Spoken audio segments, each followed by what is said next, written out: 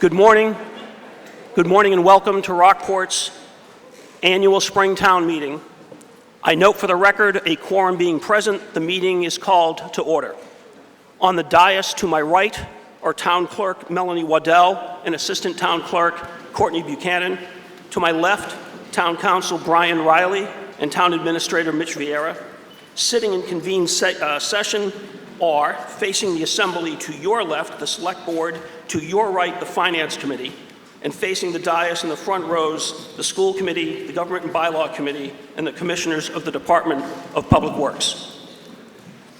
Please stand, attend to the nation's flag, and kindly recite with me the Pledge of Allegiance, and remain standing for the invocation to follow. I pledge allegiance to the flag of the United States of America and to the republic for which it stands, one nation, under God, indivisible, with liberty and justice for all. Please remain standing for the invocation to be delivered by the Reverend Matthew Wigton of the First Baptist Church of Rockport. Gracious God, as we join together this morning, we do so with gratitude for the diverse and beautiful community that is Rockport and the past history that we have inherited. We pray especially for those in our community that are in need, that are hurting this morning. We pray for a wisdom and charity in the discussion before us, and that all we do, we would consider the best of the common good and human flourishing both here in Rockport and throughout the world. Amen. If you can continue to stand, I will ask Town Clerk Melanie Waddell to read into the record the names of our friends and neighbors who have passed away during the course of the past year, so that we may together observe a moment of silence in their memory.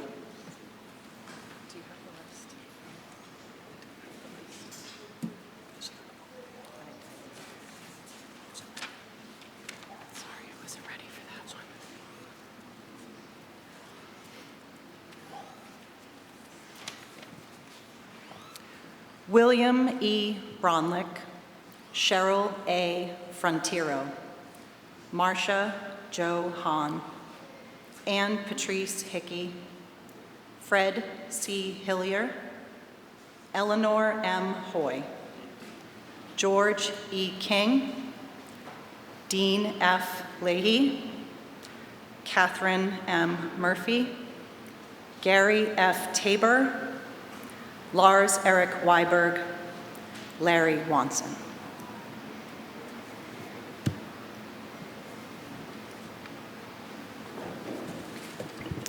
Thank you, Ms. Waddell.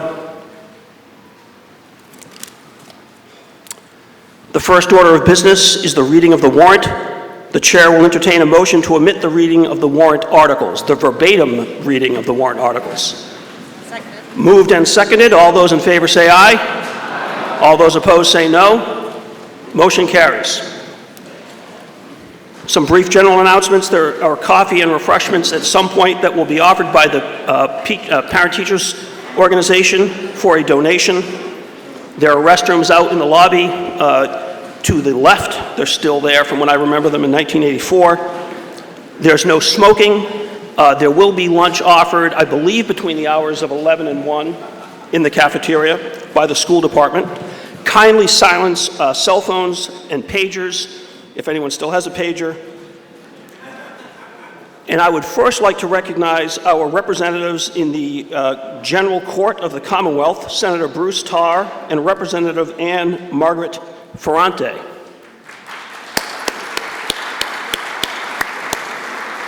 And I would ask them both to come down to the dais right in front here for an announcement.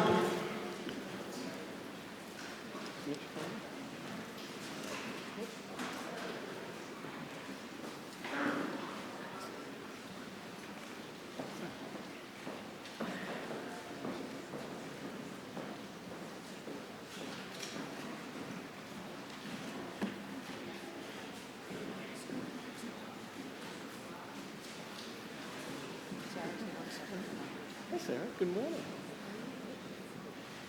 Thank you, Mr. Moderator, and through you to the members of town meeting. In case you're wondering, we were drawing straws as to who was going to go first up here with this large crowd at the microphone. First, I want to say it's inspiring to see how many people have come out for this morning's town meeting. It's reflective of the civic engagement of this community, and it speaks volumes about its character. I also want to extend congratulations to our moderator. I know it is early on in your tenure, but you're doing an outstanding job, and we appreciate you doing it. Don't place any bets. So one of the things that is important about this community is the fact that it does have character as a community, and it has a long and very storied history. And we are here to recognize one of the newest chapters in that history because we didn't want it to go unrecognized. Now to some, what we're going to speak to today may seem a routine ministerial act, but to us, it was a pivotal point in the history of this community. And that pivotal point came when the Select Board asked us to officially present a Home Rule petition to our colleagues in the Great and General Court to rename the Board of Selectmen to the Select Board. We think that's an extremely significant action, and we were pleased to undertake it. You can give them a round of applause. Now, as students of town meeting know, that cannot happen without a lot of participation by everyone in this room. This Home Rule petition was approved by this town meeting, and it was endorsed and made forward and advanced by this Select Board. And we respectively presented it to the House and Senate, and I am pleased to report that it did in fact pass unanimously on March 8th of this year. And so what we wanted to do, yeah, that's deserving of applause, you can do that. So because of the significance of this to us, and we know to you, we wanted to actually bring the first copy of this framed as it was signed by Governor Healy on March 8th of 2024 and be able to present it to all of the folks who are gathered with us here at the microphone this morning so that it can be appropriately displayed in Town Hall so that all who come after us will remember this day and remember this time when this community rose up and took an affirmative action to ensure that gender equality was recognized in the town of Rockport. And so we are pleased to be able to present this, and I know that we're going to present it to Sarah, and we're extremely happy to do so. We are grateful to all of you for making this request of us, which we were happy to honor, and we are grateful to all of you for advancing this through the process with us. So, to the members of town meeting, to the Select Board, and to the town administrator, congratulations, Rockport, on a job well done. We're proud to represent you.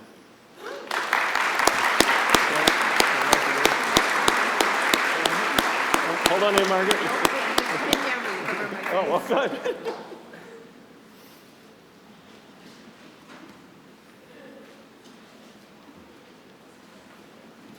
What just occurred is known as a photo opportunity, ladies and gentlemen. Sarah, do you want to say anything? You want to say anything? Okay. All right.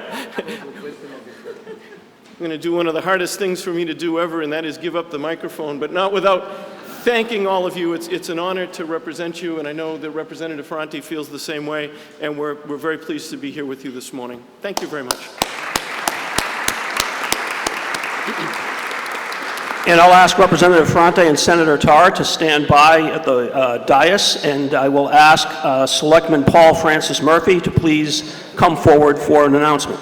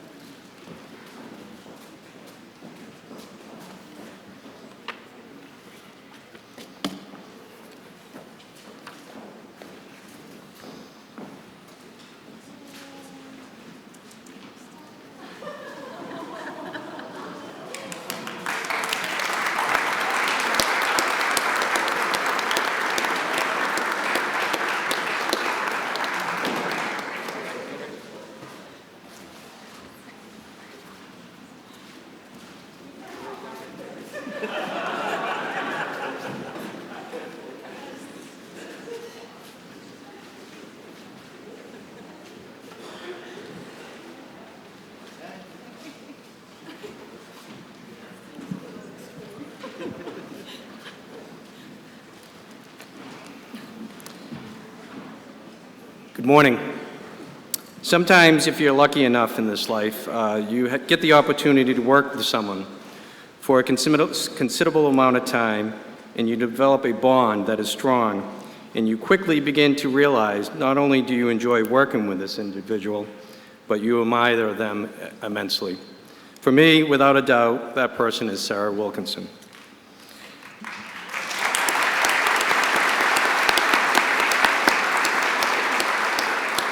As it has been reported in the Gloucester Times and on social media, Sarah has decided after 18 successful years on the Select Board not to run for re-election. This was not an easy decision for her to make, and to say this is a loss for the town of Rockport would be a clear understatement. Sarah is the second longest serving member of the Select Board in the history of the town of Rockport.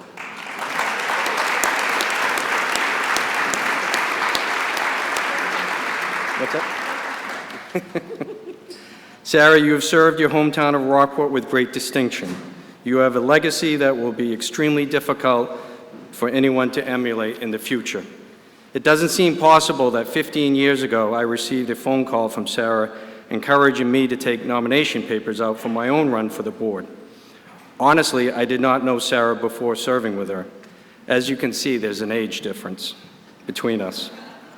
I did know her late father, Fred Fiumara, well, and I know he is smiling down, so proud of all the accomplishments that you have made for this town. From the moment we talked on the cell phone some 15 years ago until today, Sarah has become a trusted colleague and a wonderful friend. We have been through some pretty tough political battles together. I have always appreciated your wisdom, experience, smarts, and humor. You are a gifted leader. There are many attributes that I admire about Sarah, as she's always handling herself well with style and grace. She treats people, regardless of their position on issues, with courtesy and respect. Sometimes when people come in front of the board for various reasons, tempers can get hot and there is the temptation to lash out. I never once in close to 15 years witnessed Sarah lose her composure. Now hold the phone for a minute. This is no shrinking violet by any means standing next to me. Trust me when I say that. When controversial issues arise, which will happen, Sarah does not back down. She stays firm and committed to doing what is right for the town. There never was and never will be a hidden agenda. All of this is accomplished with her great composure. For 18 years, Sarah has been part of the local conversation regarding all town issues, from potholes in the streets to Proposition 2.5 overrides and everything in between. Sarah has diligently worked on issues that face the town with commitment and tenacity. She has chaired the board multiple times and sat on countless committees, always willing to do the hard work that is needed while juggling a full-time job and 2 school-age children. I would like to publicly thank Sarah's family. Many of you are here this morning. Greg, her husband, children Wyatt and Finn, both born while she was in office, by the way. Her mother Jane could not be here. She's in Florida. Sister Liz, her husband and their children, her brother Jake and his children, and her sister Molly. Thank you for sharing Sarah with us for all these years, and we know how proud you are of her.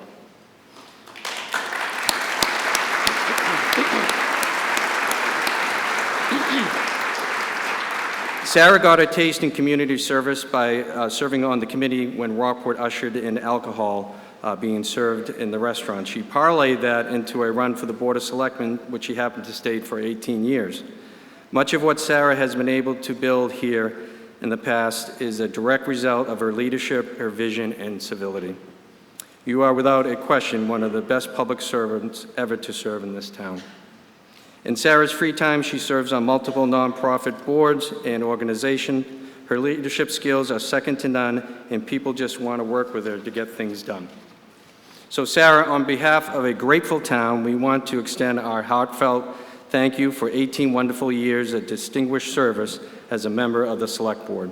You should be proud of all the accomplishments you were able to achieve during those years. You will be missed, but I have a sinking suspicion that you will remain involved in this community of Rockport that you love so much. And I can say with great confidence that the feeling is mutual. Thank you, Madam Chair.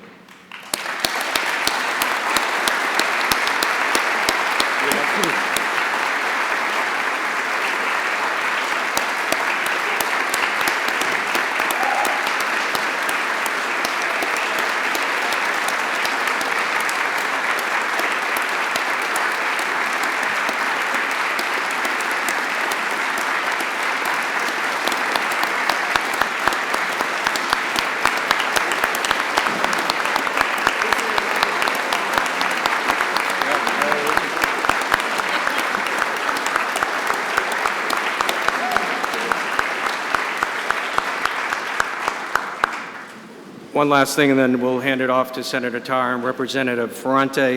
We have a certificate of recognition. The Town of Rockport Select Board presents a certificate of recognition to Sarah J. Wilkinson for her outstanding service and dedication, leadership as Chair, Vice Chair, and member of the Board of the Select Board for 18 years.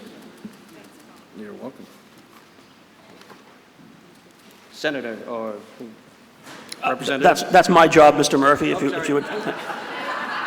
Representative Ferrante and Senator Tarr, if you would come forward.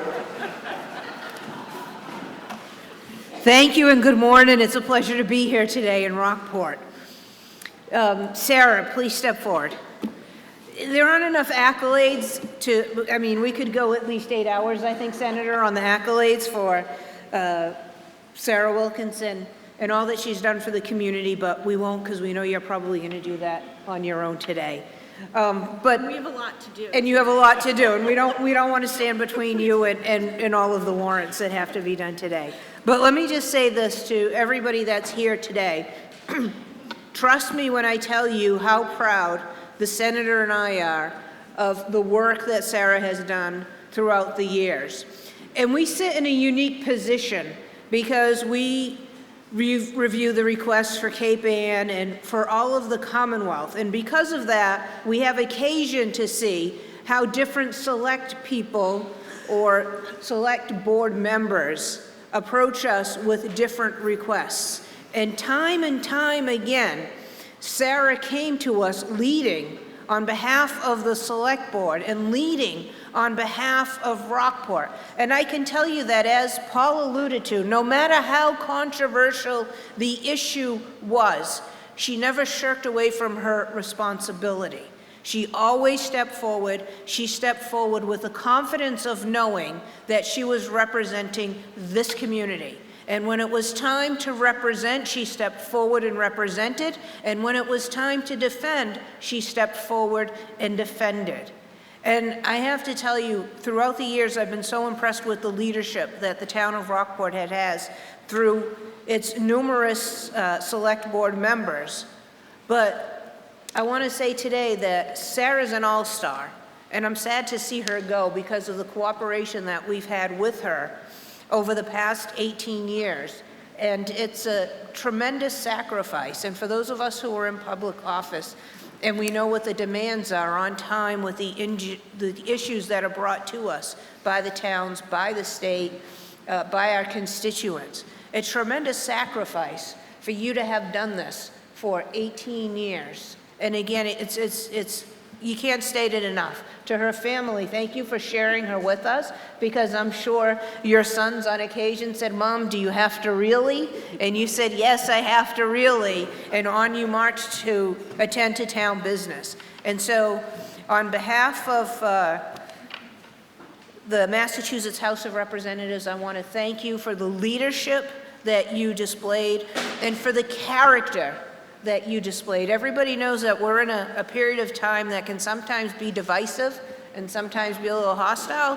And Sarah, you always handled yourself with the grace that was expected from the people of Rockport. So thank you for your character. Thank you for your leadership. I'm going to read the citation briefly. It says, "To the Commonwealth of Massachusetts, the House of Representatives, be it hereby known today that the Massachusetts House of Representatives offers its sincerest congratulations to Sarah Wilkinson in recognitions of your 18 years of service to the town of Rockport as a member of the Board of Selectmen." Now, you can take this home tonight. You have my permission. You can exit out with red ink, and you can put the Select Board, given this day in March? No, April? April, we're still in April. I don't know. Okay, still in April, April 6th, given and signed by the House Speaker, Ronald Mariano, and offered by me, Ann Margaret Ferrante, very proudly as your state representative.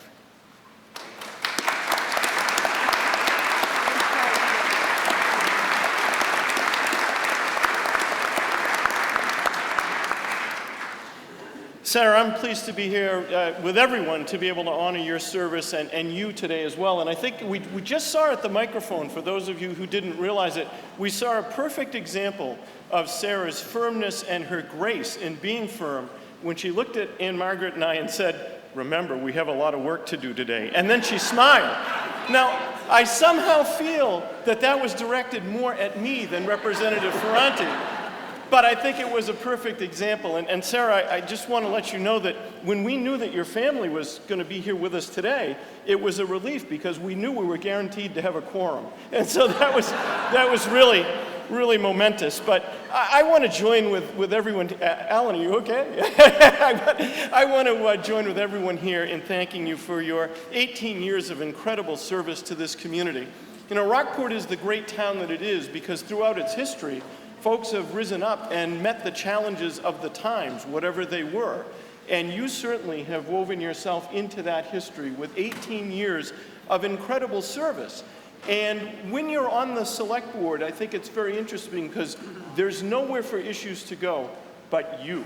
And so they come to you, and there's no retreat. You have to deal with things. They oftentimes aren't easy, whether you don't have enough resources to address the need in the town that you're trying to address, whether there be a sticky political and policy question that you have to try to address. Whatever it is, you have to stand in that place of responsibility and address it. And you have done that incredibly well over the course of 18 years, and we are all the better for it. But in addition to that, we've had the opportunity to be with you in other venues around the state, and it has never been unclear for 1 minute who you were advocating for and why. Wherever Sarah Wilkinson was at a meeting advocating for tourism, economic growth, environmental protection, there was never a question at that meeting that she was there for Rockport, as Representative Ferranti alluded to just a few minutes ago, because it's clear that Rockport is in your heart. And that place in your heart manifested itself with 18 years of long meetings, 18 years of policy discussions, 18 years of trying to moderate different perspectives and forge them into some common ground so that the town could move forward. That is not an easy role, but it is a critical role, and I would argue that it's one that has not been remembered as well as it should be in our society, relative to trying to moderate opposing views and find a way forward. So thank you, Sarah, for all of that, and thank you for your advocacy. Thank you for your partnership with us.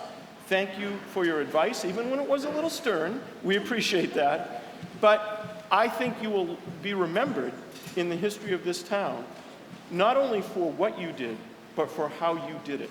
And there could not be a more important thing to be remembered for. So I, too, have a citation, and oftentimes when we present these citations to local officials, they shake them to see if a state check is going to fall out.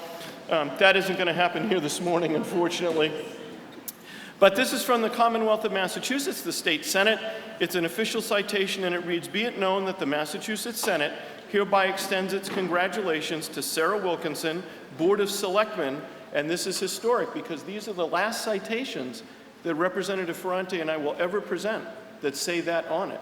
And I think it's appropriate, Sarah, because you helped to usher in this new era of gender equality by recognizing the new title of the board.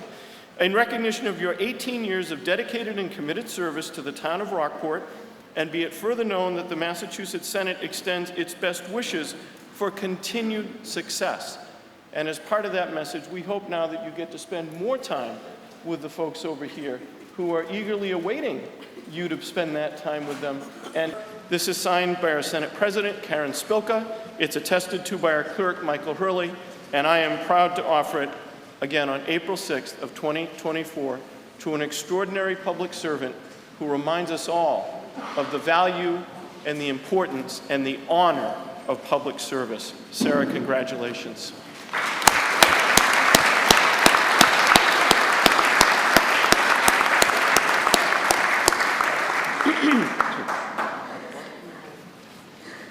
Paul, how do you want to do this?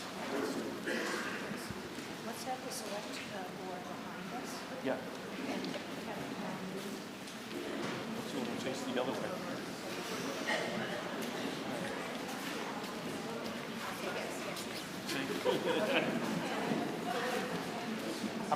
You guys are fine.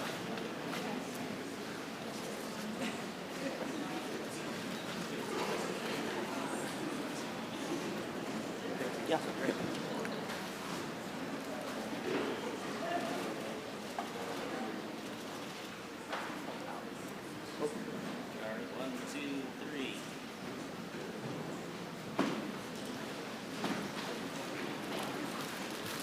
Okay, just 20 seconds because we have so much to do today. I'm panicked, but thank you. Thank you so much, Senator Tarr, Representative Ferrante. Thanks for all you do for the community as well. You guys got me, my family, who I thought was at baseball and soccer and work, so thank you. Wyatt, Finn, Charlie, Lucy, Olivia, Sam, Pete, and our newest nephew, little Sal, who's at home, and my brother and sisters. Thank you. You guys are the best. And Greg. To the board, you guys, we make a great team working for the town and the town administrator, and to all the town employees, town staff, town volunteers, and everyone else on boards and committees. I say to people, this town, like, you are the spokes in the wheel that make this town go. And I joke, I say like a rising tide rises all boat, makes all ships rise, and it's really because of the volunteers and the employees in town that make that happen. And it has truly been a pleasure to work with every single one of you for these last years.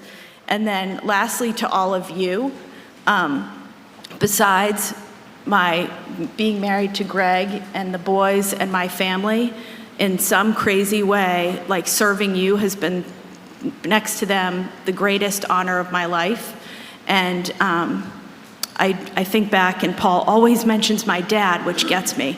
But I remember my dad when we were young, and my dad was like, I don't care what you do, I don't care what you do for work, but always be kind to people and always find a way to give back. And those were the two. And I remember my first town meeting was an overflow about the alcohol, and I remember being in the cafeteria as a visitor, because I don't think I was old enough to vote. And I just go back to that because that's what it's about in a small town. And it could not be more fitting to have like a packed room here today because we all just love this town so much. So I encourage everyone, like today and going forward, like find a way to give back, whether it's coming to town meeting or volunteering for a committee. But I will tell you, whether it's a year or 18 years, it will be one of the most rewarding things you will do. So thank you so much. Let's get going.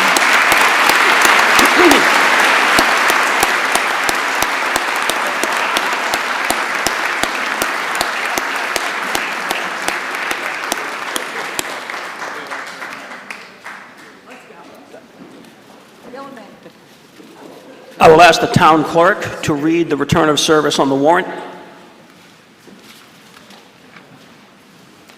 I, David M. LeConte, Constable for the Town of Rockport, have on this date, March 27th, 2024, posted the annual town meeting warrant for the annual town meeting to be held Saturday, April 6th, 2024 at 8:30 a.m. at the Rockport High School. In the 2 post offices, the town bulletin board, and 17 other public places throughout the town, including 3 in Precinct 1, 3 in Precinct 2, and 3 in Precinct 3. Signed, David M. LeConte, received in the town clerk's office Wednesday, March 27th, 2024 at 3:15 p.m. Signed, Melanie J. Waddell, town clerk. Thank you, Ms. Waddell. The meeting will be conducted in accordance with Robert's Rules of Order as adapted to town meeting by the laws of the Commonwealth, Rockport's bylaws, and our custom and practice. I'll briefly summarize our expected procedure and refer you to the guide for voters participating in town meeting contained in your voters' booklet on pages 4 through 14. First, let's be civil to one another. Everyone here has taken time out of their busy lives because we care about the town and we want to be part of an informed, rational, and productive meeting. Second, let's start this meeting, if we can, with open minds, if we can listen to one another. Any of you who have ever served on the jury heard the judge repeatedly say, keep an open mind, and probably heard the judge say before you went to deliberate to avoid taking a straw poll or announcing your vote before you discussed the case, and to listen to one another. You shouldn't surrender your convictions, but you should be open to other views. Third, we presume everyone has read the warrant. What is the warrant? Warrant articles give notice to the town of the issues to be addressed at town meeting. They are not self-executing. Once the meeting starts, which it has, the meeting deals with motions made during the meeting, technically not the warrant articles in and of themselves, except as referenced by the motion made on the floor at the meeting. Motions will be made based on the warrant articles as main motions, which require a second. Most motions will be announced by the town administrator, along with the recommendations to town meeting of any cognizant boards and committees. Once a motion has been made, if there is a second to the motion and it is in order, I will then restate the question, and that motion is then before the meeting, and the floor is open to discussion if the motion is a debatable motion. The chair will ordinarily first recognize the sponsor, who will typically be afforded up to 10 minutes to speak to the merits of the motion, followed by a spokesperson for any town boards or committees with a responsibility to advise town meeting on the issue. The Finance Committee on matters impacting town finances, for example. After the sponsor and cognizant town boards, any town meeting member, i.e. any registered voter in attendance, may be recognized and ordinarily provided up to 5 minutes to speak on the pending motion. If you want to speak, please gain the moderator's attention by raising your hand or otherwise. After I call on you, please state your name and your residential address for the record and make your remarks. We have microphones here and in the center. In addition, Mr. Dan Lynn has generously agreed to cover the morning, and Mr. Aidan DeLeon Job will be relieving Mr. Lynn for the afternoon session. Mr. Lynn, if you could make yourself known so people know who you are, what you look like. Sorry, Rob Craig will be helping for the moment. Rob, if you could, thank you, he's back, he's in the back, waving the booklet. Terrific, thank you, Mr. Craig. All comments and remarks are addressed to the chair and should relate to the immediate question pending on the floor. For example, if a motion is being discussed and a motion to amend or change the motion is made, pending remarks then need to address the motion to amend, not the main motion. I will warn you if you're approaching your limit so you may focus your argument and conclude your remarks. We cannot have conversations. Back and forth questions and answers are technically not in order. So-called debate in a deliberative body is not supposed to be an argument. I will, however, on specific, discrete questions that come up, try to obtain focused, specific answers from the proper party, a board, for example. The goals are to hear from all members wishing to speak, but also to effectively and fairly make rational, informed decisions. Per the town's bylaws, to promote full and robust discussion, the preference will be to recognize members who have not yet spoken on an issue. On that note, if you've never spoken at town meeting before and you're willing to identify that on the record and you speak at any point that you decide over lunch or at any point, feel free to come down to the dais, collect your door prize, which is one fun-sized Butterfinger. If you've never spoken before and you're willing to say it out on the record, that is a program from our ad hoc committee to increase town meeting participation. They're right down to my left on the foot of the dais. A member will not be ordinarily recognized more than twice to speak on a particular debatable issue during the meeting. One exception to that is my effort to get focused answers to discrete questions as I just reviewed. With that in mind, I intend to return to the sponsor of any main motion toward the end of discussion if that is all feasible. I would ask all sponsors of all motions to pay close attention to the discussion so matters which require clarification can be directly and clearly spoken to when the sponsor is again recognized by the chair, if I'm able to do so. We already discussed, it's one question at a time. Typically, main motion, if there's an amendment, you talk about the amendment, or some other motion, you talk about that, then you return to the main motion. There are other matters which can displace the main motion. However, it is not realistic to recite all of the procedural details now, but I will try to ensure that the meeting understands the pending question at all times. When discussion on a debatable motion is done, we will proceed to vote. Once we make that transition, further discussion is not in order and won't be recognized. I'll say that again. Once discussion is closed, further discussion on the pending motion is not in order. That happens when either the moderator senses the meeting is ready to vote, or a member with the floor makes a motion to move the previous question, commonly called a motion to end debate. The first path, if I sense you are ready to vote, I will state this and then I will restate the motion. I won't state this unless I really believe that you as a group are ready to vote and no member is actively trying to gain the floor. I will provide fair notice and warning so no one is surprised. The second path to ending discussion is a motion to end debate or for the previous question. There are 4 simple but important points on a motion to end debate or for the previous question. First, you can't just yell it out.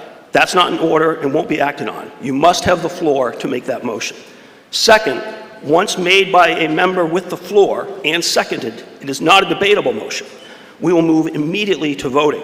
I will restate the motion to move the previous question or end debate, and we will vote, almost certainly by electronic means. Third, such a motion requires a 2/3 vote. The principle is that no matter how strong people's views are on the issue, if 2/3 of the voting people in this room, or God help us if we have the extension, if 2/3 of the voters want to end discussion and vote on the issue, it's time to end discussion and vote on the issue. Fourth, with this in mind, I would ask any member, and I use the word member on purpose because registered voters are registered voters, but when you come into town meeting, you are a member of an assembly. I would ask any member to consider before moving to end discussion whether there have been issues raised by your fellow members during discussion, but we may not yet have returned to the sponsor for clarification. I can't and won't stop you from bringing the motion to end debate, but I do ask that you remain mindful of this point before making it. As for voting, we will use electronic means frequently.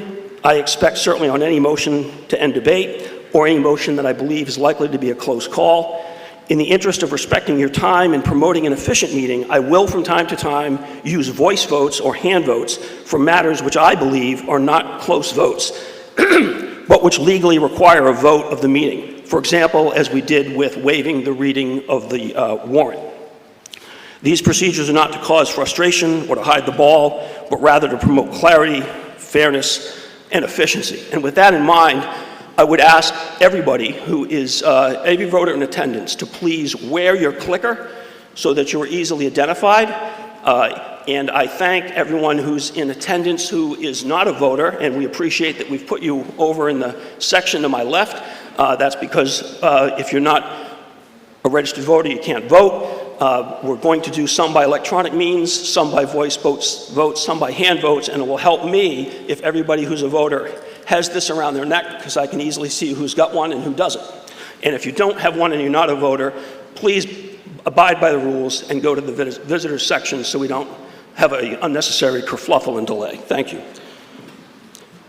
By our bylaws, the first group of articles which concern the budget and finances are done first. Remaining articles in the lottery system are drawn randomly by the town clerk. I'm here, I can see it. We've got a Crown Royal bag, and the article letters are drawn from that bag randomly. There are, however, some related articles. For today's meeting, I don't know if I'm shouting too much. For today's meeting, I have determined that Articles A and O are related, Articles B, C, D, and E are related, and Articles G and H are related. And that is noted on page 3 of the voter's booklet. In addition, I have determined that Articles J and K are related. That's not in the booklet, so I'm putting everyone on notice now.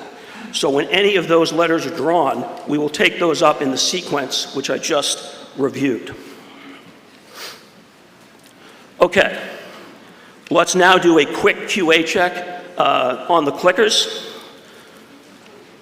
So, this is, as we said in the Navy, this is a drill, this is a drill, this is not real, it's fake, nobody get confused. There's a motion which was seconded, heavily debated, and debate ended, to direct the Board of Selectmen, which I don't even know if that would be legal, to sell at market value Bradley Wharf with the motif, or motif number 1 if you prefer, tear it down and replace it with a large pink Ferris wheel. That motion is on the floor. We will vote by electronic means. You will have 12 seconds from when I say the words "vote now." You will press 1 or A for aye if you support the motion. You will, yeah. Oh, sorry.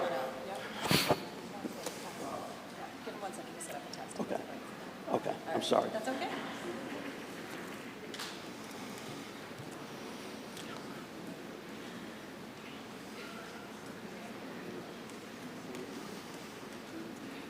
We're good?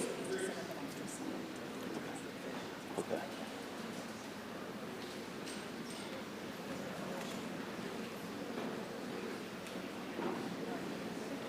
We're good?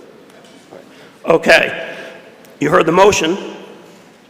You will have 12 seconds from when I say the words "vote now." You will press 1 or A for aye if you support the motion. You will press 2 or B for no if you oppose the motion. The question is on the motion whether to sell Bradley Wharf and tear down motif number 1 and put up a Ferris wheel. It requires a, let's make it up, 4/5 vote of the voting members. Is everyone clear on the question before you? All those in favor press 1 or A for aye. All those opposed press 2 or B for no. Ready, vote now.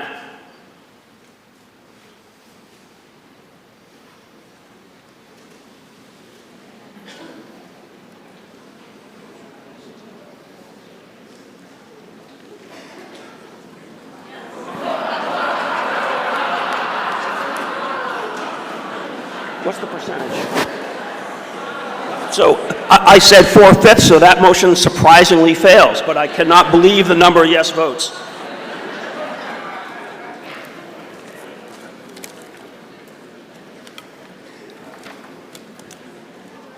Okay.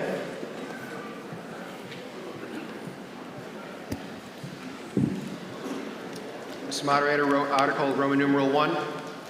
Mr. Moderator, Selectman Vice Chair Ross Brackett moves Article Roman numeral 1 as indicated in the motion printed on page 28 of the April 6, 2024 voters booklet. The Select Board and Finance Committee support this article. And there's a second, moved and seconded. The question is on whether to transfer from available funds sums to be expended by town departments as set forth on pages 28 and 29 of the voters booklet.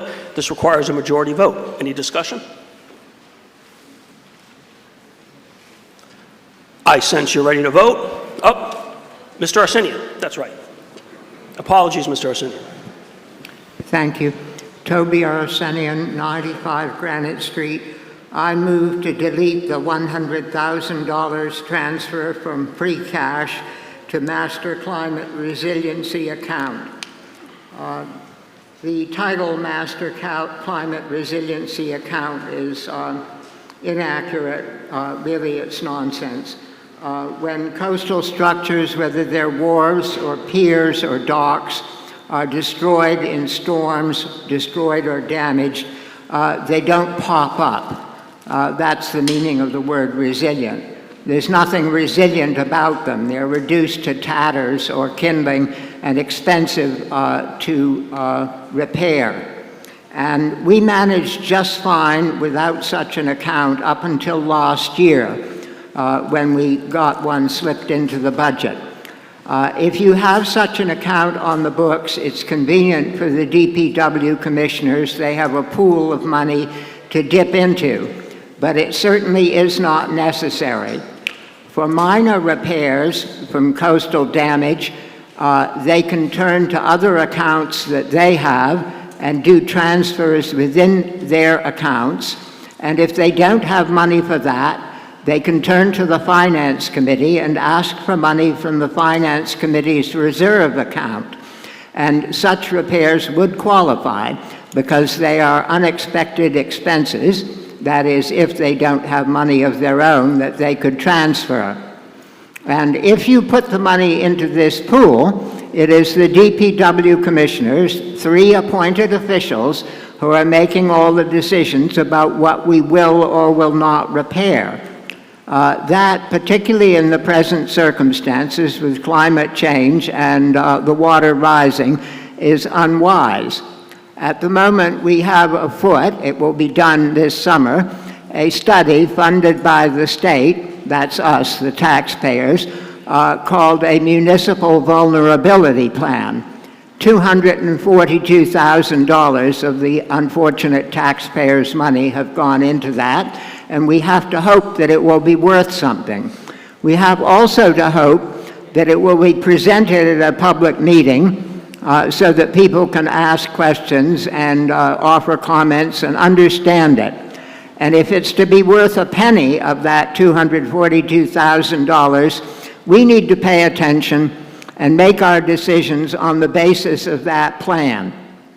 If you simply hand the money over to the DPW commissioners, as is being proposed here, we have abdicated responsibility, and the commissioners will repair whatever is destroyed or damaged. That may or may not be the right choice, and the choice should belong to us, the voters.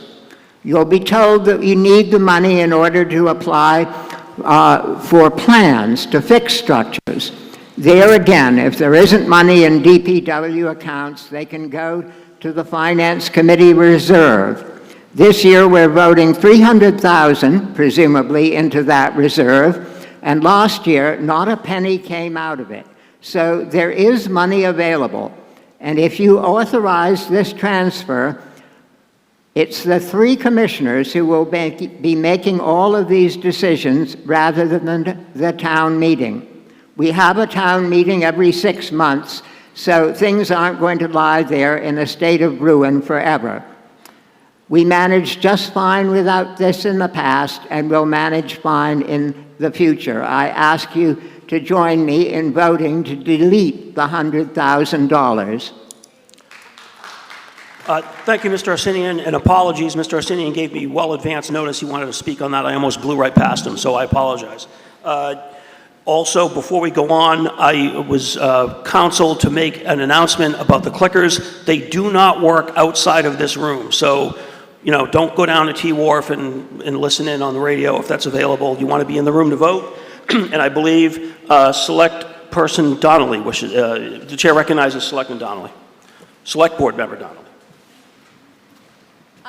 Just curious, how many people's sump pumps have been running nonstop for the past week? My backyard is a lake right now. The amount of rain that we've had since January is the second highest it's ever been in that period of time. Climate resilience is not just about repairing structures. Climate resilience is also about prevention. And one of the things that the Municipal Vulnerability Preparedness Grant is about is prevention. So this fund of $100,000, which town meeting approved last year, so this is not new, is going toward, yes, repairing as needed, but also helping to prepare the town for what's to come. And what's to come is not going to be like what's happened already in the past. We need to start thinking differently about preparing for rising seas and climate change, and that's what this money is for. It's one piece of what the town is doing to start to prepare for climate change. Thank you. Thank you, Select Person Donnelly. Further discussion? Mr. Moderator, point of order. You just said that the clickers were not working outside this room. Are they working in the cafeteria downstairs? They are not. Thank you. Thank you for your point of order. Further discussion? Hold on, I'll get to you. Anyone else? Mr. Arsenian. Toby Arsenian, 95 Granite Street. One point I missed. The Finance Committee reserve is there for smaller transfers, and such an account, even if we had many multiples of $100,000 in it, would not work for larger repairs. For instance, the revetment at Back Beach or the Long Beach seawall, because if you hope to get the matching funds from the FEMA wretches, you have to apply, and you can't go ahead and do the repairs and then ask for the money. You have to apply first, they have to designate the storm, and then the wheels grind very slowly. So it would not in any way, if we subtract the $100,000, affect such projects at all. And we have a town meeting every 6 months, and that's the place to turn to ask for money for the repairs. Thank you, Mr. Arsenian. Mr. Reed.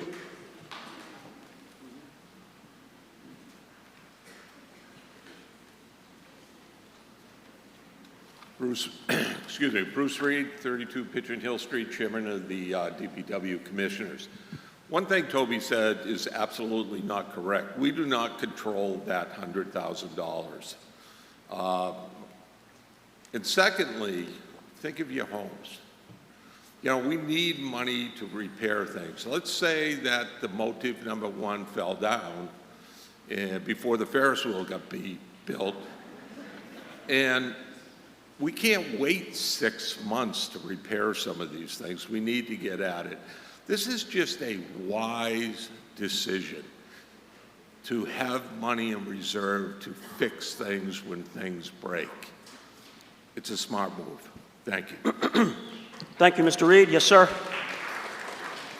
Remember, the question is on the motion to deduct $100,000 from the line item from the original motion. Yes, sir.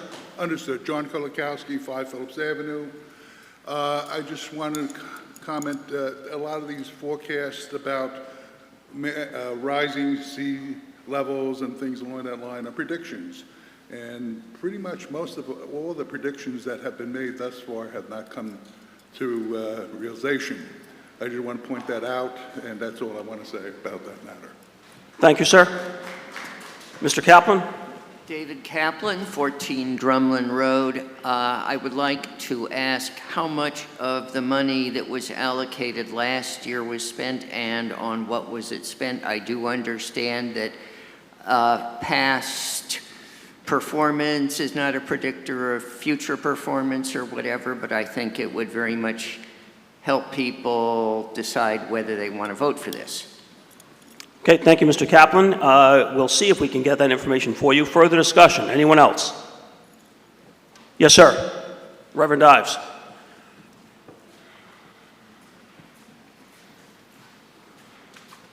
Nathan Ives, 98 South Street.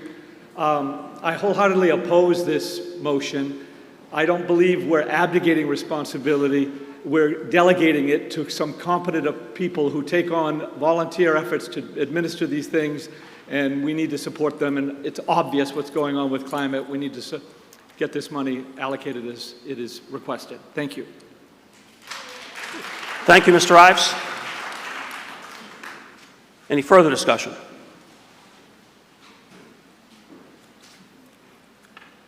All right. I sense you are ready to vote.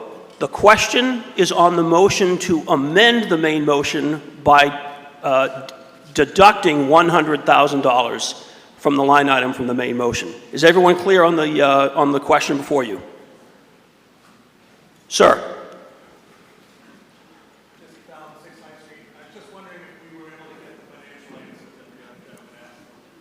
I don't know if we have that answer. Sure. Well, again, the question on the floor is whether to deduct $100,000. There was an inquiry whether or not we have the figure for what was used in the last fiscal year. I believe that was the question. I do not believe that we have that. And that is not immediately available. Any further discussion? Okay, again, the question is on the motion to amend by deducting $100,000 from the line item from the main motion. Everybody clear on the question? All those in favor of taking away $100,000 from the main motion say aye. Aye.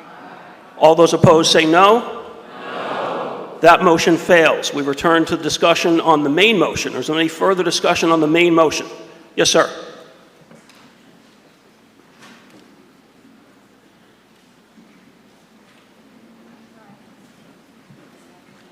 Good morning. Will Workman, 85 Main Street. I don't really have a comment. I'm just asking for clarification.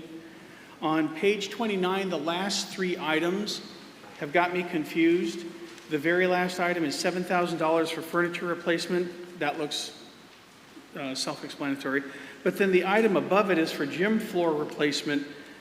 But the description is, again, for furniture replacement. And then the $17,000 above that is also for the floor. And so it looks like a clerical thing. Okay, I just would like to have clarification about what those last three items, $17,500, $4,300, and $7,000 are for.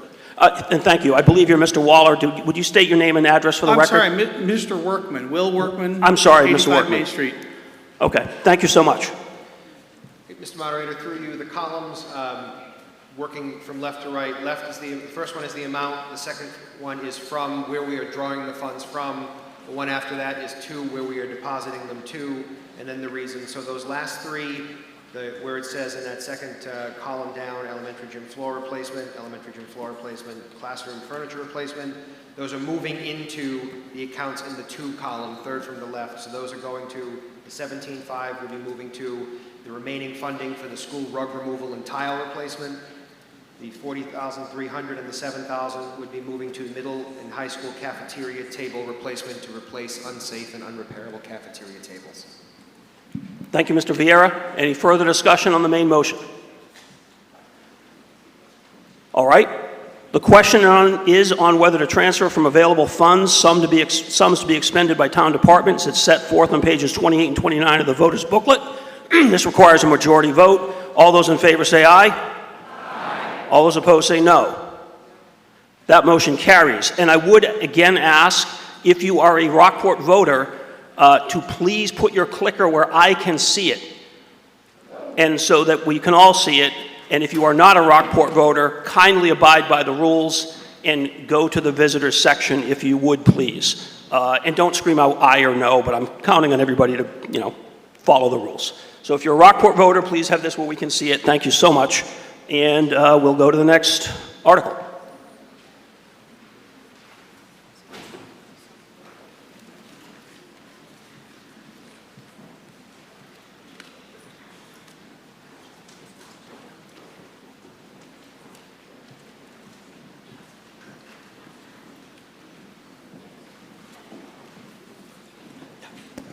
Article Roman numeral 2, Mr. Moderator, Finance Committee Vice Chair Carl Engel moves Article Roman numeral 2 as indicated in the motion printed on page 30 of the April 6, 2024 voters booklet.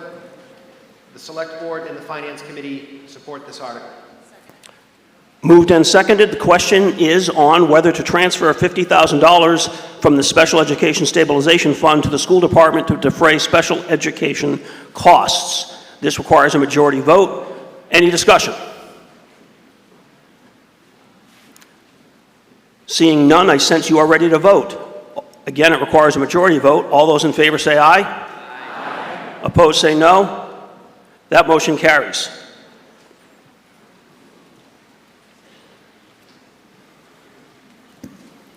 Mr. Moderator, Article 1, Select Board Member Paul Murphy moves Article 1 as indicated in the motion printed on page 30 of the April 6, 2024 voters booklet. Select Board recommends this article. Moved and seconded. The question is on whether to designate the treasurer agent for various trust funds. It requires a majority vote. Any discussion? I sense you're ready to vote. All those in favor say aye. Aye. Opposed say no. That motion carries. Mr. Moderator, Article 2, Select Board Member Paul Murphy moves Article 2 as indicated in the motion printed on page 31 of the April 6, 2024 voters booklet. The Select Board and Finance Committee recommend this article. Moved and seconded. The question is on whether to transfer sums to be expended to pay bills from the prior fiscal year as set forth on page 31 of the voters booklet. Any discussion? I sense you're ready to vote. This requires a 4/5 vote, so we're going to go to clickers. We're going to vote by electronic means.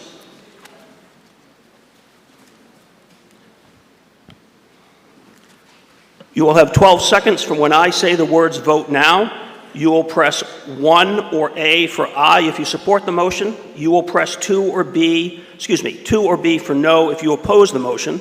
Again, the question is on whether to transfer sums to be expended to pay bills from the prior fiscal year.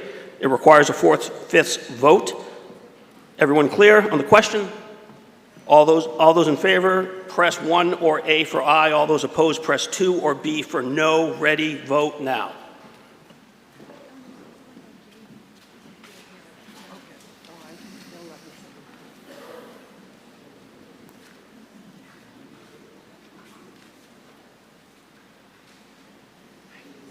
And that motion carries with 98% of the vote to, what's the total? Thank you. My eyes, 96% to 4%, and the numerical, 410 in favor and 17 opposed.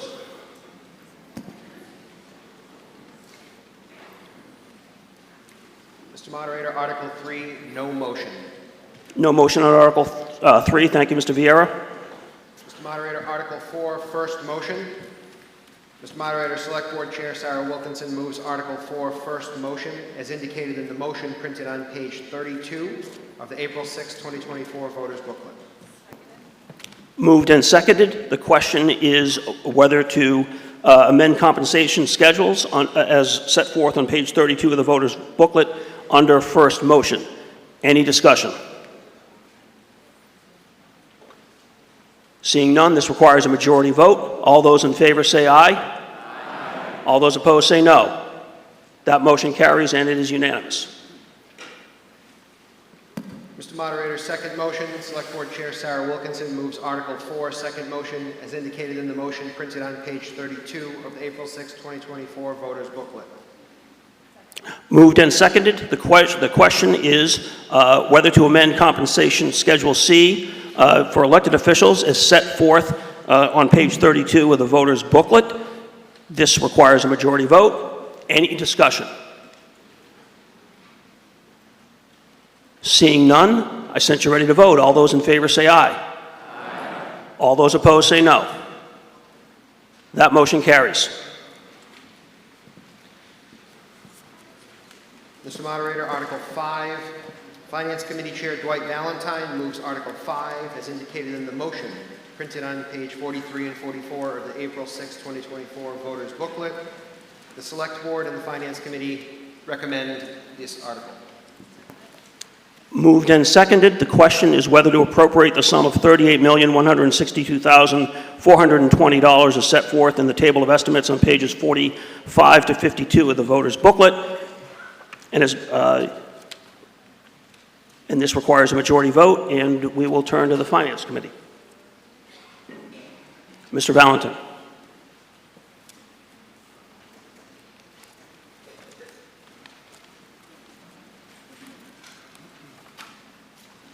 Good morning, Rockport.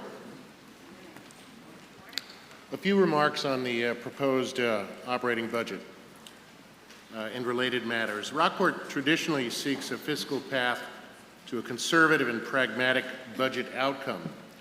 This year, following a series of COVID-era budgets, some of the era's persistent fiscal markers continue to affect budget building.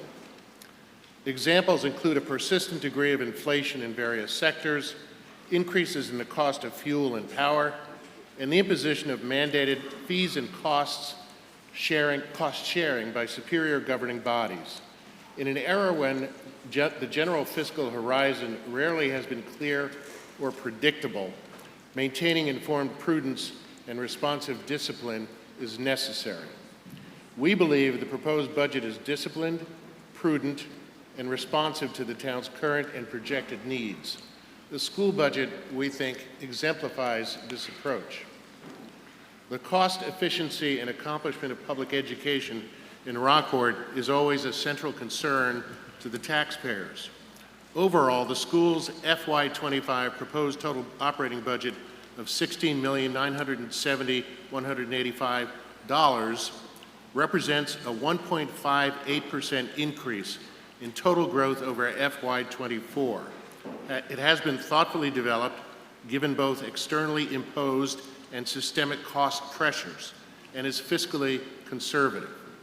The schools asked the town to allocate $14,329,581 to this total amount, an increase of 2.7% over FY24.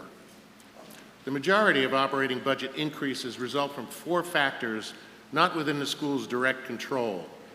These are: one, a state-imposed 4.69% increase for approved non-consortium out-of-district special education program tuitions; two, increases of 14% and 8% in consortium out-of-district special education program tuitions; three, anticipated collectively bargained RTA, Rockport Teachers Association, salary increases; and four, increases in fuel and power costs. As a result, a $787,096 budget gap was induced by these four factors. Consistent with the process it initiated last year, the school's leadership engaged in what it describes as a zero-based budget development, or a bottoms-up process.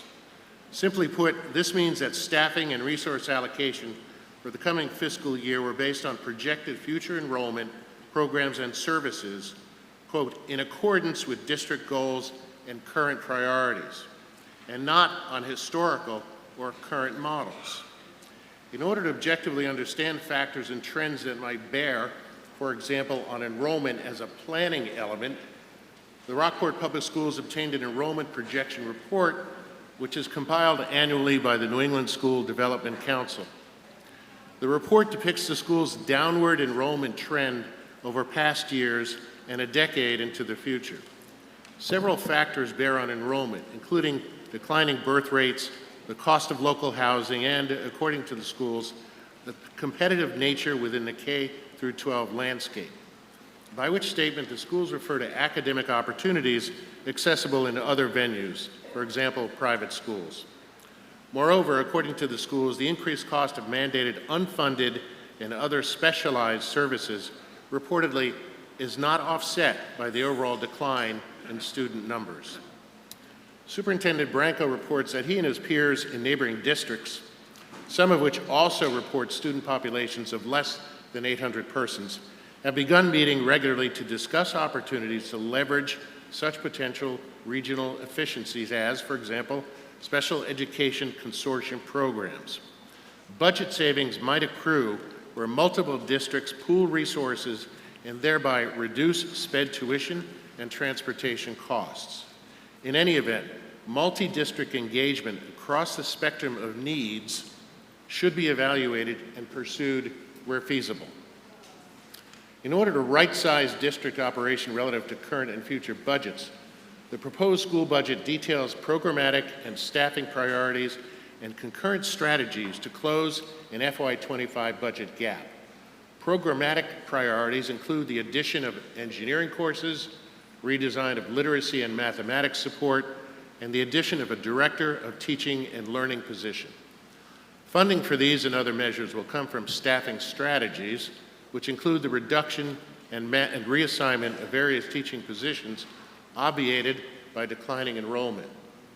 In sum, the total financial impact of reductions amounts to $1,059,151, of which total the $787,096 budget gap is addressed. The statutory school choice program permits students, as you know, to enroll in school districts other than where they reside. The sending district pays tuition, typically capped at $5,000, to the receiving district. The school's total enrollment includes 25% school choice students. While some contend this number of school choice enrollees is a fiscal burden, the schools assert that this student group does not in itself increase staffing needs. The schools also believe the, quote, high number of school choice students reflects the desirability of Rockport schools' academic environment, strong arts programs, and reputation for positive, inclusive, and enriching school culture, end quote. Importantly, however, the schools acknowledge that in the past it has, quote, relied on the school choice account to balance the budget, end quote, and that its developing strategies will lessen this dependency. The Department of Public Works has continued its efforts to identify and prioritize the town's physical infrastructure and daily operational needs, as well as the means and costs of responding to these needs over the longer term. Aged infrastructure, water and sewer issues, depleted equipment, increased fuel costs, the material impact of encroaching climate change, the need for resiliency, development, and other factors require that the DPW undertake comprehensive planning. To that end, the DPW has proposed a number of operational and capital expenses requests for improvements in equipment, all of which were scrutinized and approved by the Capital Improvement Planning Committee, the Select Board, and the Finance Committee. The DPW also has begun outlining potential projected improvements and equipment requests and anticipated cost over the next 5-year period, all of which will be subject to future review and deliberation by the Board, the Select Board, and committees. In addition, in order to expeditiously meet needs, both those which emerge unexpectedly and those for which action is planned, the DPW seeks to fund master facility, master coastal infrastructure, and master roadway capital accounts, all of which are deemed prudent planning measures. Construction of the new DPW facility progresses within the budget, $17.4 million. The DPW commissioners, the DPW facility building committee, and the department personnel closely coordinate monitoring of the work, continually report and address costs, expenses, adjustments, change orders, and schedule projections.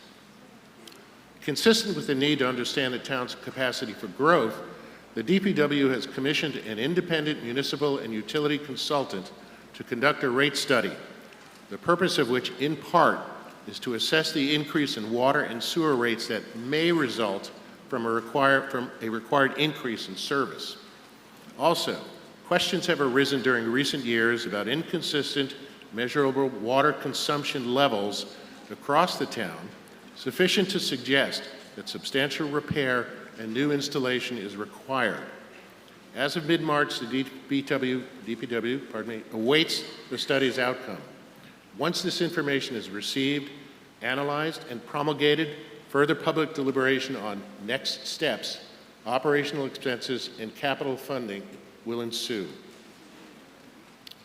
As previously advised, the town received federal ARPA, American Rescue Plan Act funds in the amount of $2,176,639, all of which approximately $1.9 million has not yet been spent.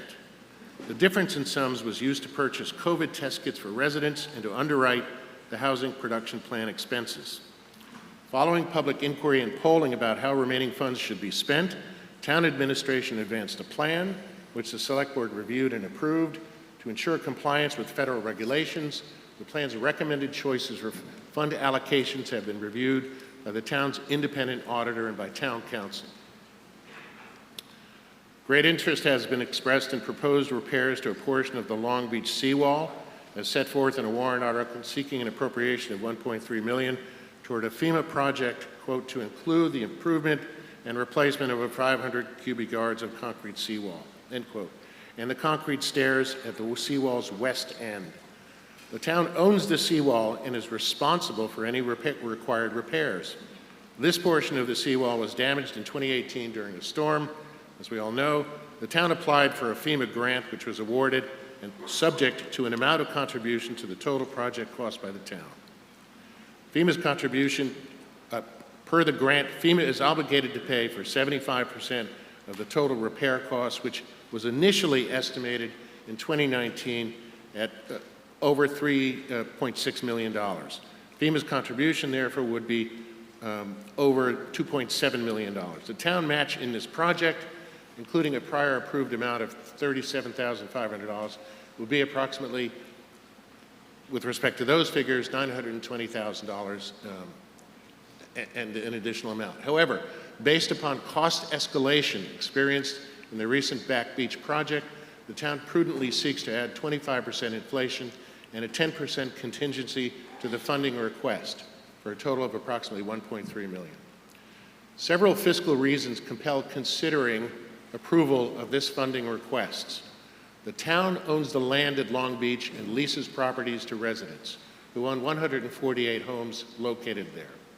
The new lease between the town and residents is in effect from January 1st, 2024 through December 31st, 2033, during which time rent will increase 4% each year. In FY24, according to updated numbers provided by our finance director / treasurer, rent revenue to the town from the leases was $1,912,773, and real estate tax revenue was $679,000. Mr. Valentin, at the risk of slowing your roll, would the discussion on those figures be best under Article M versus Article 5? Yep. Okay, thank you. Let me just wrap this up. Yeah, unanimous consent. 2 more minutes for Mr. Valentin. Thank you. Thank you. I'm just about done. So this figure that I just cited, the 2.5 million and change, reportedly represents 7.08 of all town revenue in FY24. In short, completing the necessary repairs with substantial committed federal funding will protect Long Beach properties and town land and ensure a continuing revenue stream to the town during the term of the newly enacted current lease. Thank you for your attention. I hope these remarks were helpful. Thank you, Mr. Valentin. Moved and seconded. By custom and practice in Rockport, this motion is taken by paragraphs. We will go through the table by department. If a voter wishes to have a department's budget discussed after I call out the department's number from the table of estimates, which is contained on pages 45 to 52, pages 45 to 52 of your voter's booklet, I will go through departments by number. If a voter wishes to discuss any of those departments, please call out loudly so I hear you, hold, and we will then come back to those departments after we've finished going through the table of estimates. Again, pages 45 to 52 for everybody following along at home. If you want to bring out your voters' booklets, we will begin that process. Everybody understand the process? All right. So starting,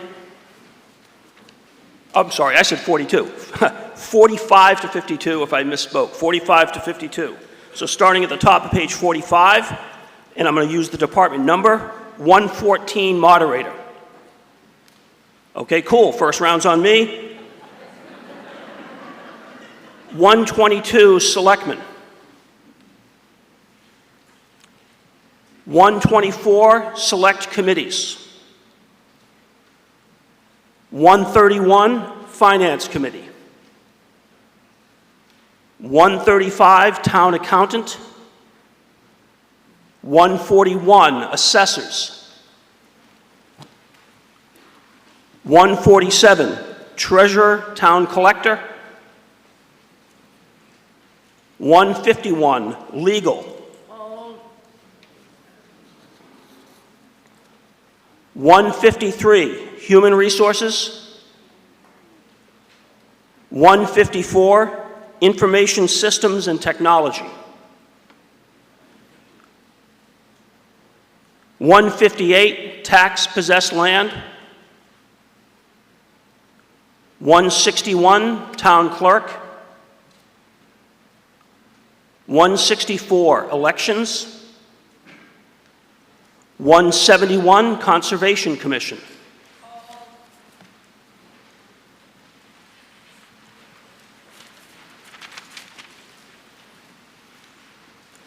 175 Planning Board. 176 Zoning Board. 181 Community Development. We're now at the bottom half of page 47 under Public Safety. 210 Police Department. 212 Traffic and Parking. 215 Lifeguards. 220 Forest Fire Department. Strike that, sorry. 220 Fire Department. 225 Forest Fire Department. 231 Ambulance. 241 Inspection Services. 249 Animal Inspector. 291 Emergency Management. We're now over to the top of page 49. 292 Dog Control. 293 Parking Clerk. 295 Harbor Masters Shellfish. 297 Harbor Advisory Committee. Moving on, 400 Department of Public Works Administration.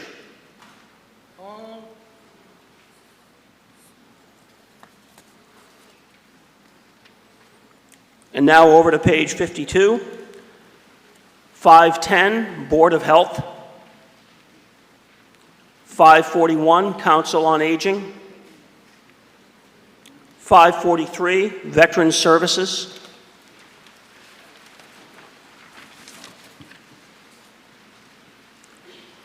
610, Library.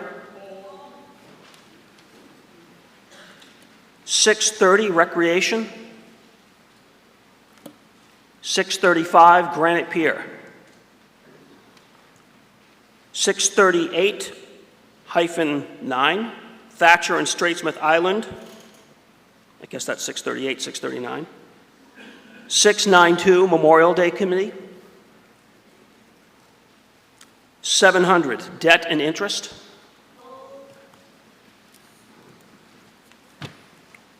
Now to the top of page 52, under Other.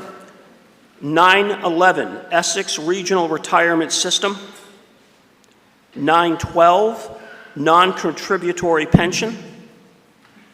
913, Unemployment Insurance. 914, Group Insurance. 916, FICA Medicare. 917, Sick Leave Buyback. 940, Insurance Expense. 943, Sped Stabilization Fund. Under Public Education, hold on for a minute. Okay, hold on.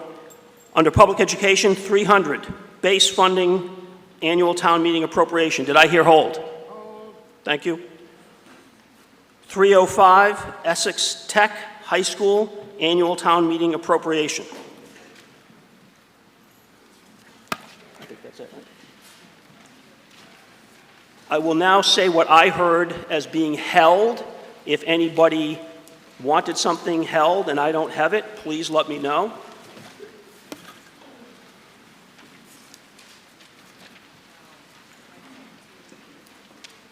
So I have 151 legal, 171 Conservation Commission, 175 Planning Board, 231 Ambulance, 400 Department of Public Works Administration, 610 Library, 700 Debt and Interest, and 300 Base Funding from the town under Public Education Annual Town Meeting Appropriation. Did I miss anybody?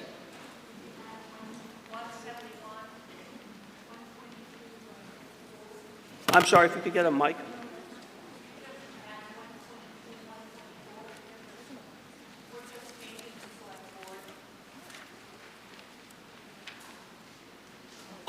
So I went through each line item. I called out 122 for selectmen and then 124 for select committees. I didn't hear any hold. Did you call hold?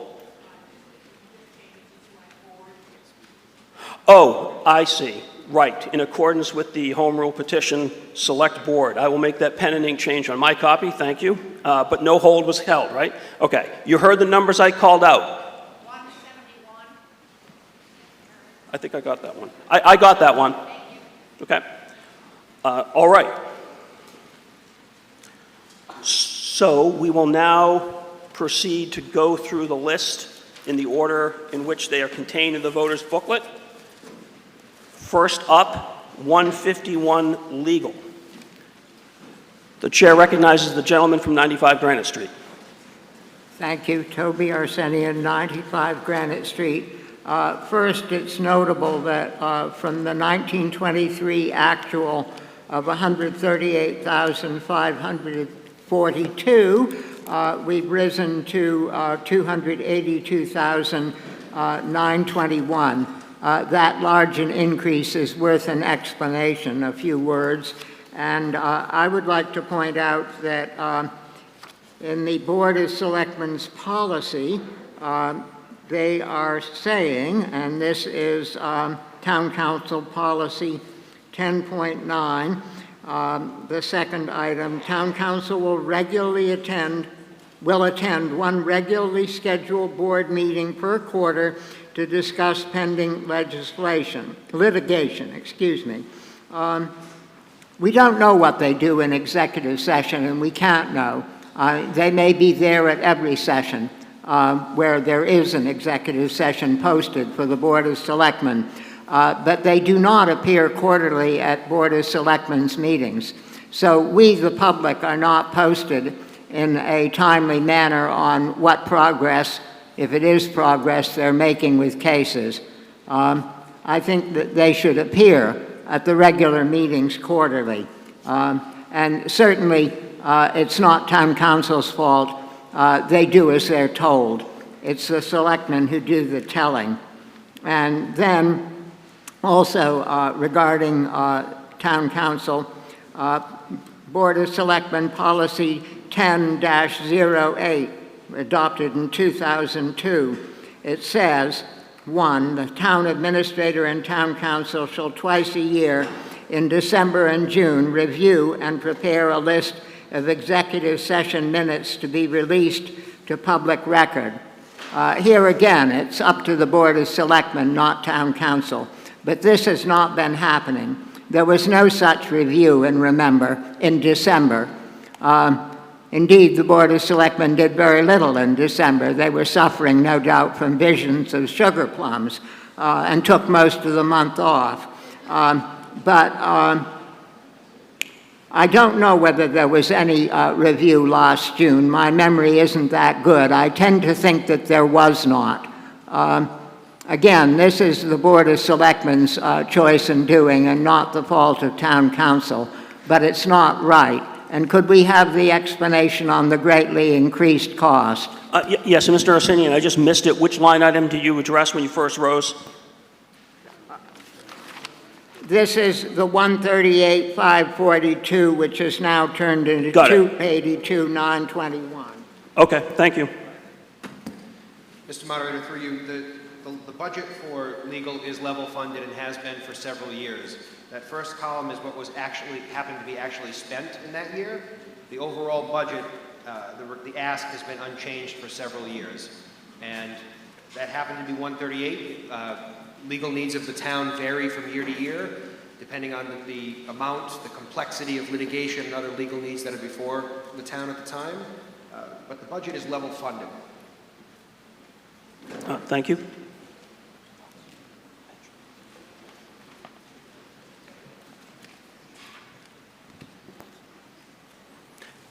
Any further discussion? All right. Moving on, 171, Conservation Commission.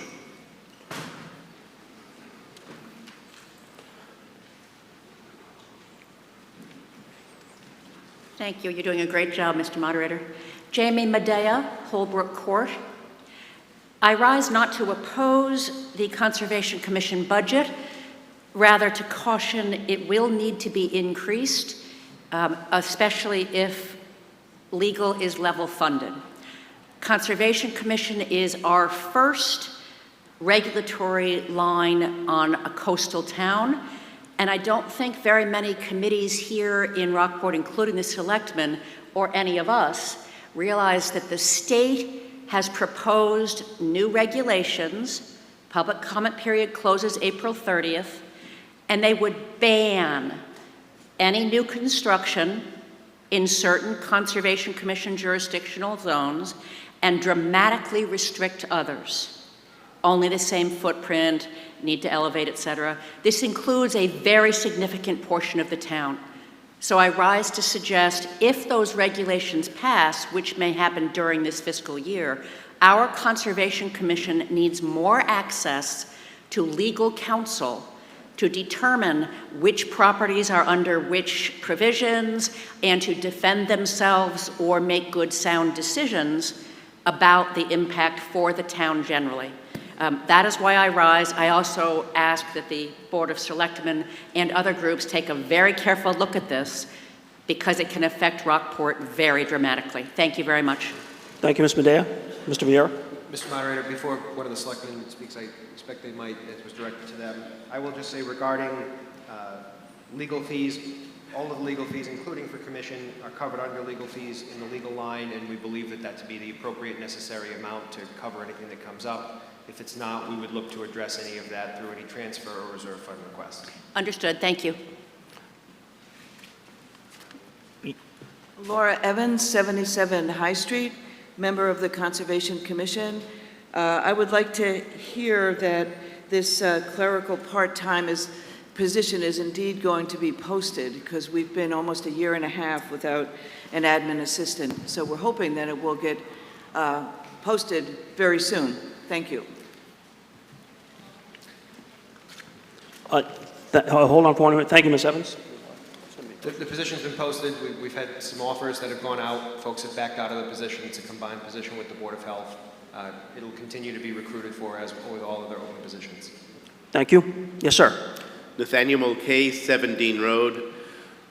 With regard to the Conservation Commission, if we've looked at the salaries that have been posted today, the salaries in our town range from congressional level salaries to what our commissioner agent is getting, which is a pittance of what he deserves.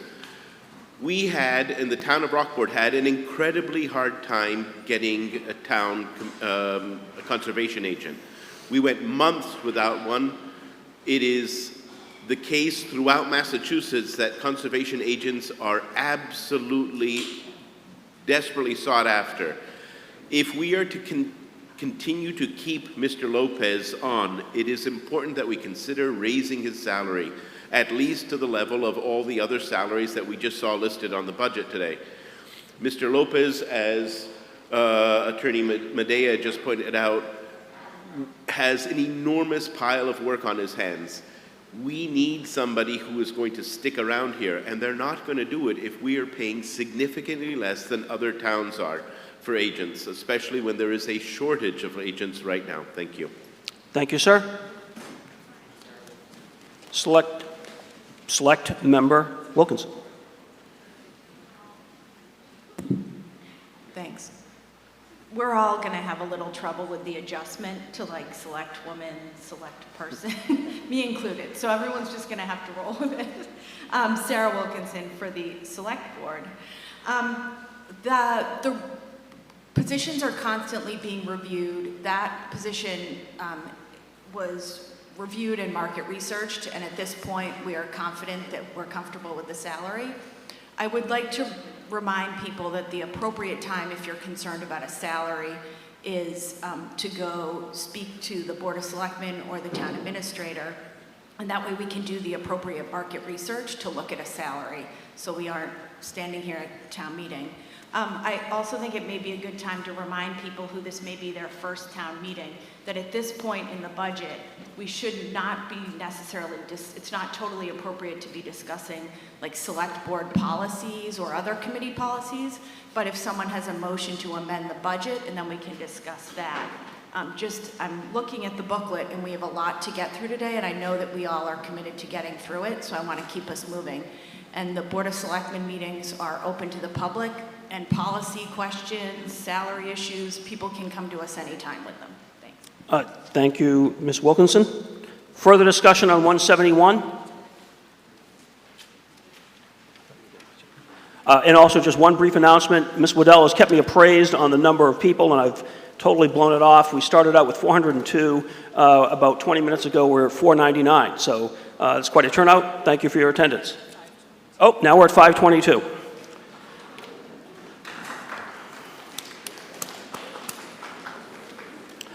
Moving on, 175 Planning Board. Yes, sir.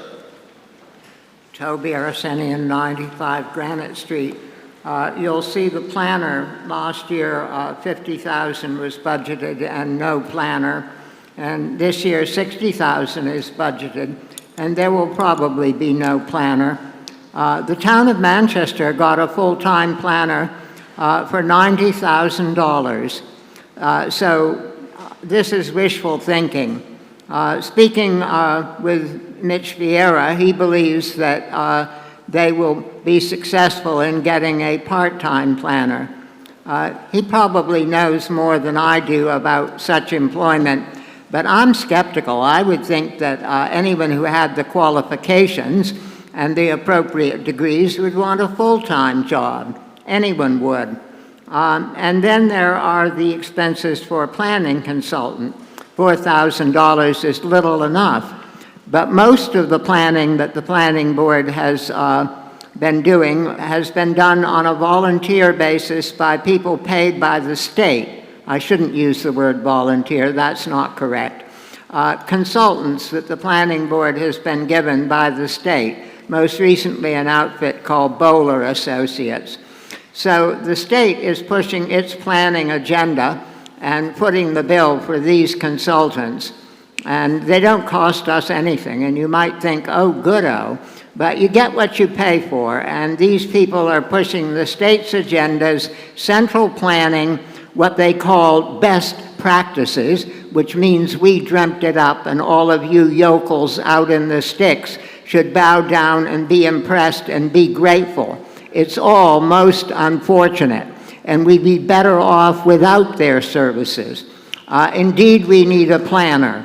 But given the current course that the planning board has adopted, it might be like giving small children sharp knives.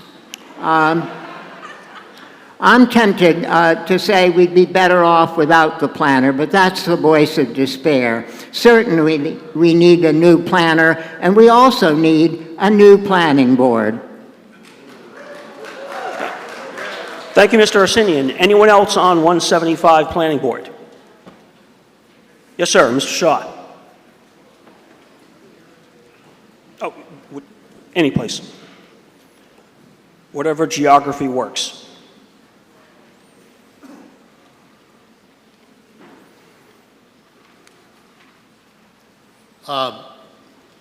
The children on the planning board are a commercial banker, 2 architects, a mechanical engineer from MIT, and last but not least, me, a retired attorney.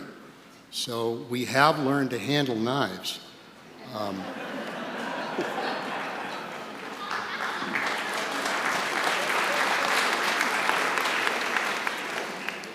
And let me just say something.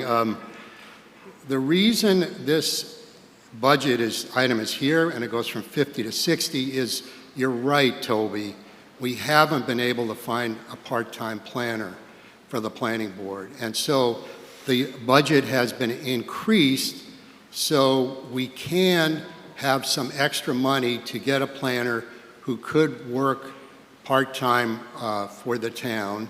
Because the town, we don't need a $90,000 planner. We don't need a full-time planner in Rockport. But we desperately need a planner. And what we're doing right now is actually working with an outside consultant to help us. We're trying to get her to help us, not with our day-to-day planning items, which we can handle, but with the planning initiatives that we can handle, because we're all volunteers and we don't have the time or ability to do them on our own. And that will satisfy us to give us the expertise we need with an outside consultant without hiring an employee with the benefits and all the other things that go with an employee. I think what you're referring to with the state helping us was the assistance we received at no cost to the town with the MBTA multifamily zoning, which was provided through money for the Massachusetts Housing Partnership. That's the only free planner that we've ever had, and probably the only free planner that we will have in the future. Prior to that, we hired a consultant to do a revamp of the town zoning law, which desperately needed it, and they assisted us doing that and did a pretty good job. But we've got a lot of things coming up. We've got affordable housing issues. We've got short-term rental issues. We've got loss of commercial space downtown to residential uses. That's an issue. These are all issues that we desperately need help with. So I would submit that we continue with the budget that we have, because we haven't really spent anything on a planner so far this year, and continue with it going forward, and continue with it as set forth in the budget that you have in your hands now. Thank you. Thank you, Mr. Shaw. Any further discussion on 175 Planning Board? All right, we move on to 231 Ambulance. 231 Ambulance. Someone called out hold on 231. We're going to move on. Ms. Michelson, are you raising your hand? I have a question. It's not specifically... And June, Ms. Michelson, if you just state your name and address. June Michaels, 22 Landmark Lane.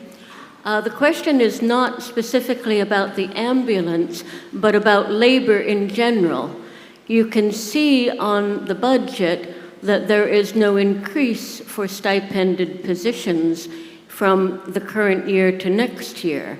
This is true across the board in the budget for administrative positions, stipended positions, and even union positions, such as in the police department and the DPW. Now, the summary page shows we have $7,700,000 in wages just in general government, not including the schools. I know how the schools handle it, but are there any raises at all? We have under Human Resources, of course, a labor pool, which is for union labor contracts that haven't been signed yet, but that's only $144,000. If we gave everyone a 1% raise, we'd be looking for $770,000. Are there any raises in next year's budget? Thank you, Ms. Michelson. Mr. Vieira. Mr. Moderator, through you, yes, there are. As the compensation schedules indicate, which they include a 2% increase that is factored in. Some departments have increases in their budget lines, and the rest of them, including this held one, any raises are applied via the labor reserve, which has been in place for approximately 7 years. So the total raises across the $7 million in wages we're currently paying is only $144,000? So, Ms. Michelson, he's answered the question. We can't start doing the back and forth stuff. I'm sorry, but I believe that the question has been answered. Okay. Okay. Yes, sir. John Kulikowski, I spoke before. I just had a clarification. John Kulikowski, I spoke before, 5 Phillips Avenue. I just had a clarification question. The salaries and the monies listed here, are benefits included in those numbers, or is that a separate item? And I'll see if I can get that answer. That's a separate item. Benefits, the cost of benefits are included in the health insurance line, which is 914 group insurance. Okay, thank you. Thank you, sir. Ms. Evans? Laura Evans, 77 High Street. Just a quick question. The jump in outside services from 23,000 to 203,000, I just wondered why, if there's any clarification on that, please? I can. Select Person Wilkinson. Thank you, Sarah Wilkinson, Board of Selectmen. This past year, we've shifted some of our ambulance services. Beauport is now covering our ambulance service from Monday through Friday during the day. We met with our members of our ambulance department, and it seemed with kind of shifting enrollment lower actually in volunteer, all volunteer services, emergency services in all the surrounding communities. We worked with our ambulance department on when, like in their schedules, it best fit to continue doing the volunteer program. And they've kind of chosen at this point to do weekends and then nights. So I believe Beauport covers us from 6 or 7 a.m. to 6 p.m. So that's why occasionally you may see Beauport in town. We actually at our last Board of Selectmen meeting, we appointed Patty Tucker as our new ambulance director. Rosemary Lesh, who I see here to my right, has just retired, not as harbor master, don't panic. but in her role as ambulance director. At this moment, actually, let's take a second to thank Rosemary for her work.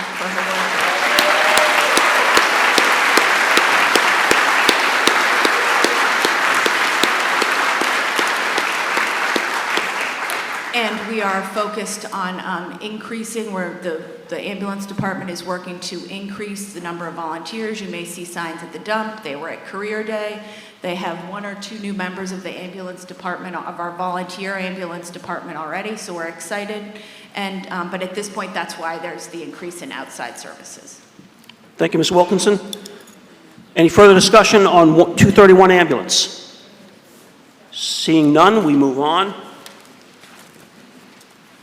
On page 49, 400, Department of Public Works Administration. 400. I'm going to move on. Okay, we're going to move on unless anybody wants to be heard on 400. We're going to continue. Moving on to 610 Library. Charlie Seavey, 19 Ridgewood Road. I notice with some disapproval a downward spiral of the materials budget for the library. I figure, okay, they're looking to save money, and librarians are nice people and they won't object about it. Well, I'm a long retired librarian, and there's some debate about whether I'm a nice guy or not. Anyway, you know, we're... All in favor?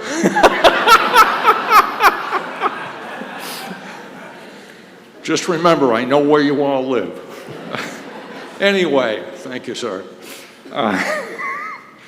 We're awash with information. I mean, the web is full of it, literally and figuratively. By the time something lands on a library shelf, it's been through a long vetting process, starting with publishing editors, review processes, let alone whether the library wants to buy the thing or not. Fiction, of course, is not vetted, but you know, any nonfiction is generally pretty good stuff, and you can count on it being probably 90-some% true. This is not the time to be lowering the acquisitions budget for the library. You know, it's probably too late to fool around with it this year, but let's quit this downward spiral. Thank you. Thank you, Mr. Seavey. Select Member Wilkinson. Sarah Wilkinson, Board of Selectmen. Every town department is taking a small cut with this budget. If people aren't familiar, the town must present a balanced budget at town meeting, which is what we're here today to vote in. Once all of the state revenues come in and we can sort things out, hopefully we will be able to restore the small amounts that we had to cut from every budget. But the library by no means was cut out. The majority of reductions that you'll actually see on paper are because we transferred some of the utilities to the DPW budget, which is just kind of a paper movement. It's not actually an actual reduction in utilities. But every department took a small cut, and it's part of being responsible fiduciaries. Thanks. Thank you, Ms. Wilkinson. Ms. Evans? Laura Evans, 77 High Street. It's woeful to see the degradation in our intellectual infrastructure, and I just wonder if this budget cut will affect our accreditation as a public library, because I thought we were supposed to increase our materials by 2.5% a year. Will this affect our accreditation as a public library, this budget cut? Thank you, Ms. Evans. Ms. Wilkinson? It will not. All right. 610 Library. Any further discussion? Yes, sir. Mr. Clark.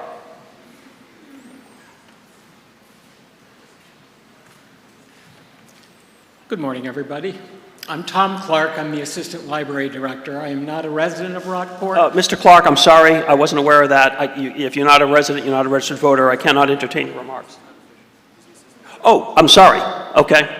I apologize. I've been corrected by Mr. Vieira. As a town official for the library, you can. Sorry. Nothing like shooting your mouth off before thinking. Go ahead, Mr. Clark. Well, that's quite all right. I think a lot of people get nervous when they see me in front of a microphone anyways.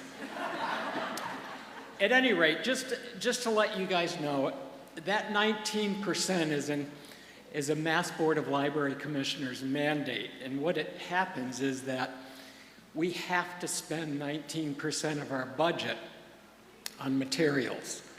So what's happened is, because of the decrease in budget simply by moving a lot of cost over to the DPW, our materials expenditure allotment has gone down. What we are looking at is probably unknown, obviously unknown to you guys. A lot more needs to be spent on materials. The good thing is we're getting a lot more people into the library. I've been the assistant director for a year. In that, a year ago, nobody would have known me. I walked into this place today, and it took me 20 minutes to get to my seat. That's because so many of you use the library. Everybody partners with the library. What we as a library want to do is be offering the services to the community as best we can. And we will continue to do that and work with all of the people everywhere here to make it a better place. Understand that we were the first ones to submit our budget with, what we could do to make it work, because that's what we want to do. I'll make myself readily available to anybody to answer any questions, to work with you, to do whatever we can to continue to provide these services. And no, we won't lose our accreditation, because we will always maintain the service level that the community deserves. And for that, I thank all of you, because everybody here has done something for the community and for the library, and that's what, makes us such a great place to be. Thank you, Mr. Clark. 610 Library, any further discussion about the library? All right, seeing none, we move on to 700, debt and interest. Any discussion on debt and interest? 700. Ms. Michelson.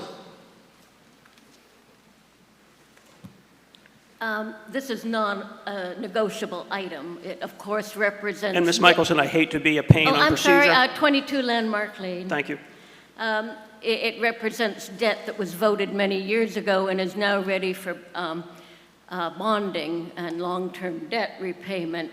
But it's such a sizable increase, I thought it would be good to ask what percentage of this increase, what part of it is exempt debt, which impacts the tax rate, and what is the impact on the tax rate for next year, and what percent is non-exempt debt, which has to be covered under the Proposition 2.5 limit, and therefore is one of the reasons for frugality, because it has to compete with all of our other needs. Thank you, Ms. Michelson. Brian. Somebody just called. Oh, Ms. Wilkinson, thank you. Carrie Arno, our treasurer, is trying to get an answer, if we can just have a minute. All right, we'll look for that answer. And in the meantime, ma'am? Terry Rizzolo, Forest Summit. This is just a question. Is this debt include our responsibilities for the pensions for our school employees and our town employees? Okay, thank you.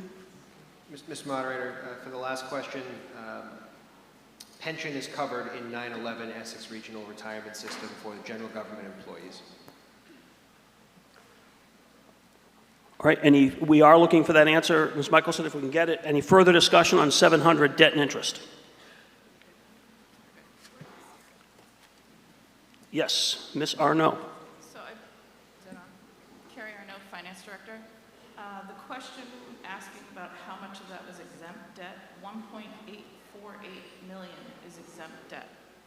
That is not to be paid for through the regular levy. That is an add-on after the 2.5%. All right, thank you, Ms. Arnaud. Any further discussion on library? Excuse me, debt and interest. Moving on page 52, 300, item 300, base funding from the town, annual town meeting appropriation under public education. Yes, sir. Anyone else looking to be recognized before? No, sir. Mr. Arsenian. Toby Arsenian, 95 Granite Street. For months since the school's budget hearing, I've been trying to get the figure on how much the schools have in their reserve fund, and today I was given it. And will you please give that figure? Either Michael Kelly or Dr. Branco give us that figure. I think that that should be readily available, not a state secret. One other thing about this, we're not being asked to look at the school's income, but that is certainly relevant as part of the total picture, which we're asked to approve. And on page, I think it is 25 of the school's budget booklet, they have the costs of the trips and the sports. 1 second.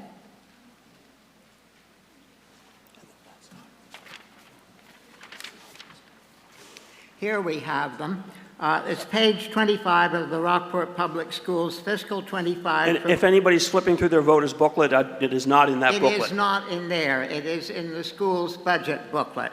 I am referring to and reading from. On page 25, they collect, these are the offsets, from athletic user fees, $32,000, and transportation user fees, $12,000 in short sports and trips, and these are charged to the parents and the kids.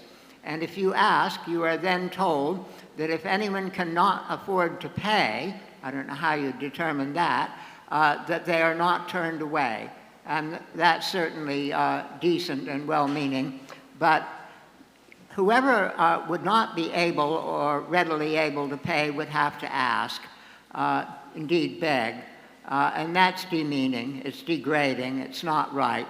And the schools will certainly tell you, the superintendent or the school committee, that these programs are a necessary and basic part, an integral part of the school's programs. They're not frills, add-ons. It's part of a public education, and a public education ought to be free. Legally, it's supposed to be, I believe. Anyway, the schools need to cut into their reserve fund, which I've just referred to, and we'll get the figure, and cover these costs for this year and stop charging the parents and the kids. And in future years, if they have to, they could cut other things, or they could dig further into the reserve, which of course is not a bottomless pit. One other thing, at the public hearing, there was much discussion about the $1 million or whatever in cuts. We could have that figure. It's in Dwight's production, I believe. But they're cutting teachers and adding administrators. And there was a lot of talk about that at that meeting. And I don't know that much about the day-to-day operation of the schools, but that strikes me as wrong, the more so when you have a declining enrollment. Thank you. Thank you, Mr. Arsenian. Superintendent. Good morning, everybody. Thank you for coming out. Mr. Arsenian, the number for the reserve is roughly between, at this moment in time, between $1.4 and $1.6 million. That number does fluctuate because, contrary to some people's belief, it's not a pocket of money that sits separately in an account. It's baked into the budget process. It allows us to keep the ask down and actually allows us to reduce less costs and less human resources over time. My predecessor, when you all voted to pass the override those years ago, the hope was that it would last at least for 6 school years. Our plan is to continue to be as fiscally conservative and responsible as possible so that that override does extend for the totality of the 6 school years. We are on track with that right now. We cut, as we said earlier and heard from the Finance Committee, upwards of $1 million. That equals 10 positions. That is a large, substantial budget cut and personnel cut for a small school district like ours. Nobody goes into public education, including myself, to tell people that they're out of jobs and to tell people who live in this community and dedicate their lives to children that we can't have you with us the following school year. But my job is difficult, the leadership job is difficult, the teachers' jobs are difficult. We are here to educate the students you put in our schools every day to the best of our ability and to be fiscally responsible to you all to do that well. So yes, I agree that public education, and I don't like the term free that Mr. Arsenian uses. It's not free, you all pay for it. So it's not free. We are stewards of your money. Our job is to do our best with the money you can give us. Our best is to advocate for the students to the best of our abilities and for you to kind of hold us responsible for what we ask for and how we use that money. That's the two-way relationship we have between the school departments and you as taxpayers. So as a parent of 2 children who've gone through public schools, yes, I have paid sports fees. I have paid for music fees. I have bought uniforms. I don't like that either. I understand why it's done. It's done because otherwise I'd have to come here and we would have to ask for more taxpayer appropriations. And I'm not sure that's going to happen right now. So in order to continue to offer our students high-level programming, we take in money from lots of sources, federally funded, state-funded, taxpayer-approved. We chased a lot of grants. You'll see in the budget book we have 3 or 4 grants a year coming in, well over hundreds and hundreds and hundreds of thousands of dollars. And yes, at times we have to ask families to contribute. Doesn't make me proud as a public school leader to have to ask for those monies to come in. We do have multiple mechanisms on how we can figure out which families can and can't afford things, and we do assure that nobody misses out on opportunities to perform in whatever way they can. So I appreciate the opportunity to speak today. I appreciate representing the school department. I appreciate the work of all of the employees.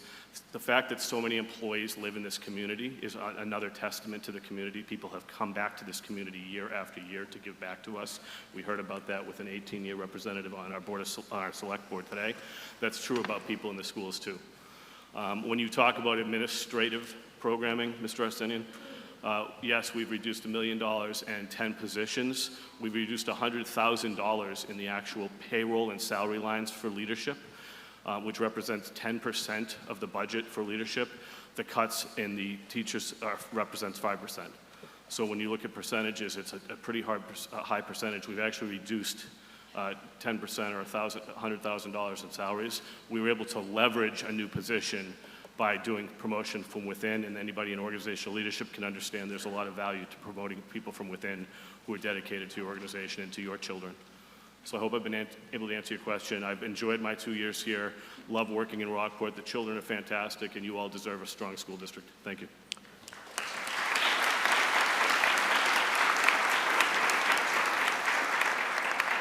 Thank you, Superintendent Branco. Any further discussion on 300? All right, seeing none, we now return to the motion.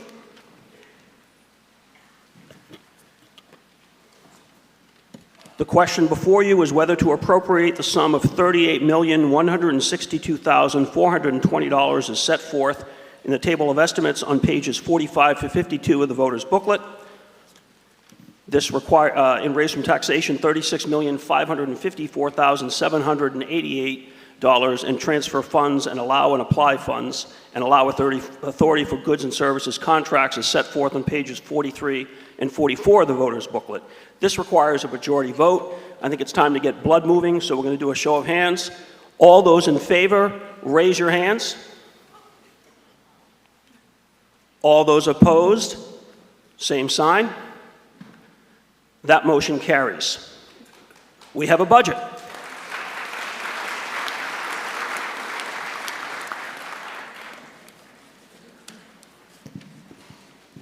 Mr. Moderator, Article 5A. Finance Committee Chair Dwight Valentine moves Article 5A as indicated in the motion printed on page 53 of the April 6, 2024 voters booklet. The Select Board and Finance Committee support this motion. Moved and seconded. The question is on whether to appropriate $2,774,025 from the Water Enterprise Fund and provide for a reserve fund for the town's water enterprise as set forth on pages 53 to 54 for the next fiscal year. This requires a majority vote. Is there any discussion? All right, I sense you're ready to vote. All those in favor say aye. Aye. Opposed say no. That motion carries and it is unanimous. On to Article 5B.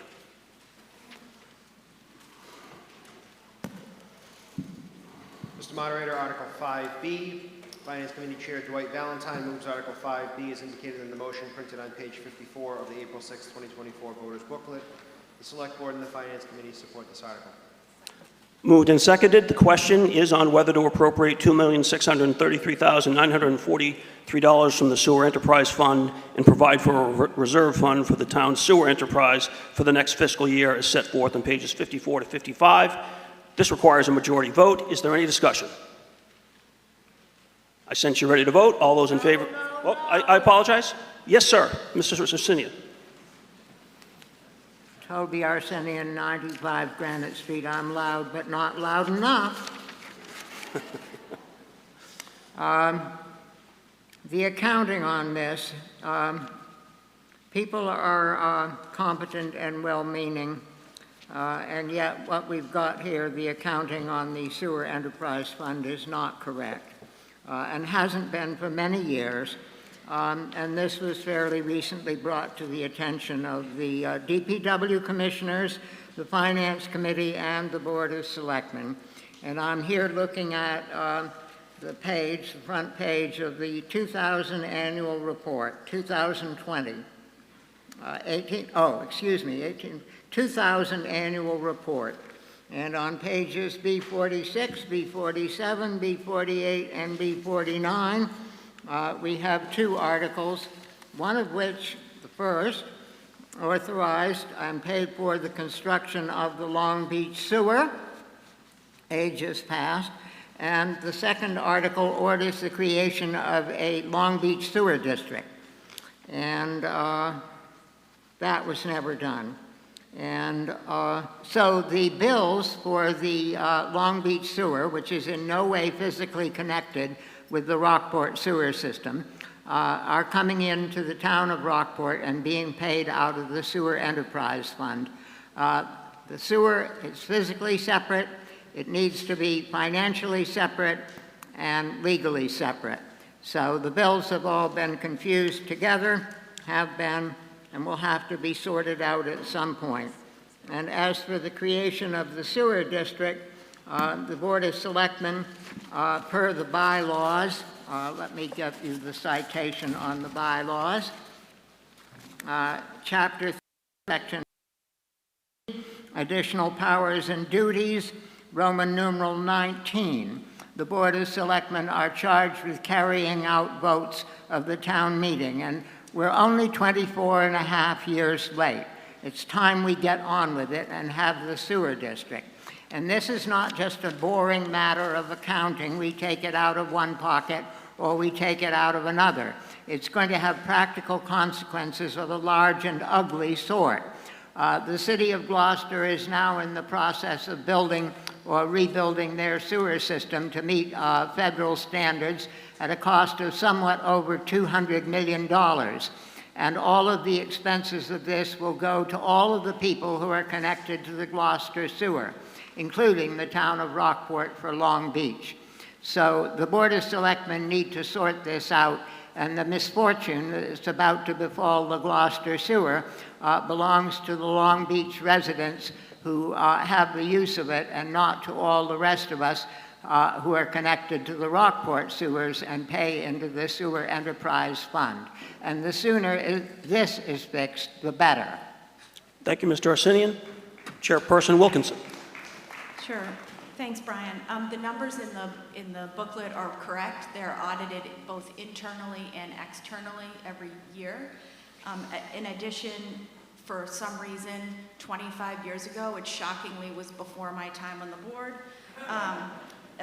the Board of Selectmen did not establish a separate district. We have no idea why and can't find records of why, but the way it's done now is appropriate, and as I said before, has been audited. Thank you. Hold on. Any further discussion? Anyone else wish to be heard? Mr. Arsenian. the way it is being done is not appropriate, and the fact that 25 years have elapsed almost does not make it one whit better, indeed somewhat worse. And it is the Department of Revenue that has charge of enterprise funds.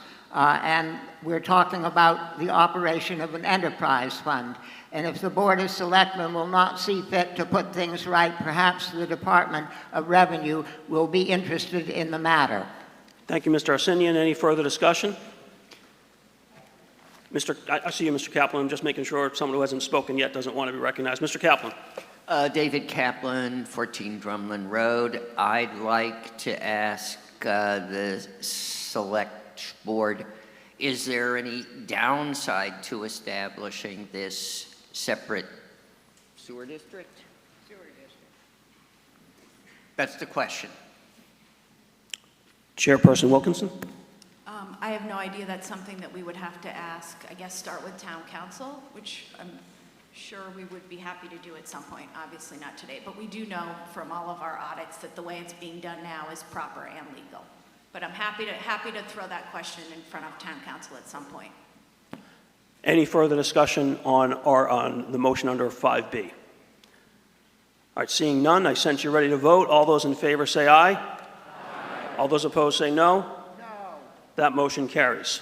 And it required a majority vote, sorry, for the record. On to Article 5C. Mr. Moderator, Finance Committee Chair Dwight Valentine moves Article 5C as indicated in the motion printed on page 55 of the April 6, 2024 voters booklet. The Select Board and Finance Committee support this article. Moved and seconded. The question is on whether to transfer $118,077 from the Community Preservation Fund for Community Preservation Committee expenses for the next fiscal year as set forth on page 56 of the voters booklet. This requires a majority vote. Is there any discussion? Seeing none, I sense you're ready to vote. All those in favor say aye. Aye. All those opposed say no. That motion carries. On to Article 6. Mr. Moderator, Capital Improvement Planning Committee member Paul DeRozier moves Article 6 as indicated in the motion printed on page 57 of the April 6, 2024 voters booklet. Select Board and Finance Committee support the article. Moved and seconded. The question is on whether to appropriate $2,793,577 for certain capital outlay items by transfer and borrowing as set forth on page 57 of the voters booklet. This requires a 2/3 vote. The floor is open to discussion. Mr. Arsenian. Toby Arsenian, 95 Granite Street. You'll notice the very last item on the list, Thatcher Road Corridor Engineering and Design, for a cost of $460,000, and that's our matching portion of a much larger sum that would come from the state, or so I heard at DPW commissioners' meetings. What the larger sum is, it would be interesting to know since it's all taxpayers' money.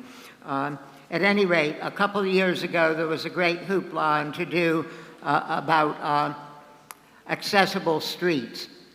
It was trendy, and the state was pushing it, and all of the street improvements were supposed to take concern for pedestrians, bicyclists, and so forth, and that seems to be forgotten here because there isn't going to be any sidewalk along the Thatcher Road corridor.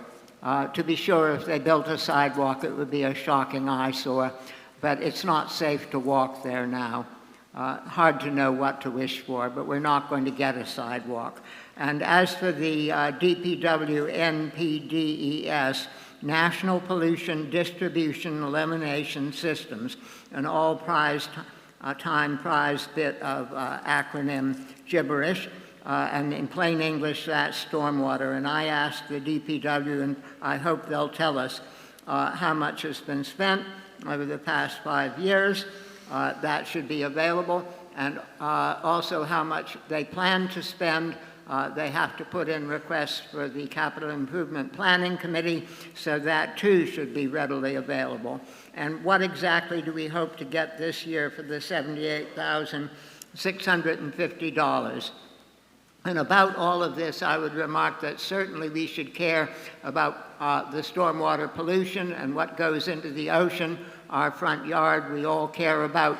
But what the government has done here, yet another unfunded mandate, have created an enormous bureaucratic tangle and nest to parallel and overlie the actual physical problems.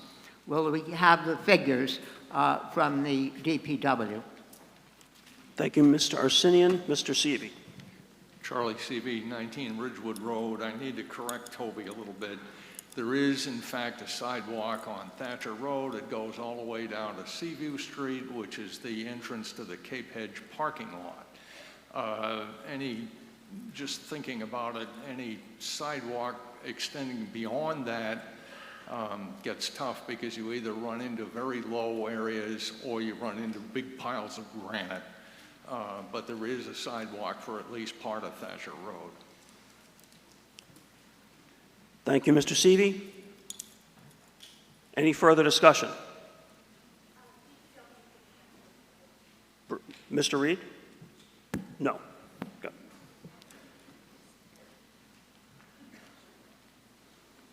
Good morning, Aaron Shalufo, Assistant DPW Director. Mr. Arsenian, the answer for your stormwater question, in the past 5 years, fiscal year 20 to fiscal year 24, there was an appropriation of a total of $227,500.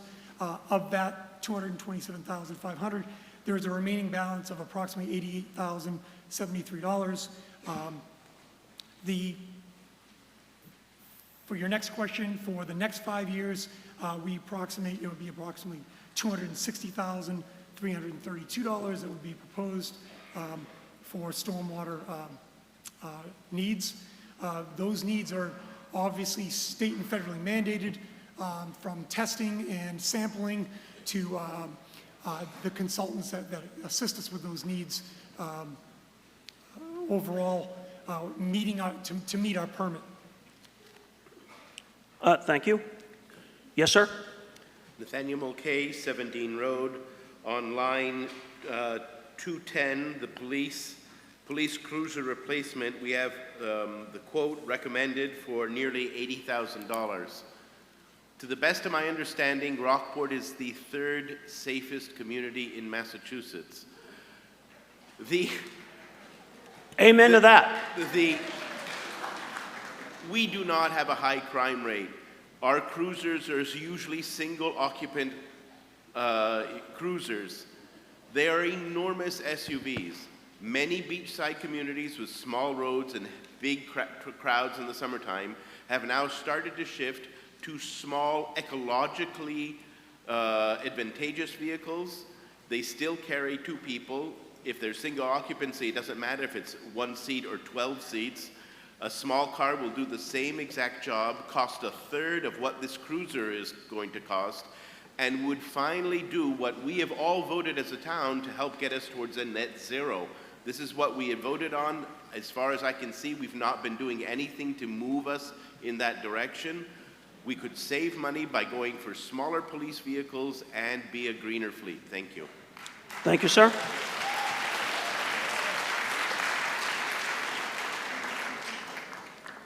Chief Horvath.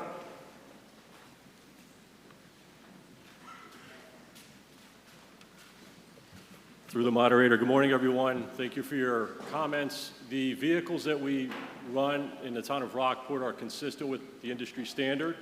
It's a Ford Interceptor vehicle. It's an SUV. Rockport, as everybody knows, is at the tip of Cape Ann, and we get some pretty significant weather here. We cannot tool around in a small, compact vehicle. We're not going to get to emergency medical calls or other calls requiring a response for our officers to get to you when you need us. We can't put an arrestee in the back of a small, compact car that's made for 2 people. So there are industry standards and there's best practices that we apply to our fleet.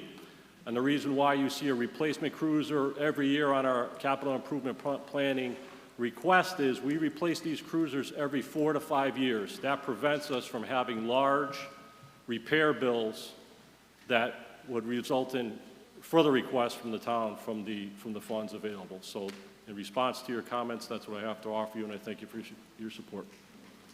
Thank you, Chief. Mr. Goodwin. Peter Goodwin, 6 North Road. 2 points. I would like in the future, would you put footnotes in here to define the acronyms? And item 154, line 51, IS&T, that's the information services, I gather. What is a CIP program? The CIP program, Mr. Moderator, through you, is the annual life cycling program for all of the town's technology equipment, computers, servers, copy machines, desktops, the like, anything technology. That's the annual life cycling program that we've funded over the last decade. Okay. Thank you, Mr. Goodwin. Any further discussion on the motion under Article 6? All right, seeing none, I sense you're ready to vote.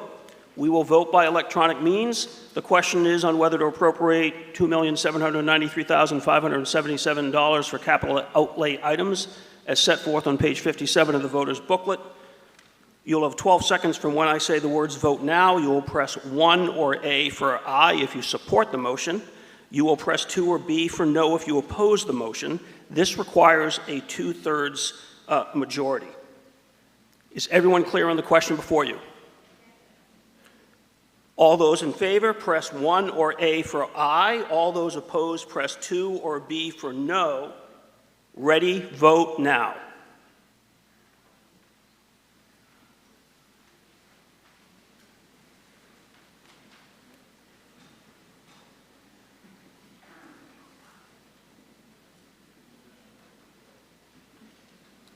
And that motion carries 91% to 9%. I wasn't that good in math. 426 to 43, which is no comment on the Rockport school systems, by the way. It's my own fault. All right, on to Article 6A. Mr. Moderator, Capital Improvement Committee Planning Committee Chair Ross Brackett moves Article 6A as indicated in the motion printed on page 58 of the April 6, 2024 voters booklet. The Select Board and Finance Committee support this article. Moved and seconded. The question is on whether to appropriate $122,512 for capital outlay items relating to the water enterprise by transfer as set forth on pages 58 and 59 of the voters booklet. This requires a majority vote. The floor is open to discussion. Any discussion? Seeing none, I sense you're ready to vote. All those in favor say aye. Aye. All those opposed say no. That motion carries. On to Article 6B. Mr. Moderator, Capital Improvement Planning Committee Chair Ross Brackett moves Article 6B as indicated in the motion printed on page 59 of the April 6, 2024 voters booklet. The Select Board and Finance Committee support this article. Moved and seconded. The question is on whether to appropriate $110,512 for capital outlay items relating to the sewer enterprise by transfer as contained on pages 59 to 60 of the voters booklet. Floor is open to discussion. Any discussion? And I see you, Mr. Arsenian. Just hold on 1 minute. Seeing no one else, Mr. Arsenian. Thank you, Toby Arsenian, 95 Granite. Everything I said about 5B applies here as well.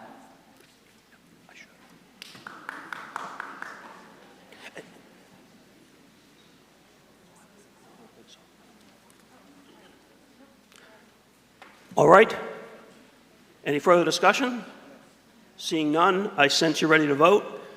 The question is on whether to appropriate $110,512 as set forth on pages 69 to 60. This requires a majority vote. All those in favor say aye. Aye. All those opposed say no. No. That motion carries. And we are now out of the initial part of the warrant and into the lottery. The town clerk has drawn Article J, so we will take up J to be followed by K.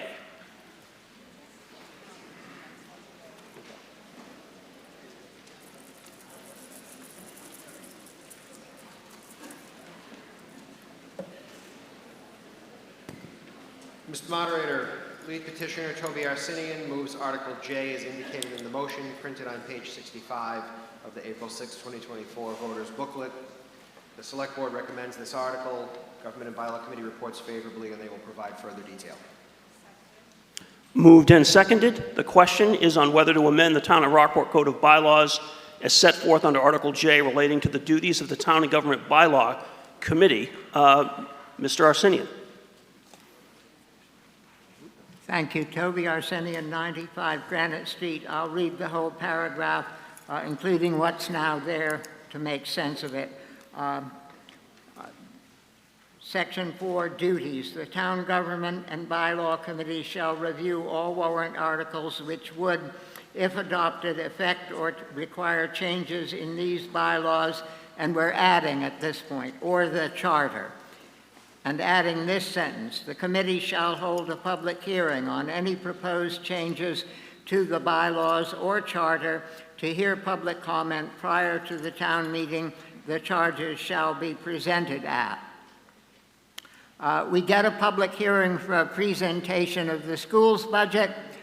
We get a public hearing for a presentation of the community preservation projects. Mr. Vieira assures me that next year he will ask the Board of Selectmen to add a public hearing on the presentation of the Board of Selectmen's budget. And we get public hearings on any changes in the zoning bylaws. That is not in the Code of Bylaws, that's out of state law. You also get public hearings for setting the dump and parking fees and for setting the water and sewer fees. So a public hearing is not something rare and extravagant. We're not asking for a trip to Mars with Elon Musk.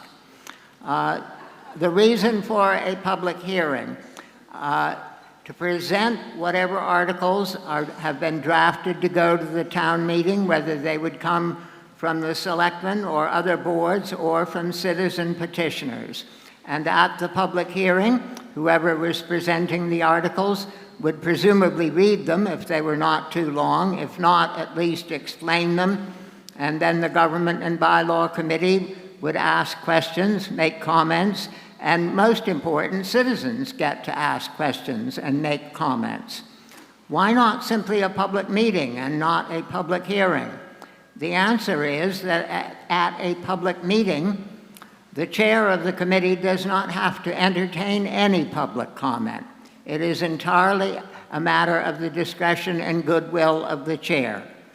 At present, the Government and Bylaw Committee is doing an exemplary job of entertaining public comment at their meetings. A year ago, it was the polar opposite.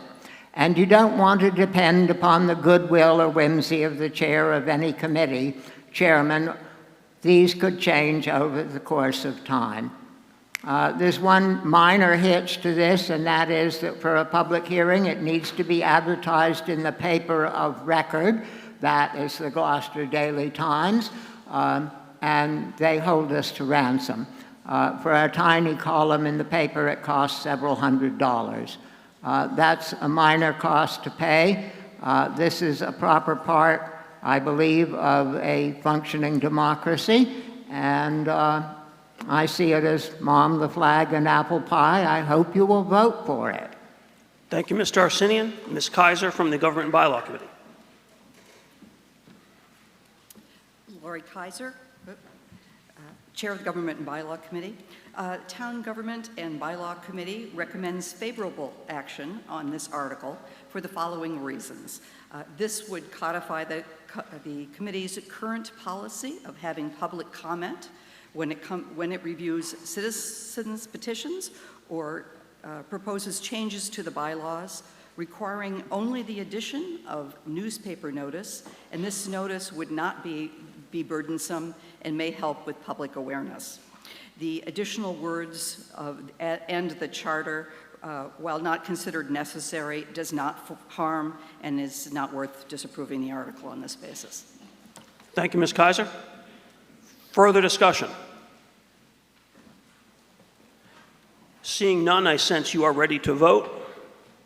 Again, the question is on whether to amend the Rockport. Oh, I'm sorry. David Kaplan, 14 Drumlin Road. I am a little bit confused. Toby seems to have sponsored this and now seems to be asking for a change to it. Probably I misunderstood something. Could that be cleared up? Mr. Arsenian has a petition article that is set forth in the voters' booklet, and the Government and Bylaw Committee has endorsed it as favorable. But my question is, it reads a hearing. I thought I heard Toby say it should read a meeting. So, yes, there's a grammatical issue that we could debate. My understanding is the petitioner is agreeable to addressing that at a later time. Okay. All right, thank you. Further discussion? Mr. Sepala. Yeah, Z. Sepala, 92 Granite Street. I just want to confirm whether I heard something early in the meeting or not, and that was whether or not you had made a determination that Article J and Article K were related. And if that was so, would you be considering voting on Article J or Article K simultaneously or apart from each other, or what? Because I really just don't know what the impact of having these being related would be. My petition is going to probably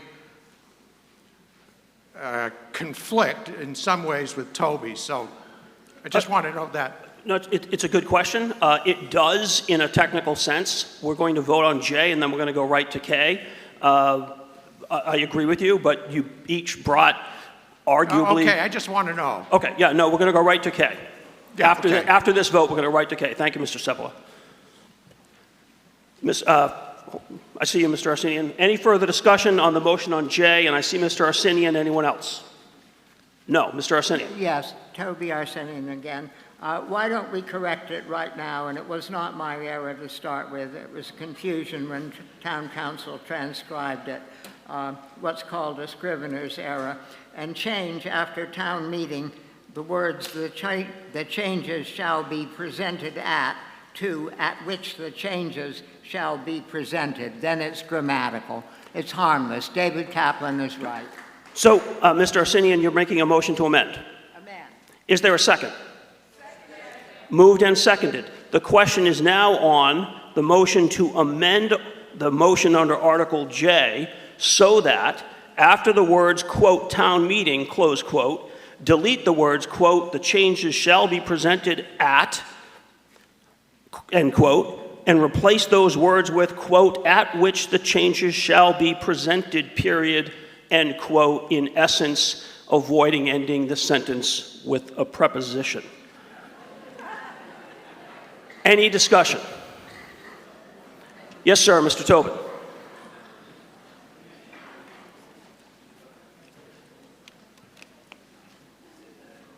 Hi, everyone. It's Bill Tobin, 24 Beach Street. Thank you, Mr. Moderator. Mr. Moderator, because this is now an amendment to the original motion, may I make an additional amendment? You can only make a motion to amend the motion to amend. Ah, okay. So if we want to go down that road, we can. I know you were a school teacher, but it sounds interesting. So we cannot do it. I just, all right, listen. I propose that all public hearings should be conducted at the library in person and on Zoom. Okay, Mr. Tobin, I hear you, and I will get back to you. I know you want to be heard. Okay. First, we're going to deal with the motion to amend, which is on the floor, okay? Good. Thank you. Any discussion on the motion to amend so the sentence does not end in a preposition as I have read it? Seeing none, this requires a majority vote. All those in favor say aye. Aye. All those opposed say no. Motion carries. Not unanimous. All right, so the floor is open to discussion again on the main motion. Mr. Tobin. Yes, I move this, I guess now it's called an amendment to this Article J. Public hearings throughout the town should be in person and on Zoom, because We have not seen, for instance, our select board in person for almost 3.5 years. I think it's time they join the public in person again. And every board should be in person and on Zoom, because we have an awful lot of people who are approaching my age of 75 or older that need Zoom frequently. So let's get going, town. Let's get going with this hybrid meeting stuff. It can be done. Okay. And I understand we are still under COVID, by the way, folks, till 2025. But there are funds the town could use for that, called opera funds, to make everything hybrid. And they know this because it's part of the law. Hold on. Yeah, yes. Thank you, Mr. Tobin. I take that as a motion to amend. We may need some more specific language. However, before we get there, you put your finger on an issue, if you'll give me a moment.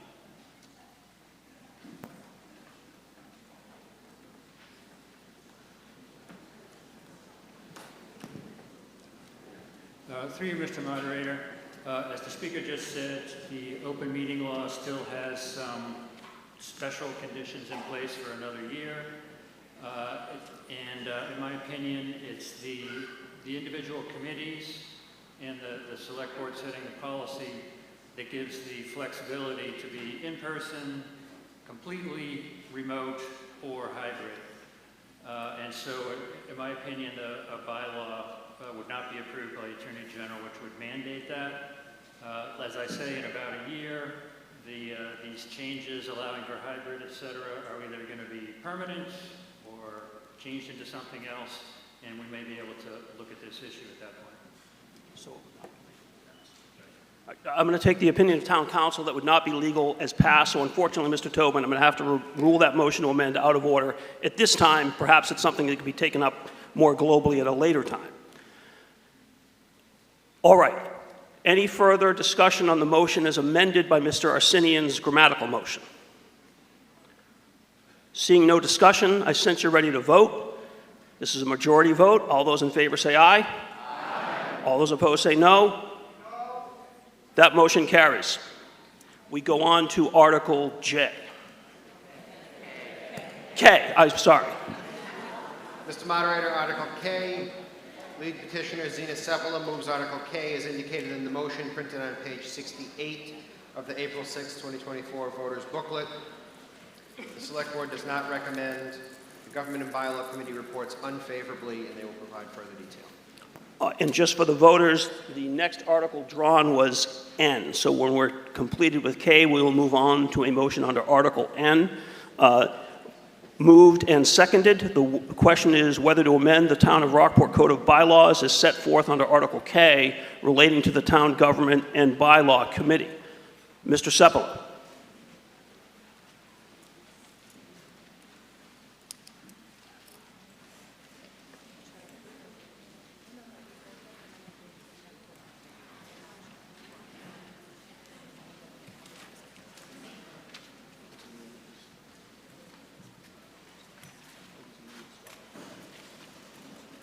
Yeah, Z. Seppala, 92 Granite Street. I guess this is the first time I've ever voted against Toby, but maybe I was the only one, but I think when I put forth my petition, the reasons will be clear. Article K, which I've sponsored or led, is a wholesale change to the duties of the Government and Bylaw Committee. This came about as a result of the process that I've experienced with them over the last year in their deliberations on the recall petition, which is coming up later. The essence of it is that my disagreement with the, let me start by saying that I want to try to keep this as a harsh criticism of a law, not the harsh criticism of the people that are trying to enforce it. So going back many, many, many years ago, when I was a claims rep with Social Security, I came across some articles by the guy that really drafted up the procedures under which the Social Security operates. And he always used to advise his students at law school that if you ever had to choose between a good law, poorly administered, or a bad law, well administered, always, always, always choose the bad law, well administered. And the reason for that is simple. When a bad law is well administered, people know that it's a bad law. If a good law is poorly administered, they don't know whether it's the law at fault or the administration.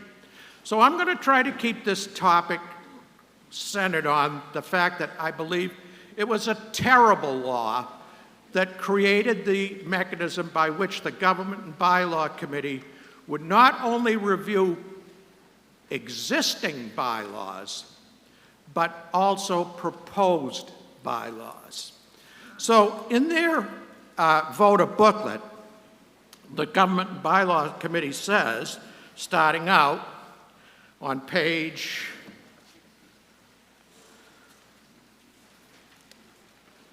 68, bottom of the page, reason, therefore, that the current Town Government and Bylaw Committee is a product of decades of study and debate on the need for such a committee to improve our form of government.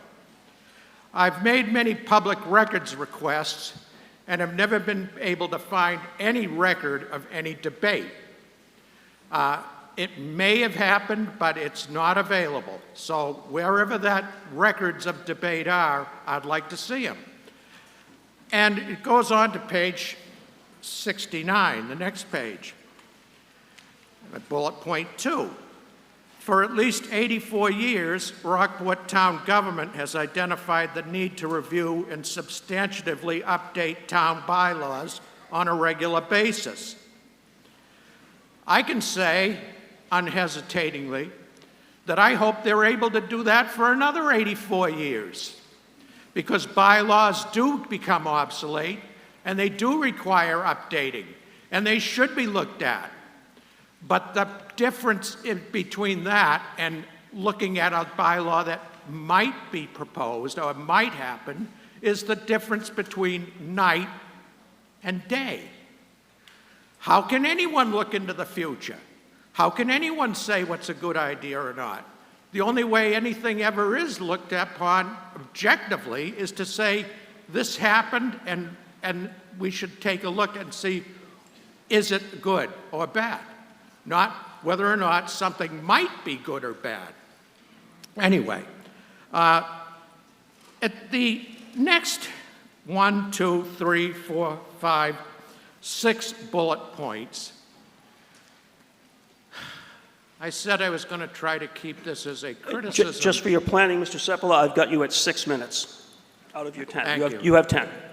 Thank you.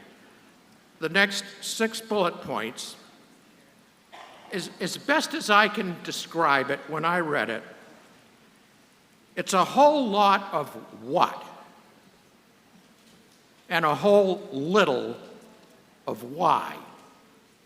So the question to my mind, when I've tried to get the information on why they proposed this change back in 1997, was why did they think that they needed to look at proposed bylaws? And I can't find any explanations. So it boils down to me that what I'm looking at here in the explanations that provided by the Government Bylaw Committee is somewhat like a history lesson given to a first grader. So the topic from the school teacher is, give me a history of the United States. So the first grader says, history of the United States. The United States began in late 1700s. Some parts of the U.S. tried to succeed in 1861. The U.S. fought a world war in 1918. The United States fought a world war in 1945. This is my history of the United States. It's giving you the whats, but it's not giving you any of the whys. And when the question becomes that bylaws are subject, proposed bylaws by anybody here, subject to a what if, what maybe, could be's, and things like that. I just don't think that's the way to do it. I think the way to do it is with town meetings every single year. It's easy a mechanism to look at a bylaw that does exist and say that was a terrible mistake, let's get rid of it. So I just ask for your support in this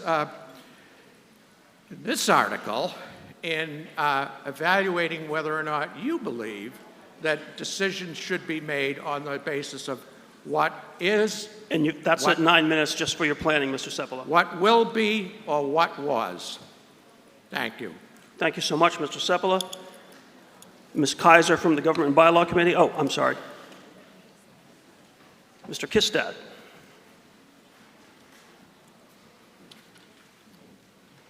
Greg Kistad, 18 Jewett Street, Vice Chair of Government and Bylaw Committee. Thank you, Mr. Seppala. The records are indeed somewhat incomplete and difficult to access. However, the town clerk's office has kindly researched this question of what now is the Town of Rockport Government and Bylaw Committee. It is important to understand the history of that. This is not a history lesson, but this town has supported some version of the current Government and Bylaw Committee charge for the last 84 years. During this period, the Select Board has consistently endorsed this position and consistently held that a town committee of some sort, and not the Select Board, should be made responsible for the task of reviewing everything that is a bylaw or that might become a bylaw, and that includes citizen petitions. In 1981, the town bylaws in the section studying the warrant for town meeting stipulated that it was the Finance Committee that should consider all articles, not just the ones that relate to finance, but all articles that would come before town meeting and that might become a bylaw. That burden on the Finance Committee was then realized and acknowledged, and by 1995, a town-appointed study committee stated that a dedicated bylaw committee and not the Finance Committee would, and this is a why, Mr. Seppala, fill a critical need for the town. The overriding goal of such a committee would be to improve our system of self-government. Further, the committee would also be responsible for making recommendations concerning changes in the town charter and for organizational and other administrative improvements to the town. In 1997, town meeting took up the study commission's recommendation and created the Town Government and Bylaw Committee with the charge basically as it stands today. The committee shall review all warrant articles which would, if adopted, affect or require changes in these bylaws. The committee shall also be responsible for the decennial review, that is 10-year review of the bylaws, and for the review of the proposed changes in the charter. The committee shall prepare a written report stating the committee's recommendations for favorable or unfavorable action and reasons therefor, pertaining to any warrant, not just standing bylaws, but any warrant which would, if adopted, affect changes in the bylaws of the charter. In 2021, town meeting amended that that 10-year review to 5-year review, which increased our work. And additionally, that the committee investigate and report on any bylaw that might need revising due to noncompliance. This committee serves the voters of town meeting only. It is meant to assist them in making informed decisions.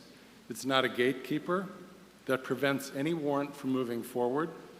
It's purely advisory and has no formal power or authority. Its charge is to review, research, listen, now hold hearings. And sir, just for your planning, you're on about a minute. And make recommendations to the town. In sum, this committee is nonpartisan by design. There are potentially dozens of warrants to be acted on by hundreds of people in one meeting in one day. That's what we're doing today. This is a complicated task for the most conscientious and patient voter. The Government and Bylaw Committee researches, holds open meetings, deliberates, sometimes over many meetings, to come up with a recommendation. It is only a recommendation. This proposal before you removes that role from the Government Bylaw Committee. The committee would review only internal consistency, formatting, placement, chapter numbering. One might argue you don't need a committee to do that. The Government Bylaw Committee recommends unfavorable action on this article. Thank you, sir. And I see you, Mr. Tobin. Is there anybody who hasn't yet spoken at town meeting who wishes to speak on this motion? Yes, sir.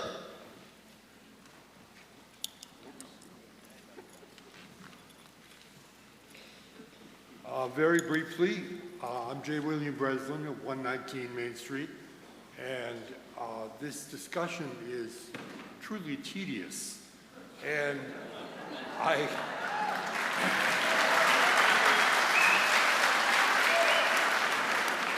I see no argument being presented to make a change. I see a defense that didn't really have to be made.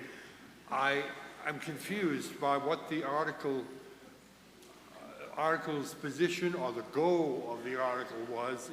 I'm not a complicated person, I try not to be, but I have no idea what the proposed article changes are about. And because of that, I absolutely support a no vote on any change. Thank you, sir. And just for the record, your name, I think we missed it. You said it, but I missed it. Brian, I'm J. William Breslin, 119 Main Street. Thank you. Oh, no, I recognize you personally. Sorry, I'm just using Mr. because I'm up on the dais. Mr. Tobin. Bill Tobin, 24 Beach. Thank you, Mr. Moderator. I support this article that you're all confused for. However, let's unconfuse you. We all know what a gatekeeper is. Notice how they finally got around the government bylaw saying we're not a gatekeeper. Have you met people that always say that? I think you have. They are certainly that. They have a whole page, 2 pages in this booklet saying don't recommend, telling you all at the last minute. Not anyone in this room probably has never heard any of this. All right? So let's look at this and say to ourselves, wait a minute, let's the citizens decide. Now, many don't know this, but a citizen's petition, no matter what the AG says, no matter what the government bylaw says, no matter what the select board says, must be put on the warrant. That's the law. Now, what's interesting about the law, even though Rockport, in its wisdom, allowed a government bylaw, there's no Massachusetts statute that indicates that is allowed. Now, you guys did it, and you all heard the wonderful history lesson, but I think it's time to say sayonara to the aspect of the Government Bylaw Committee talking about citizens' petitions and recommending yay, no, why, yes. Okay? So that is my proposal. My proposal is to amend this article and say that very thing. Let's take that power away that somehow the wonderful people in the 90s or 80s or whatever it was gave the Government Bylaw Committee. So let's take it away. We don't need it. We are citizens. We deserve the right to make the decision, not with 2 pages saying we are unfavorable. Okay? So that's just my point of view. Mr. Moderator, thank you so much. Thank you, Mr. Tobin. And just hold on one second, Mr. Seavey. Is there anyone who has not yet spoken today who wishes to speak? Mr. Ring. And I see you, sir, to my left. And then, Mr. Seavey, we see you, and we'll get to you. Jonathan Ring, 9 Pools Lane. I support amending this. I heard it said that the bylaw committee is nonpartisan. Well, that's technically true, but nonpartisan does not mean not ideological. There are people sometimes that will have an ideological view in favor of or against. And they present that ideological view, such as the recommendation. Last year, I had made a recommendation to amend the bylaws, and rather than just a strict analysis of the bylaws, I was met with like attack by the members of the bylaw commission, at least of that time. Now, maybe it's just because it's me, well, you know, but nevertheless, that presented an ideological point of view.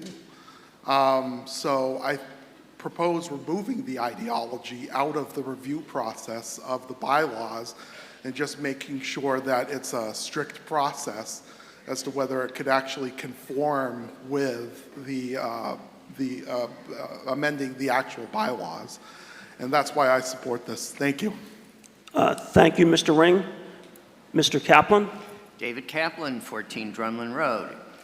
Well, I heartily agree that this particular debate is tedious. I don't think that's what's important. What's important is that there is finite time available. It's a strain on everyone, and I firmly believe that on this question, everyone has made up their mind, and another 3 hours of discussion wouldn't change a single vote. Therefore, and if I'm wrong, that's fine. I am certainly not telepathic. If I'm wrong, vote against the motion that I am about to make. I call the question. Okay, that's a motion for the previous question or end debate. Is that seconded? Moved and seconded. The motion to move the previous question or end debate is moved and seconded and is in order. This is not a debatable motion. It requires a 2/3 vote to carry. If the motion to end debate passes, we will then proceed immediately to vote on the underlying motion. If the motion to end debate fails, we will then the floor will then immediately be reopened for further discussion on the underlying motion. Point of order. Yes, sir. State your point of order. I would like to have this vote done electronically so I can see the results. Yes, thank you so much. And as I said at the start of the meeting, on almost any motion to end debate, we're going to vote electronically, but thank you. We will vote by electronic means. You will have 12 seconds from when I say the words vote now. You will press 1 or A for aye if you support ending debate. The question on the floor is ending debate, not the motion. You will have 12 seconds from when I say vote now. You will press 1 or A for aye if you support ending debate on the underlying motion. You will press 2 or B for no if you oppose ending debate and wish to keep debate going on the underlying motion. Is everyone clear on the question before you? All those in favor, press 1 or A for aye. All those opposed, press 2 or B for no. Ready, vote now.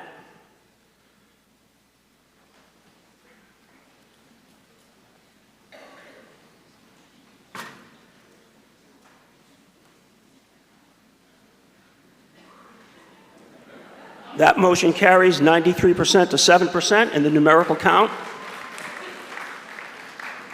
448 to 36. So we now, without further debate, move immediately to the pending motion under Article K. The question on the floor is whether to amend the Town of Rockport Code of Bylaws as set forth under Article K relating to the Town Government and Bylaw Committee. This requires a majority vote. I'm going to do electronic voting on this one as well. So all those in favor of amending the Code of Bylaws pursuant to Article K, press 1 or A for aye. All those opposed to amending the Code of Bylaws as contained under Article K, press 2 or B for no. Vote now.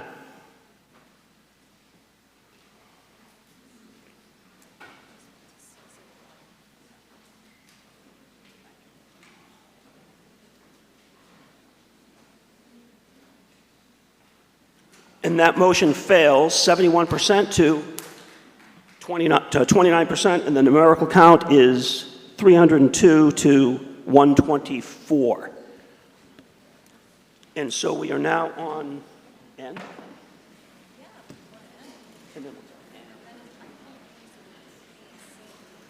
We're going to now have a motion under Article N, which will then be followed by B, C, D, and E in that order. Mr. Moderator, Yes. Article N. I will. Government and Bylaw Committee Chair Lori Kaiser moves Article L as indicated in the motion printed on page 83 of the April 6th, 2024 voters booklet. The Select Board does not recommend. Article N. You said L. N, I'm sorry, Article L. N. Sorry, it's printed incorrectly, my mistake. Article N on page 83. I'll restate it. Moved and seconded. The question is on whether to authorize the Select Board to petition the General Court for a special act relating to recall elections as set forth on pages 80 to 82 in the voters booklet. This is a non-binding resolution and requires a majority vote to pass. The floor is open to discussion, and I believe we're turning to the Government and Bylaw Committee.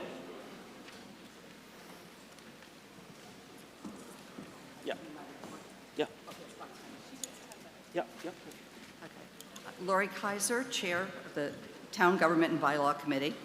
This is the report of the Town Government and Bylaw Committee on the study requested by motion of the annual town meeting 2023 on the recall petition. And if you want to follow along the text, it's on page 75 of your voters booklet.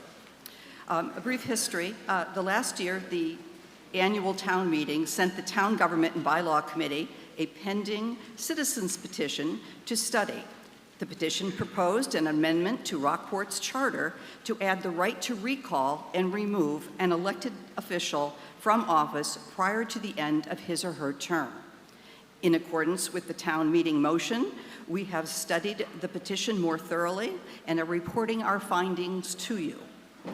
Over the course of the last year, the committee held 5 public hearings on the petition in which Mr. Seppala, who initiated the petition, and other members of the public were given numerous opportunities to address our committee.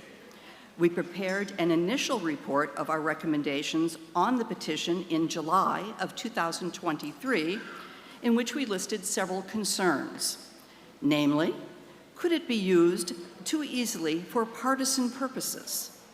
Are the thresholds so low that it would make it a vehicle for harassment of town officials by impinging on their discretion while acting within the scope of their job? Would there be significant negative impacts on the Rockport community? And are there alternatives to resolve acts of malfeasance other than a recall?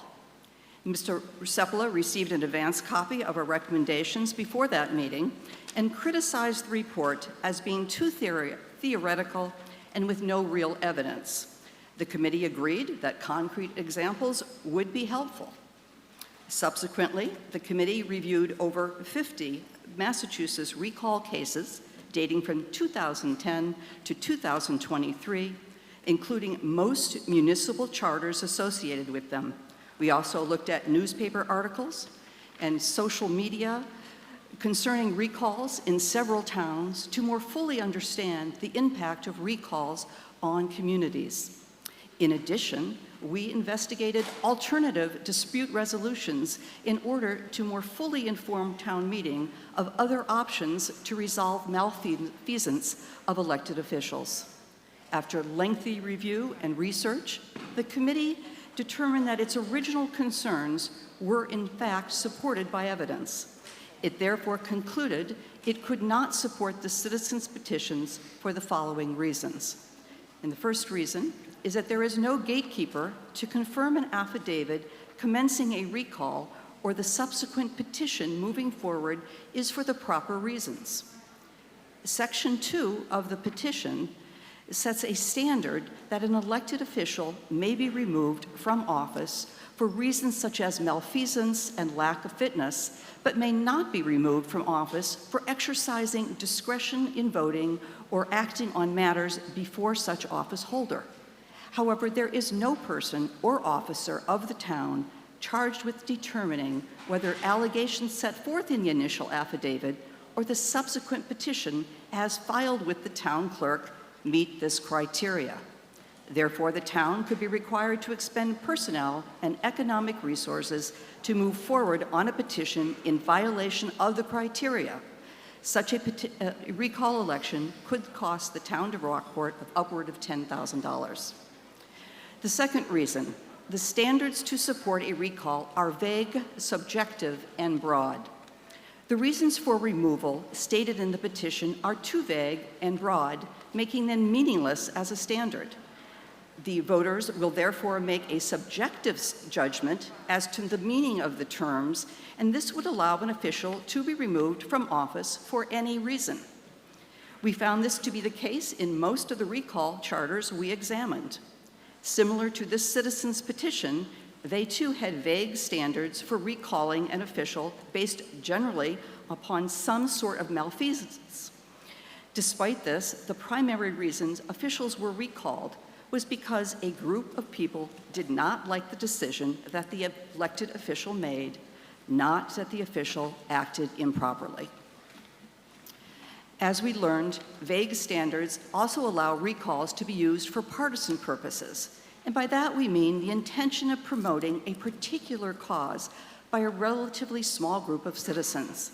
Some examples of the basis for recalls in Massachusetts have been an official's position or votes relating to critical race theory, sex education being taught in the schools, vaccine mandates, gun control policies, and various personnel-related matters such as hiring and firing practices. A common allegation is that the officials have violated the open meeting law because of a failure to allow public comment before a decision or the use of executive session for hiring and firing decisions, both actions that the open meeting law specifically allows. Our research showed that the misstatements of fact and law and angry emotions usually drive recalls. Organized social media campaigns are common and fan the flames. Recall elections seem to be a trial by public opinion, not objective examinations of malfeasance of the elected official. And the third reason is that there is a low threshold of registered voters necessary to commence and push through the recall elections. In the proposed petition, only 20 registered voters are required to file the initial affidavit to get the process started, and then only 10% of registered voters are needed to proceed to an election. For Rockport, this would mean approximately 600 registered voters could force a recall election. This is significantly lower than the Massachusetts norm and represents less than 1/4 of the Rockport registered voters who actually voted in the most recent election. Most towns require at least 50 registered voters just for the affidavit and at least 15 to 25% of registered voters to proceed to a recall election. Manchester by the Sea has a slightly smaller population than Rockport, and its recall bylaw, which was voted at its fall 2022 town meeting, requires at least 200 voters for the initial affidavit, and at least 25% of the registered voters to proceed to an election. We are concerned, therefore, that this recall petition, with its low thresholds, could be used as a pretext to rerun an election, particularly in the instance of a close or hotly tested race. This is a particular concern with this petition before us because it includes a poison pill. If a person is recalled under this petition, they may not rerun for election for 3 years, essentially creating a backdoor term limit. At one of our meetings, a member of the public felt that the benefit of having a recall was not in its actual use, but in the threat of its use. He believed that this would be a legitimate means to defer elected officials from engaging in violations. Our committee views this differently. The low threshold of 20 registered voters who are able to start the recall process can quickly amplify their voice by social media. This could prevent a town official from making a decision that he or she believes to be in the best interest of the town because it is unpopular with a vocal group. As documented in numerous newspaper articles, social media campaigns with misstatements of fact and law surround recalls. The mistrust and anger generated is painful and leads to discord within the communities. We would hate to see this happen in Rockport. Now, there are other options. Just for your planning, Ms. Kaiser, you're on 1 minute. 1 minute? Okay. I just want to say quickly, there are several options, and if you want to read them in there, there are 1, 2, 3, 4, 5, 6 different processes in Massachusetts that exist, so you don't need a recall. So that basically, and all of these options, they use objective allegations as opposed to subjective allegations. So based on these reasons, the Town Government and Bylaw Committee stands by its original opinion that this citizens petition that we do not recommend approval of this permanent charter change in this warrant article. Thank you. Thank you, Ms. Kaiser. I see everyone standing at the microphone. I just want to state that given that this started as a citizens petition last year and was sent to the Bylaw Committee to report back, I feel compelled to next call on the petitioner, Mr. Seppola. And Mr. Seppola, I'm sua sponte going to provide you 10 minutes given the fact that it was a citizens petition under a statute. But as Uncle Ben said to Peter Parker, with great power comes great responsibility.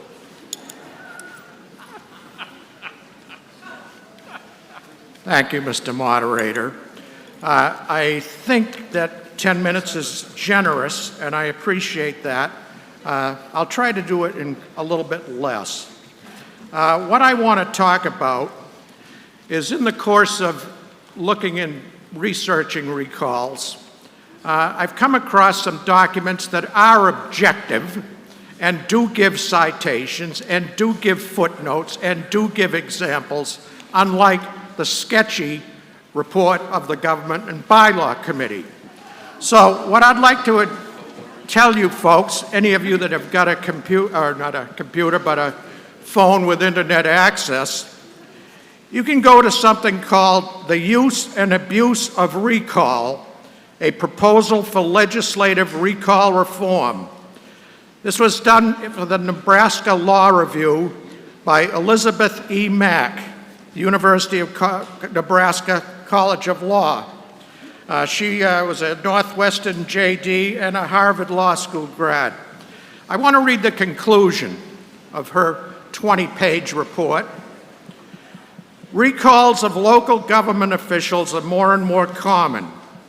Increasingly, citizens are using recall campaigns both to rid themselves of an unwanted official and to threaten an official without actually removing him or her from office.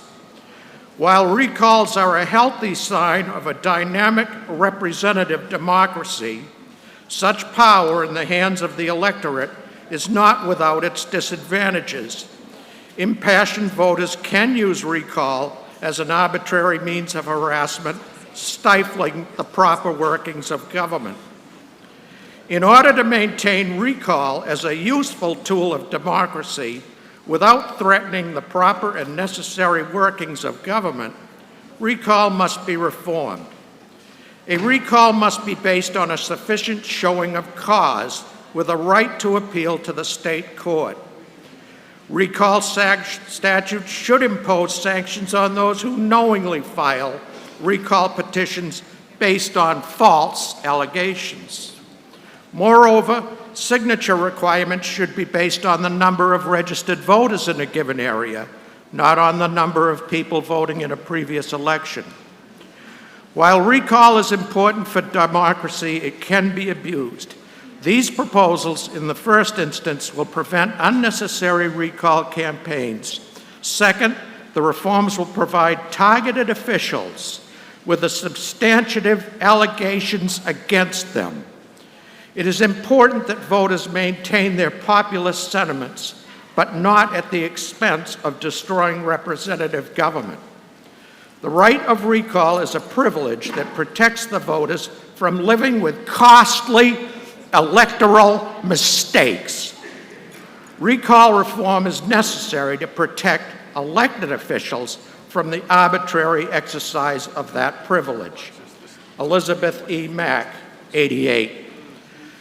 So that's what the conclusion is, and I've had to read that. You can, as I say, go online and get the whole 20 pages of it and get a really good explanation and description of recall efforts in the United States, the pros and the cons. I do want to say a few things because some of this information is, I think, incorrect. Number one, the government bylaw says that we could have costly legal expenses. I have here an email that I addressed to Mitch Vieira on May 3rd, 2023, asking for information related to the legal expenses of all of the elections held in Rockport over the last 20 years, including recount elections. Mr. Vieira answered me on May 3rd, 2023. The 2021 recount legal costs $1,140.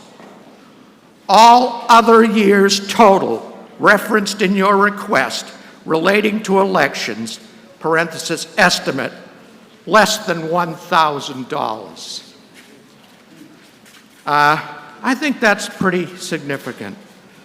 It's not very expensive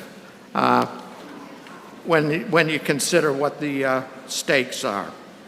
Finally, this is not a change to the charter, it's a change to the bylaws. I would be in favor of certain changes to the charter, but certainly not by an unelected committee. And thirdly, there was a factor brought up at recall a year ago by one of the selectmen that the time periods proposed in my recall election thing were not sufficient to allow it to happen. So what happened is that initially I had 3 months from the beginning of the term to the end of the term, and if this process was instituted, it would take more than 3 months to happen. So we changed. I put forth a communication to the town administrator that I'd be willing to have that changed to 6 months, as suggested by the town council who reviewed it. So that's what I have to say. I think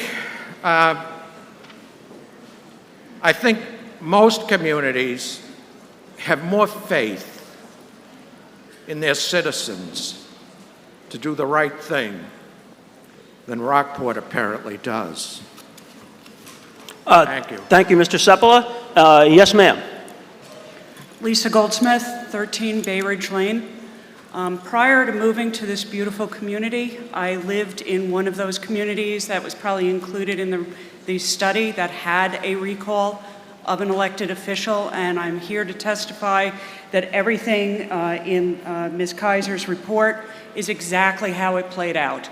There was a very small, contentious group of people who were not happy with the outcome of an election. They did not like the fact that a certain select board member had made it onto the select board. They got a petition in place. Thankfully, our town clerk insisted that the recall election take place in conjunction with a general election to cut down on the cost to the town of running another election. That recall did fail. 6 months later, her term was up. There was a general election. She did not survive that general election. That was the proper course of expressing the dissatisfaction with this elected official. Addressing cost, this was a select board member. Their salary was a big fat zero. We were not paying them anything. They were most of the way through their term. I felt it divided the town. It was ugly. I am going to urge Rockport to not endorse this article as written. Thank you. Thank you so much. And Mr. Seavey, I see you. There was a member standing here who's now walking in the other direction. She hasn't spoken, but apparently she's not looking for me. Okay, Mr. Seavey. Okay, Charlie Seavey, 19 Ridgewood Road. Z used the word harassment, and what I've got here says that basically what Laurie said, 20 voters to get one of these things started off. As my brother whispered in my ear a while back, that can be just used for pure harassment. So 20 voters is way, way too small, even assuming we want to go down this road. My basic thought is, if you don't like what the rascals are doing, vote them out, which is what happened, the lady before me was talking about. If there are any actual criminal activities, those have repercussions, which will take care of removing them from office. We really don't need this. Thank you, Mr. Seavey. Ms. Medea. Jamie Medea, Holbrook Court. I rise to call the question. Question has been called. Is there a second? Moved and seconded.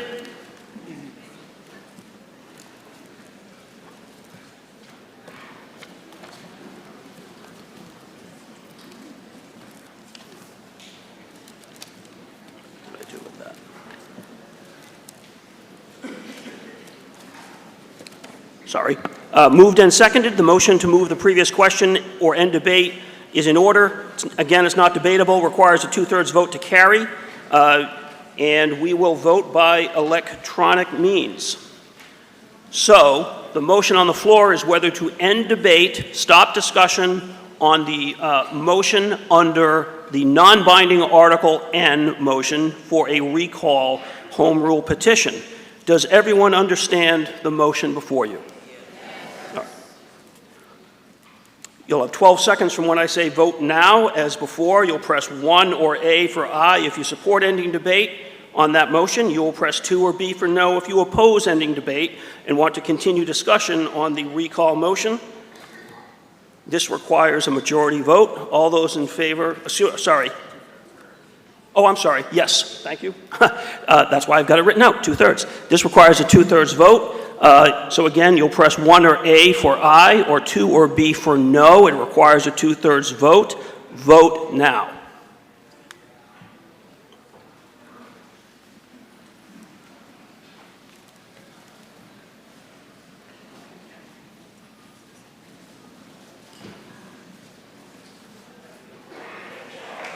That motion carries 91% to 9% in the numerical count. 415 to 40. So we now return to vote immediately on the motion under Article N. The question on the floor is whether to authorize the Select Board to petition the General Court for a special act relating to recall elections as set forth on pages 80 to 82 in the voter's booklet. This is a non-binding resolution and requires a majority vote. All those in favor of the motion seeking a petition for a recall election, raise your hand. All those opposed, same sign. That motion fails.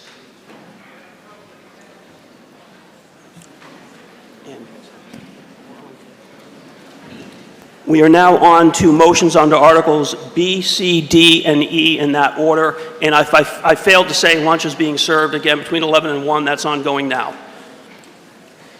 Mr. Moderator, Article B, DPW Commissioner Chair Bruce Reed moves Article B as indicated in the motion printed on page 61 of the April 6, 2024 voters booklet.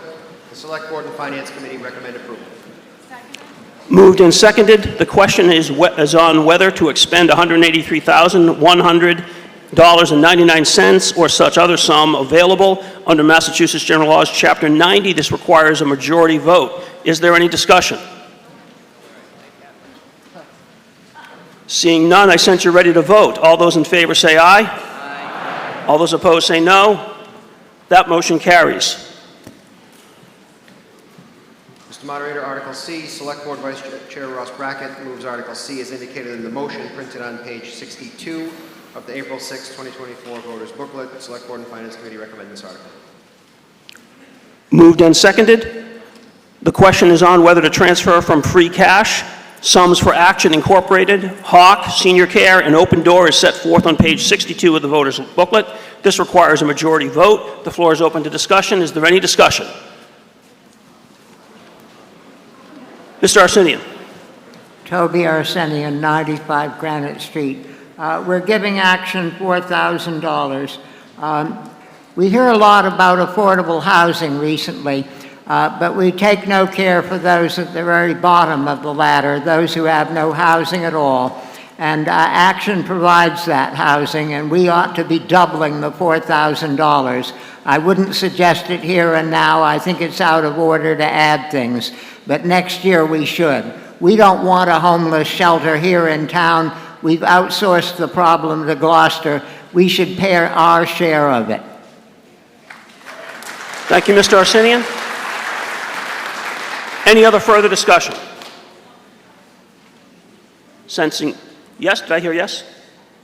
All right. No further discussion. This requires a majority vote.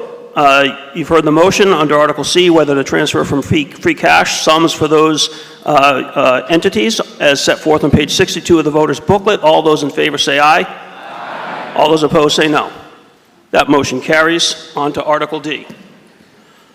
Mr. Moderator, Select Board Chair Sarah Wilkinson moves Article D as indicated in the motion printed on page 63 of the April 6, 2024 voters booklet. Select Board and Finance Committee recommend approval. Moved and seconded. The question is on whether to transfer from free cash sums to stabilization and trust funds as set forth on page 63 of the voters booklet. This requires a majority vote. The floor is open to discussion, and I see you, Mr. Arsenian. Is there anyone who hasn't spoken who wishes to speak first? Seeing no one, Mr. Arsenian. Toby Arsenian, 95 Granite Street. This is going into the stabilization fund for the SPED so that they will have additional money to draw on in case students come during the course of the year. Individual students, if they have to be placed out, can cost as much as $200,000 or $250,000. It is the SPED expenses that ruin the school's budget, make it unworkable, have caused them this year to cut $1 million, including teaching positions, and will continue to be the ruin of their budget in years to come. The SPED expenses are not the fault of the SPED students or of their parents. They're not the fault of the school committee or of the superintendent. They are entirely the fault of the legislature, which calls itself the Great and General Court. These people order the town to produce the services, an unfunded mandate. They do not pay for them. As long as this is going on, the school's budget will be a ruin, and the school committee owe us a resolution to the Honorables Tarr and Ferranti and the legislature as a whole, calling on them to pick up the burden, to pay all of it. They don't wish to do this. They would rather beg to the Honorables in the hope of additional crumbs. But it's not crumbs we want. We need the whole loaf.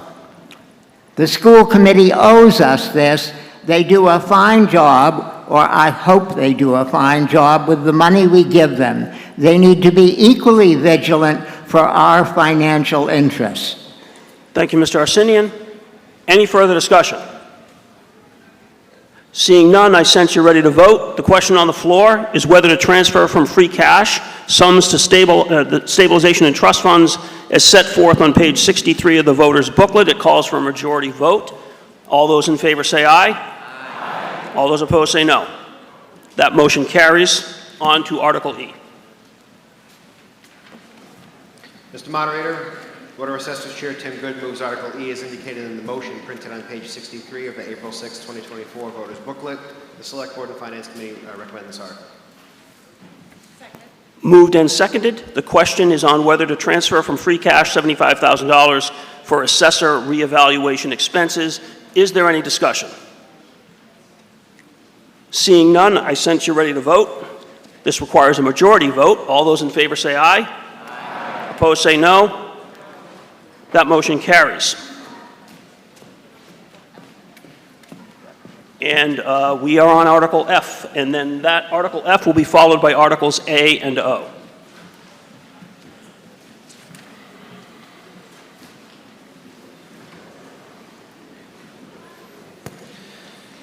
Mr. Moderator, Article F, Select Board Vice Chair moves Article F as indicated in the motion printed on page 64 of the April 6, 2024 voters booklet. The Select Board recommends approval of this article. And seconded, moved and seconded. The question on the floor is whether to rescind the vote taken by town meeting on April 1, 2023, with specified funds to be henceforth placed in a special revenue fund as set forth under Article F of the voters booklet.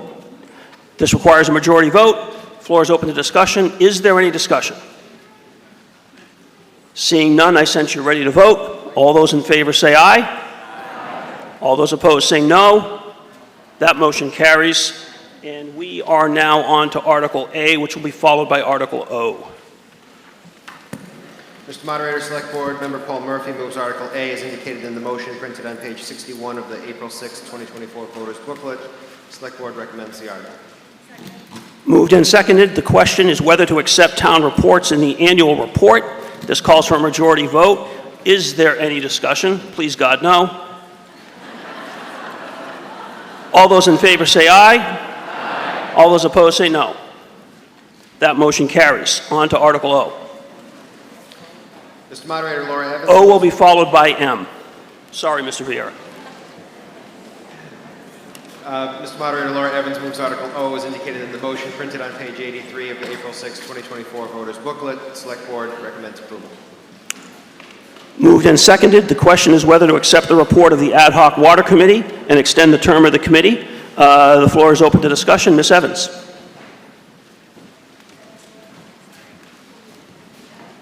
Hi, Laura Evans, 77 High Street. I've been on the Ad Hoc Water Committee for about 12 years now. Our mission is to preserve the drinking water of Rockport. We're the longest standing volunteer committee in town, 43 years. We've been very busy this last year, and we report directly to you, the people of Rockport, and we're asking you to re-up us for yet one more year. You can see our annual report on page 20 of your booklet. The town reports don't have page numbers, but you can see it's page 20 and it's alphabetical there. I want to give a special thanks to Eric Hutchins, who has been chairing this committee for the last year. We've been very active. He unfortunately can't be here today. We've been working with Greenscapes, we've been working with the schools to involve the students in preserving our beautiful Rockport. Some of the water bills that you've been getting have inserts in them, and that's been the work of the Ad Hoc Water Committee. We've been working with the DPW extensively to revamp the water signs at the transfer station to indicate how much water we have. We hosted an Earth Day cleanup last year. We've got another one coming up this year on the 20th. We're going to muster at Cape Hedge at 8:30 in the morning if anybody wants to come. So I don't want to spend much time up here because I know there's a lot of other business going on. So we respectfully ask you to re-up us for another year and keep our status as reporting to the people of Rockport and preserving our very, very valuable resource of drinking water. And I'd like to put out a call for volunteers. We've got 5 people on the committee right now. We can use more, and we welcome anybody to come and join the Ad Hoc Water Committee. So respectfully ask you to re-up us for 1 more year. Thank you. Thank you, Ms. Evans. Any further discussion? Seeing none, I sense you're ready to vote. This calls for a majority vote. The question on the floor is whether to accept the report of the Ad Hoc Water Committee. All those in favor say aye. Aye. All those opposed say no. That motion carries. On to Article M. Mr. Moderator, Select Board Chair Sarah Wilkinson moves Article M as indicated in the motion printed on page 75 of the April 6, 2024 voters booklet. The Select Board and Finance Committee recommend this article. Moved and seconded. The question on the floor is whether to appropriate $1,300,000 for FEMA project number 73018 as set forth on page 75 of the voters booklet. This motion requires a 2/3 vote to pass. The floor is open to discussion. I see Mr. Tobin. Is there anyone who has not yet addressed town meeting who wishes to be heard? Yes, ma'am, in the back. Oh, I'm sorry. The board has to advise. I totally blew off the select board. Ms. Wilkinson.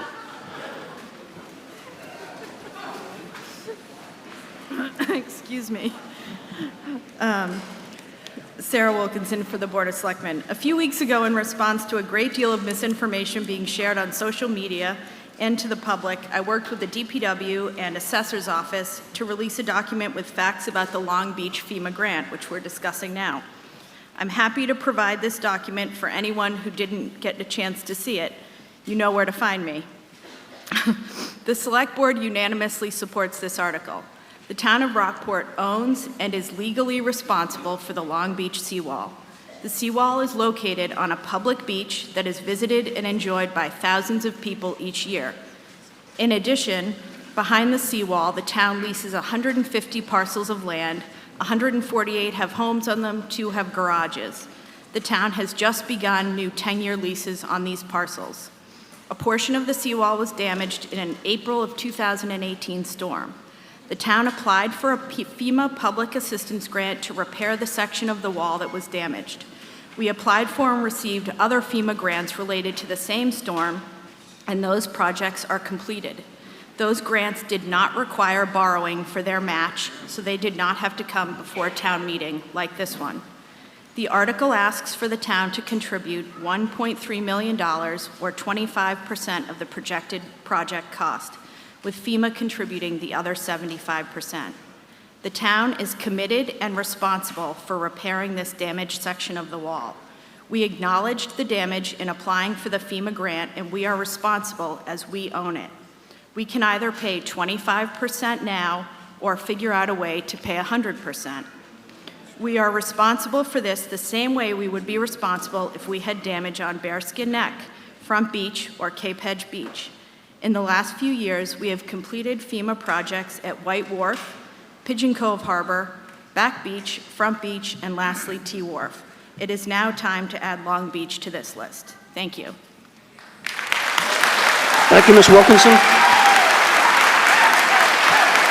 Yes, ma'am.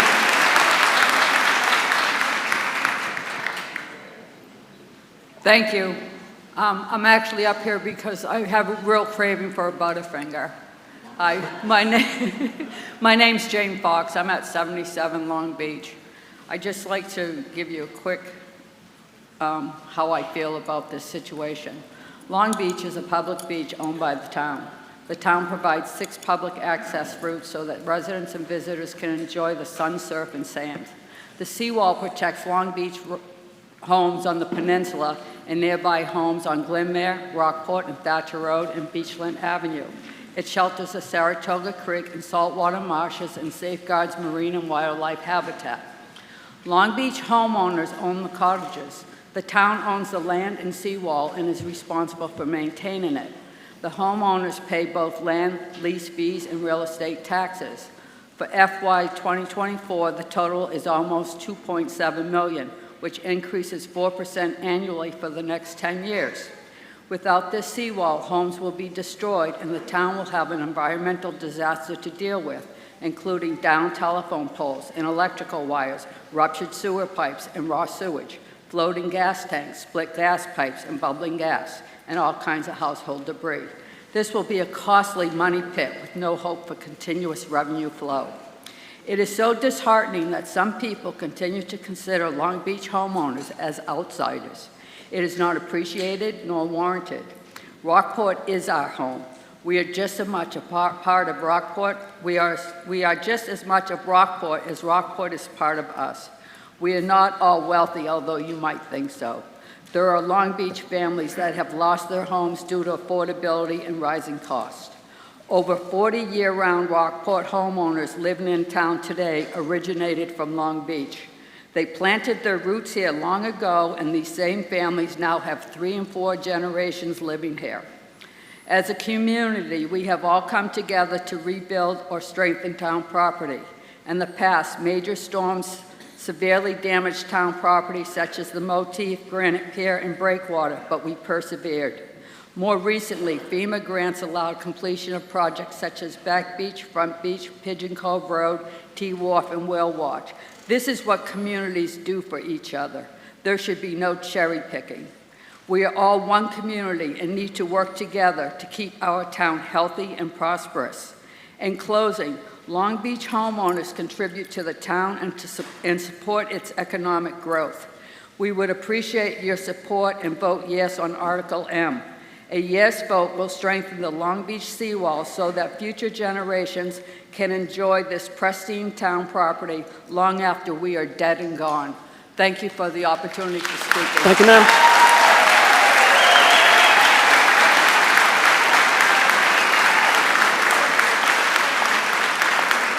Thank you, ma'am. Mr. Tobin. Thank you, Mr. Moderator. Bill Tobin, 24 Beach. I totally support giving them this money. Absolutely, 100%. However, we should really consider a fund, the Long Beach Repair Fund, because I have found out that all of the money that the Long Beach people provide us, all of it goes into a general fund. I am sure the rental fees could be put in its own fund to start helping pay the bond cost for this situation that we're in now. We cannot be going through the situation, folks, year after year. It's going to do that. This ocean's not relenting. And everybody knows, all the studies, that walls don't support it. But I support this bond. But absolutely. Let's get it repaired. You already waited, folks, by the way. 5 years your select board waited to get this done. Another wonderfully planned situation. However, please consider this idea. Thank you so much, and do support this. Thank you. Thank you, Mr. Tobin. Chairperson Wilkinson. Just a clarification to Mr. Tobin's comments. Long Beach revenues, like other revenues, legally have to go into the general fund. Thank you. Yes, ma'am. Terry Rizzolo, for Summit. Unlike my esteemed colleague, Mr. Tobin, I want to point out a few other facts. At least 5 years ago, knowing that this seawall needed to be replaced, the Select Board hemmed, hawed, and avoided dealing with the issue. Instead, it appointed a committee that did a very thorough job. As the committee presented its findings, a listening session was held, during which at least one board member rolled his eyes, smirked throughout, and ultimately the Select Board ignored the concerns of the many people who participated.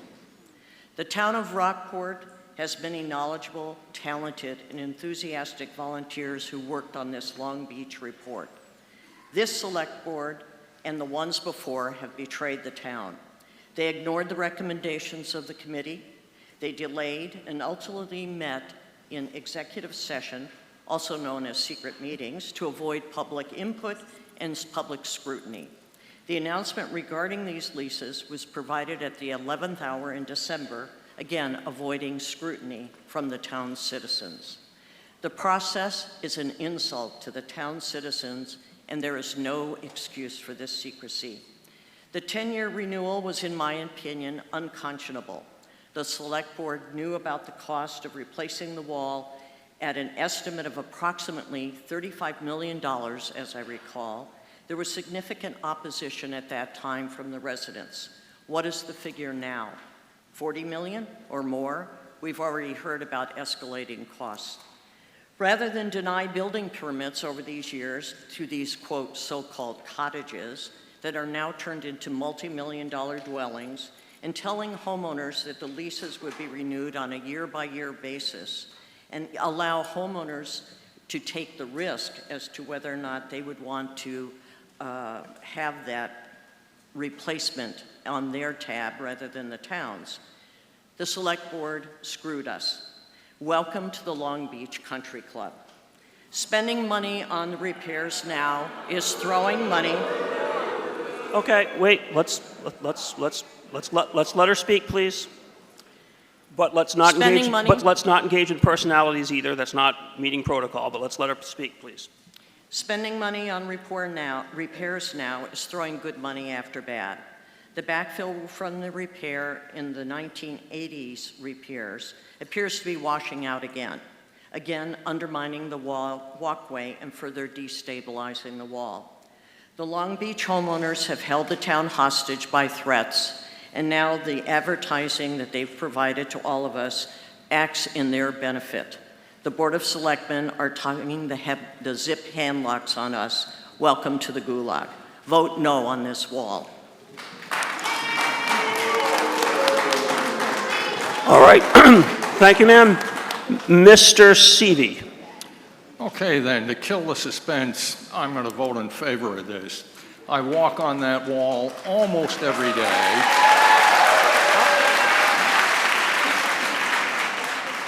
Give me a break, folks. A walk is no big deal. I'm 82. I got to do that sort of thing. Anyway, you know, the need for repair is just painfully obvious to me. So, yeah, we got to fund this. Now, that being said, I got some questions or suggestions. The thing that Sarah alluded to, which was very well done, and thank you for that. You're going out in style. There's a note in there to the fact that the town does not currently track expenses for individual areas or neighborhoods. Maintenance is all lumped together within the DPW budget. I think it's time we started collecting data on specific areas, Long Beach being one of them, all the other beaches for that matter, T Wharf, the low-lying areas on Bearskin Neck and downtown. We need the data because we need a serious cost-benefit analysis of Long Beach. There's a great deal of rhetoric being spun around. Who knows what's real and what isn't? We need an independent cost-benefit analysis, not funded by the Preserve Long Beach folks. The other thing we need to do, which I think just got alluded to, is to dig out the 2022 Long Beach Options Committee report and give it some serious attention. Contrary to some expressed opinion here, we know that global temperature is rising. We know that the sea level is rising. And as I've been saying here for several years, if you get in an argument with the ocean, you're gonna lose. Thank you, Mr. Seavey. And just very briefly before we move on, just so everyone understands, if you decide to leave the building for any reason, and you can come back 10, 20 minutes later if you want, but please make sure you turn in your clickers. Do not depart the building with the clickers. They will not work on your home electronics. Mr. McMillan. Thank you, Mr. Moderator, and I am here to say that I do support this issue because if the town doesn't, we're stuck with the whole $5 million plus if we don't vote for it. However, I hope everyone here knows what these are. These were mailed to, I think, every citizen in Rockport about what's going on down there, but I would like to correct 2 untruths in this brochure from the Long Beach folks. The first is the preservation of environmental sanctuary. This is what it says in the brochure. The seawall protects 30 acres of sea estuaries, saltwater marshes, sandbanks, and the Saratoga Creek, which are all vital for preserving native marine life and habitat. I'm a former 35-year member of the Rockport Conservation Commission, 12 years as chair, and I'm here to tell you that is a huge untruth. The seawall down there is interfering with the natural process. Rockport has 4 federally designated barrier beaches. Long Beach, forget the other, have it written down here. Long Beach, Cape Hedge Beach, Pebble Beach, and Loblolly Cove Beach. Those are 4 federally designated barrier beaches. A barrier beach is a natural form that protects uplands away from the ocean, from the ocean's effects with storms. Plum Island is a good example of a barrier beach, and Plum Island has its own issues up in Newburyport and Rowley. But the point is here, that seawall interferes with a natural process, and we are going to pay over a long period of time. Even our grandchildren will be paying for what we do if we leave the status quo, as was mentioned previously.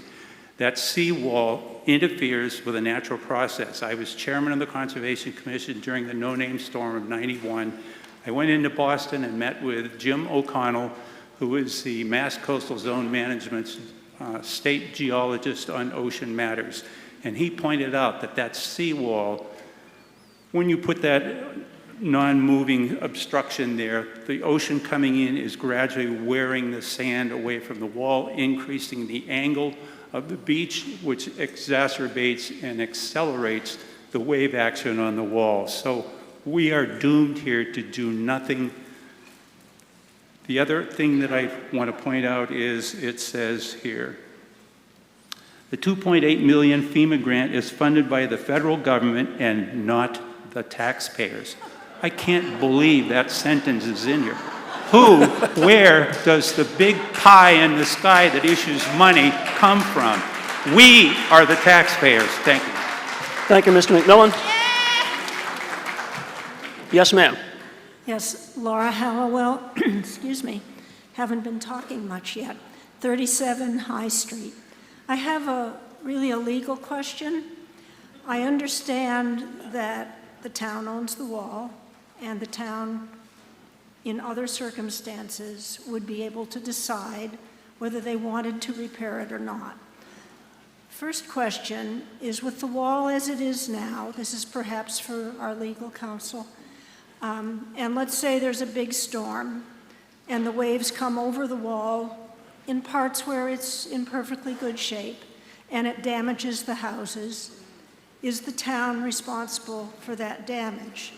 The second question is, if we don't repair the wall, is there an increased liability for the town by the homeowners when their homes are damaged by the ocean?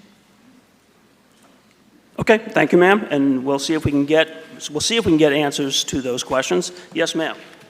I agree with the gentleman, the conservation man who had the postcard. I don't understand how. And I'm sorry, ma'am, I missed it. Your name and address, if you didn't state it. Carol Cook, 171 B Thatcher. Thank you, Ms. Cook. Rockport. I don't understand how a postcard, this large postcard, and I don't have it with me, he did, could be sent out with so many lies in it. Misrepresentations, we're not supposed to use the word lies. The seawall doesn't protect anybody but the houses, and it doesn't really protect the houses anymore because it was built for one-story houses, and now there's two-story mansions there. Yes, there are. But anyway, the tactics of the tenants with that postcard that had all this misrepresentation just shows how far they will go to try to get our money for, I believe there's $5 million, the 1.3 with ours, from us, and the rest from FEMA is going to like maybe repair 10% of this seawall, which means that we're going to be asked for money in a few more years. I mean, who knows? It'll just keep going on and on. Now, the DPW does a lot of maintenance at Long Beach because I have seen it. And I really think it's the selectmen, it's very poor that they don't ever give you an estimate of how much DPW money has been spent to maintain, like fill in those potholes. I've seen the potholes and the cracked cement. Well, when the weather's nice, the DPW will repair that. I've seen them repair sinkholes for years. But the selectmen don't have any kind of a tally of the amount of expense taxpayers pay just to maintain Long Beach. So I just think it needs to be, there has to be some accountability of it in our annual report, and that money needs to be deducted from the amount of revenue we get, because eventually we should be doing managed retreat. Eventually we should not be leasing out all of this Long Beach land, because some of these houses are in such danger that sooner or later they're going to be flooded, they're going to end up in the ocean. There's no exit plan. The selectmen have no exit plan if there is a disaster at Long Beach. That's the other thing, that we need an exit plan. What if we have a tsunami or something? Anyway. Oh yeah, well, around here, our ocean has risen higher than other places in the United States. The ocean, I don't know exactly, but it is higher than other areas, and it keeps rising. So we should have some kind of a plan, not to keep pretending that seawall is going to protect these houses. I've got three and a half minutes. Yeah, just so you know, you've got a minute and 15 seconds. No, that's okay. Okay. I have. Okay, thank you. Okay. And Chairperson Wilkinson. I'm not going to address all of Carol's points, but just one of them. So I'd like everyone to raise their hand if you are a taxpayer or live on a street or road in Rockport. Okay, so the DPW cares for all of our roads, potholes, pipes, everything. We in town have never and won't, as far as I'm concerned, track street by street how much pothole repairs, other repairs. We don't track how much bearskin net costs us in the summer to, it's not how it works. The DPW cares for the entire town, and the entire town is treated equally.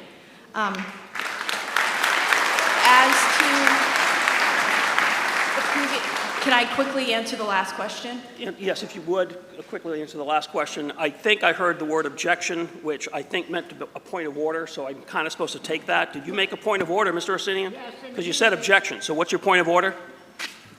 It's improper for people to call for, shows of hands, that are not votes. And just because Sarah Wilkinson is a selectman does not make it right. All right, thank you. It's not really a point of order, but I've noted your point. Ms. Wilkinson, if you could answer the last question. Great, thanks. Just to answer Carol's last questions, Town Council isn't able to answer the questions that Carol asked because they're too speculative, and I don't believe it's appropriate. But in my working on the lease with the board, in my capacity not as an attorney, I believe that the new lease, and the new lease is available on the town website, the new lease that property owners are responsible for their own property and what happens on it, and that the town is responsible for the wall. And so if something were to happen on people's property, they're responsible for their property, we're responsible for the wall. Thank you, Ms. Wilkinson. Mr. Ring. Jonathan Ring, 9 Pools Lane. I'm going to vote in favor of this motion. The cottage owners, many I've met, I haven't met all of them, but I've met some, I should say. They are taxpayers and lease payers to this town, paying almost $3 million. I do agree with Alan McMillan's point, on the literature, because I noticed it too, and it almost caused me to vote no on it because it's such poor marketing, considering that any money that we get from FEMA is basically from us as taxpayers when we pay our federal taxes. Maybe it would have been better to say our our property taxes aren't necessarily going to go up. Hopefully that's true. Nevertheless, they are taxpayers and leaseholders. They do pay a lot into this town, and the wall is a responsibility of the town. And I'm not usually in favor of spending more money from the town, but we do need to have repair the wall because it is our responsibility to do so. So I will vote in favor of this. Thank you. Thank you, Mr. Ring. And yes, sir, I'm going to get to you next. Just for the record, Mr. Arsenian raises a good point. I just want to state briefly my decision-making. Mr. Arsenian is correct to the extent that straw polls are prohibited. We don't do straw polls under the rules governing town meeting. I took Ms. Wilkinson's question, and there was an earlier one earlier this morning, to not quite reflect a straw poll because it's not asking how you're going to vote on something, but I will take that under advisement. Thank you, Mr. Arsenian, for bringing that to my attention. Yes, sir. All right, Aidan McCarthy, 58 High Street. So what I was interested in this was the number over 500 cubic yards. So my background is astrophysics, so I don't, materials sciences is not exactly my thing, but trying to get some context for that, I was thinking about the size of this basketball court. If we were to pour that onto the court here, it would be about that tall, 1 yard tall of concrete. Now you imagine spreading that out across the whole wall. And again, I'm not a materials scientist, maybe concrete is magic. My concern is that enough? These things I know it's not the whole wall, but even so, you spread it across. It's gonna get diluted. I'm not an engineer, I know that. But this is not the only time we're gonna, I'm not convinced that this is gonna be a one and done thing. We're gonna have to do this again and again. There was an op-ed that I actually found quite convincing recently until the last line, where it was sort of this thing of, well, in the future, we don't know if we're gonna get the FEMA money. And that was supposed to be like, we have to jump at this opportunity now, but that immediately made me think, well, wait a minute, if the wall is gonna continue to get eroded, I don't know, I just would be interested in sort of the engineering of it all. And I don't know, there's a marsh on one side, there's the ocean on the other side. We're really fighting nature, and as someone said earlier, you fight with the ocean and you'll lose. And so I'm just not convinced that it's a long-term solution. I'm not saying that we shouldn't do this, but I think my main concern is, is this enough money for this to be successful? It honestly seems like it's too little if we really want to commit to this. So I don't know, again, I just imagine the concrete across this whole room, spreading that out across the wall or plugging in holes, and I don't know, I don't really know what I'm gonna vote, but I just wanted to give some context to that 500 cubic yards, because that's my thing, is units of measurement, so thank you. Thank you. Mr. Arsenian? Toby Arsenian, 95 Granite Street. I take exception to something that Sarah Wilkinson said about the town repairing in back of Front Beach. Aside from the ramp and the bathrooms, the town does not own the walls in back of Front Beach, and the town does not own the walls in back of Old Garden Beach. There are no walls at Pebble Beach or Cape Hedge, the reason being that there are no cottages. It's true the town does own a revetment, if you want to call it a wall, part of the length of Back Beach. But we're not generally in the business of seawalls, although the selectmen have a great enthusiasm for them. So if you own rental property and you're halfway competent and responsible, you count on putting aside funds to cover the expenses as they will come forward. to repave the parking lot and give your building a roof or something, all those sorts of things. But the selectmen did none of that when they negotiated the Long Beach lease. They're not going to cover the expenses of the seawall, and now they expect us, the voters generally, to pick up the pieces. I was interested in Laura Hallowell's questions. They're on the lines of what's in the lease. 2 clauses on page 10, and the clauses are 10.2, substantial casualty and/or taking, and 10.5, which is damage by fire or other casualty. And being a layman and not a lawyer, reading those, you would gather that if there was damage to the cottages by reason of a great storm, they could be reduced to kindling or sail out to sea, that the intent of those clauses is that the town not be responsible. Now, a layman reading lawyer's English is at a terrible handicap, and I think that town council should read us the leases and tell us whether we are in fact responsible for damages to the cottages if we fail to maintain the seawall, because it's an implicit threat. If the seawall isn't maintained and we are in fact liable to the slovenliness of the lease, then we could be sued into extinction. So we operate under threat, and it's a major consideration in whether or not you might want to vote for it or against it. I'm voting against it. Thank you, Mr. Arsenian. We are not going to be clear. We're not going to be able to have town council formulate opinions on potential future speculation. I do believe that the damage we're discussing predates the current lease. To keep it clear, the motion before you is whether to raise and appropriate $1.3 million to match, I believe, existing FEMA funds to repair the wall. Yes, ma'am. Judy Lamoni Hayes, Cottage 109, Long Beach. I think what some people don't understand is that if we do not fix this wall, the ocean will take the cottages.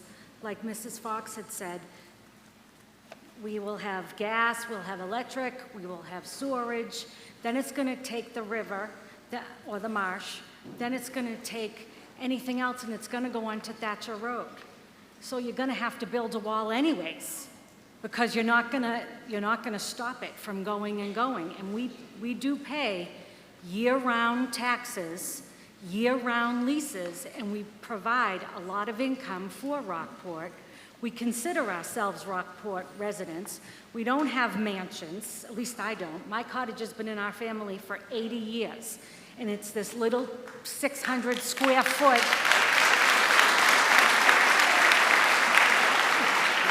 It's a 600 square foot little house where 4 of us sleep in a room on bunk beds that we can't even sit up in bed because we love the cottage and the beach so much.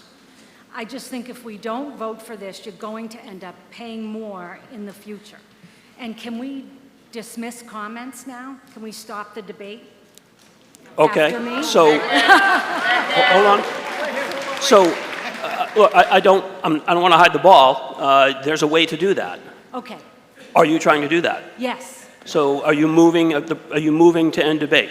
yes. Okay, there's a second. That's a motion to end debate.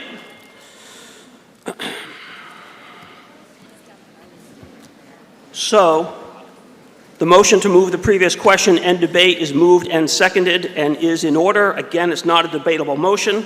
It requires a 2/3 vote to pass. If the motion to end debate passes, we will stop discussing the motion on Article M relating to Long Beach and then immediately vote on the motion related to Long Beach. If the motion to end debate fails, then we will immediately continue with discussion under the motion under Article M relating to Long Beach. You will have 12 seconds from when I say the words vote now. You'll press 1 or A for aye if you support ending debate on the motion under Article M. You will press 2 or B for no if you oppose ending debate on the underlying motion. Again, it requires a 2/3 vote to pass to end debate. Is everyone clear on the question before you? Yes, who has their hand up? Yeah, hang on for the mic. Hang on, you got a mic coming? There's Aiden right there with the mic. Only trying to clear the question one more time. Sure, absolutely, happy to. So we have been discussing a motion under Article M relating to raising money for repairs at Long Beach.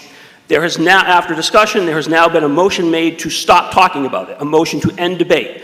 That's the motion before you. That's the question on the floor. It requires a 2/3 vote. If you want to end debate, you're going to press 1 or A for aye. If you don't want to end debate and you want to keep debating, you're going to press 2 or B for no. This is not a decision on the merits of the motion on Article M. Does everybody now understand the question before you?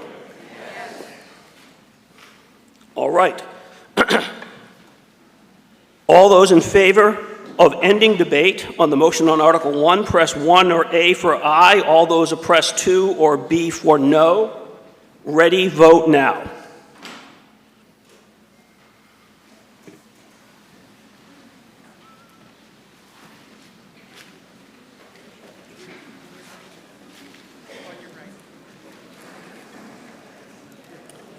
That motion carries 70% to 30%, and the numerical count is...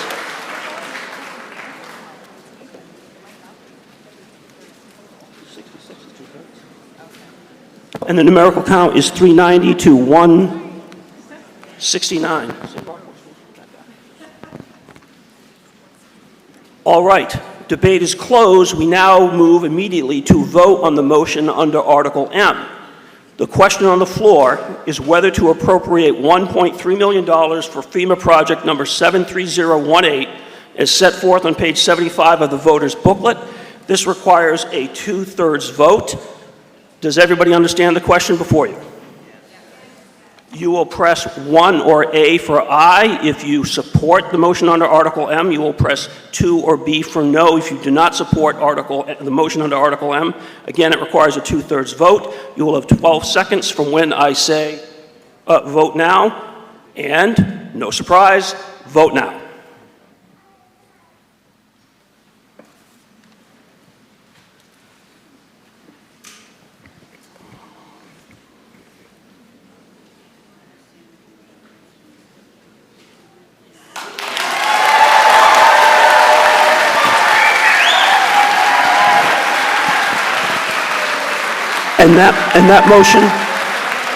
And that motion carries 75% to 25%. The numerical count is 431 to 142. And if you are leaving, I'm sure you're all going to get something to eat and not to leave, but if you happen to leave, please make sure you leave your clickers with our helpful volunteer staff down front.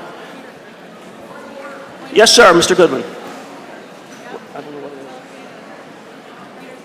Hold on. Okay, yes, sir. Well, it's up to them. But let's... Peter Goodwin. Thank you, Mr. Goodwin. If we can keep... Hang on, Mr. Goodwin, hang on. If we can keep the noise down so I can hear Mr. Goodwin's point of order. Point of order, sir. It's been our experience, I think, here and here, that when that is not considered proper to speak at length about something and then call for end of discussion. Generally, you get up, call for end of discussion, and leave. Okay, Mr. Goodwin, thank you for your point of order. It's taken. I'll consider that. However, having already taken the vote, we do have to move on. But thank you. I appreciate that point of order.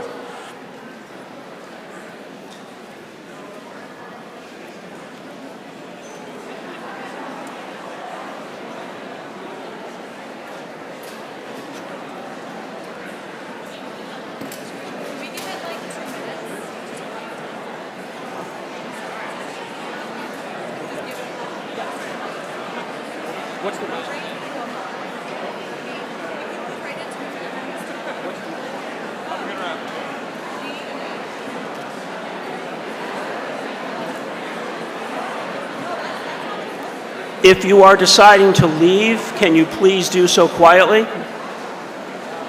We are still in session. If you're leaving, please do so quietly.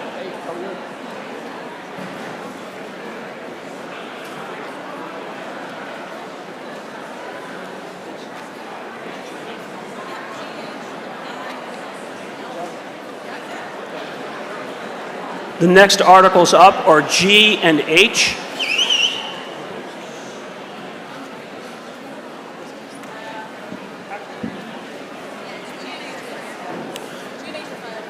The next articles are G and H to be followed by I and L. G and H to be followed by I and L. Again, I'd ask if you can tone it down.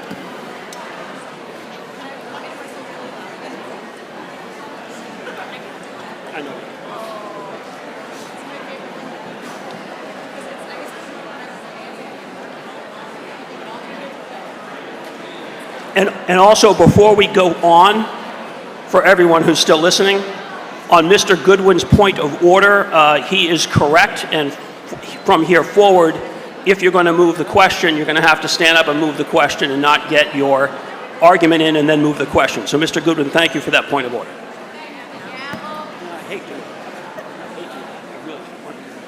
All right, we're ready? G? Yeah. All right, we're now ready for a motion under Article G, if everybody can tone it down again. Article G. Mr. Moderator, Select Board Member Herm Lilia moves that the town recommend to the Select Board that the old Firehouse Trust property located at 3 Dock Square be either 1, a public park after demolition of the extant building structure, or 2, kept by the town as is after restoration of the extant building structure, or 3, sold by the town. Is there a second? All right, moved and seconded.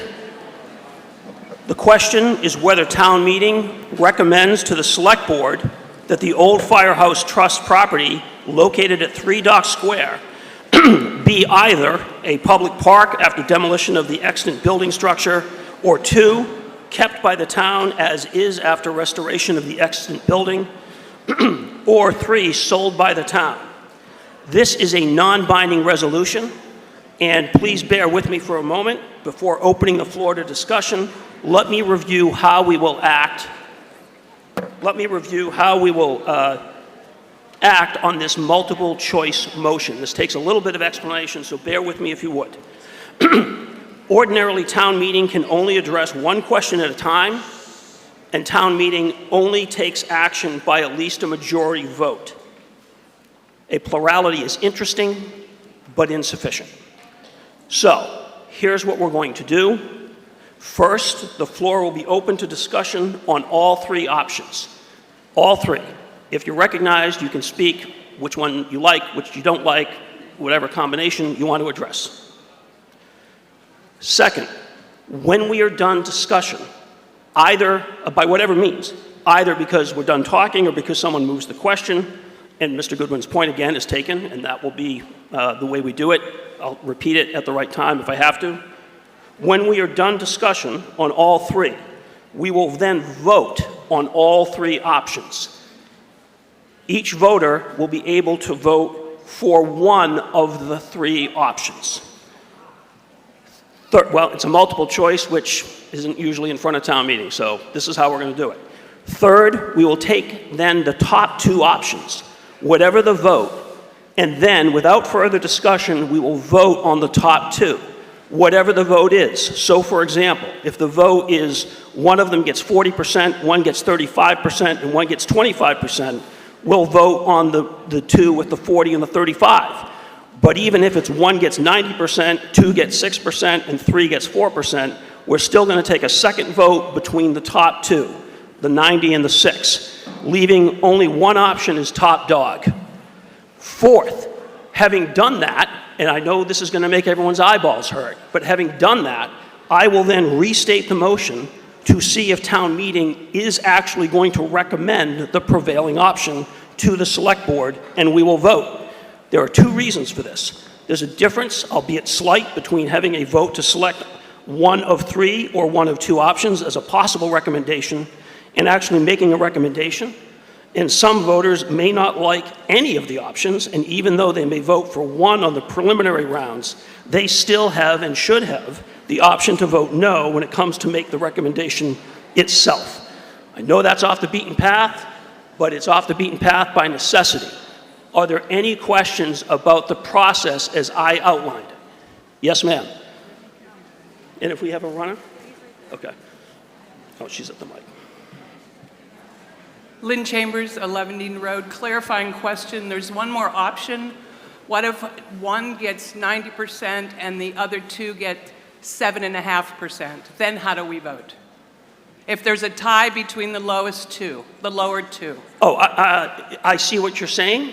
Let's burn that bridge when we get there, if we Let's could. burn it now, please. 7.5%. Does it do halves? All right, use a different number. Use 80 and 2 10s. I don't care. If two are tied and one wins, how do we vote?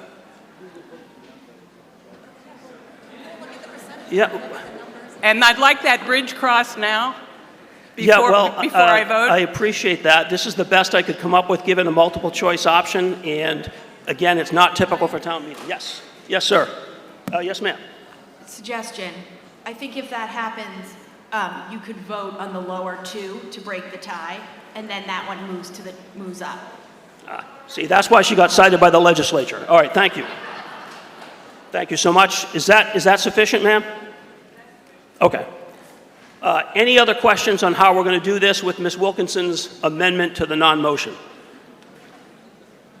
All right. Great. So, moved and seconded. I've stated the motion. The floor is open to discussion, and the chair will recognize Mr. Lilia.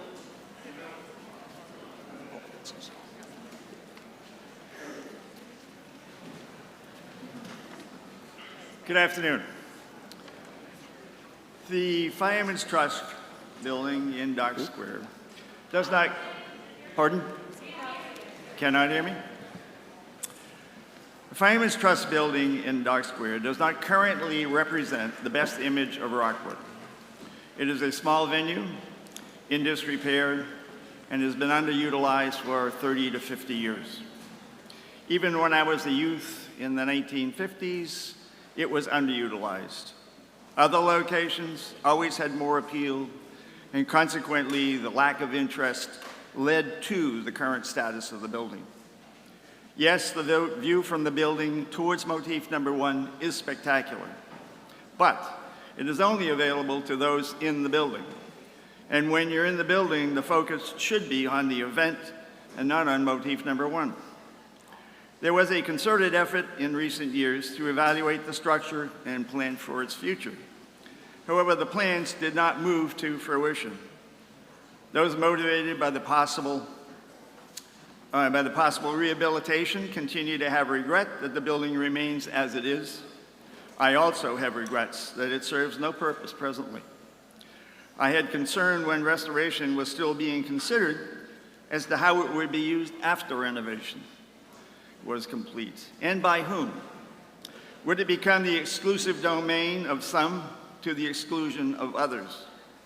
Rockport does not have or need another small venue, especially one with an exclusive view.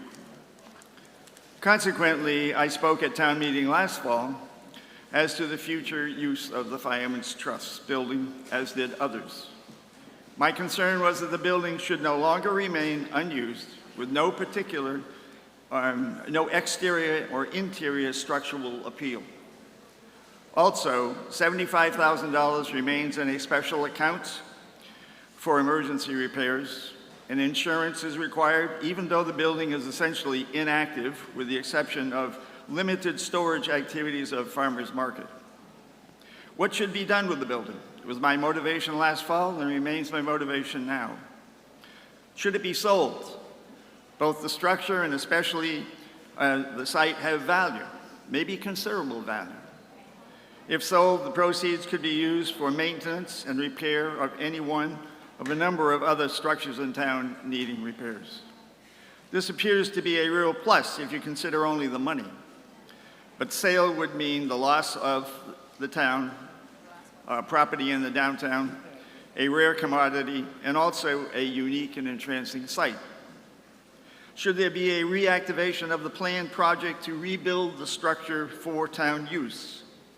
However, that would mean the investment of considerable money, which the town does not have. One may think of donations and grants as a way to fund the project, but that requires the active participation of dedicated citizenry. We have many dedicated volunteers supporting the town at present, but will others who are not yet serving on a committee or board come forward? And will these individuals have the special talent and/or expertise essential to succeed? A third consideration offered at last fall's, or after last fall's town meeting, was the demolition of the structure and the development of a park. What a site for a park. Should it be named the Fireman's Trust Park? If it were a park, then everyone would be eligible to use the site and enjoy the view, as opposed to only the few who might meet in a renovated Fireman's Trust. Going back to each of the possibilities I mentioned requires consideration of several points. If the Fireman's Trust were rebuilt, what might be the cost? Recently, I have heard mention of an initial $300,000 to stabilize the structure and another $200,000 over 10 years for further repairs. Personally, this seems unrealistically low. Back 2 to 3 years ago, the numbers for the full project were estimated to be a minimum of $1.5 million, and a range of 2 to 4 was suggested. When you consider any amount of money, over $1 million, for a restoration of the Fireman's Trust, considering the location and the possibility of storm damage, the investment would appear to be ill-considered. What about selling the structure? The initial thought was that the town would net considerable money from the sale.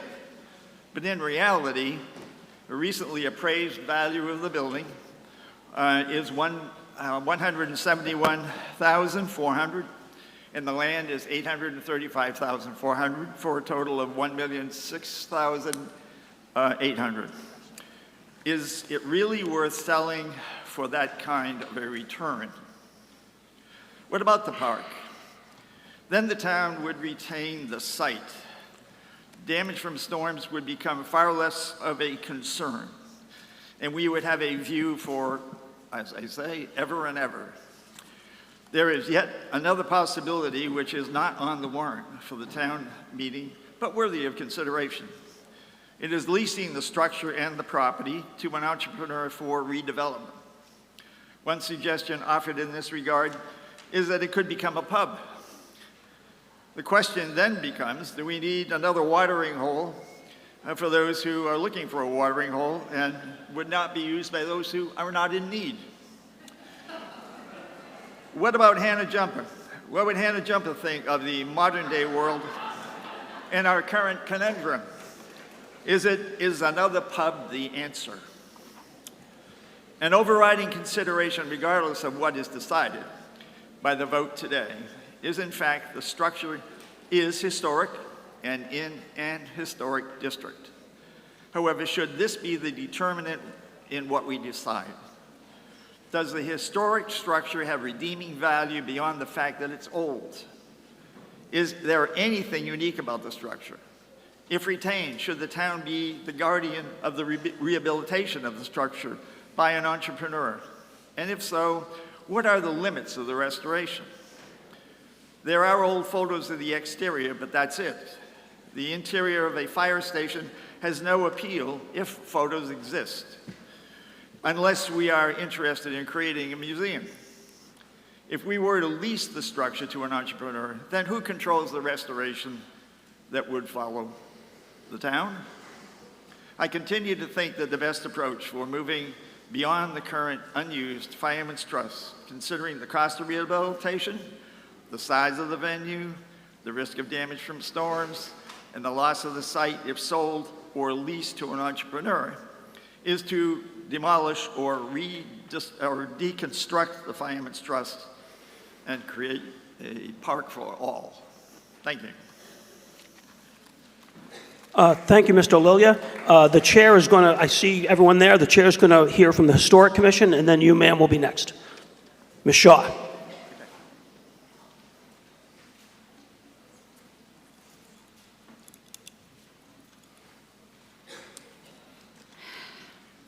Hi, my name is Kate Shaw.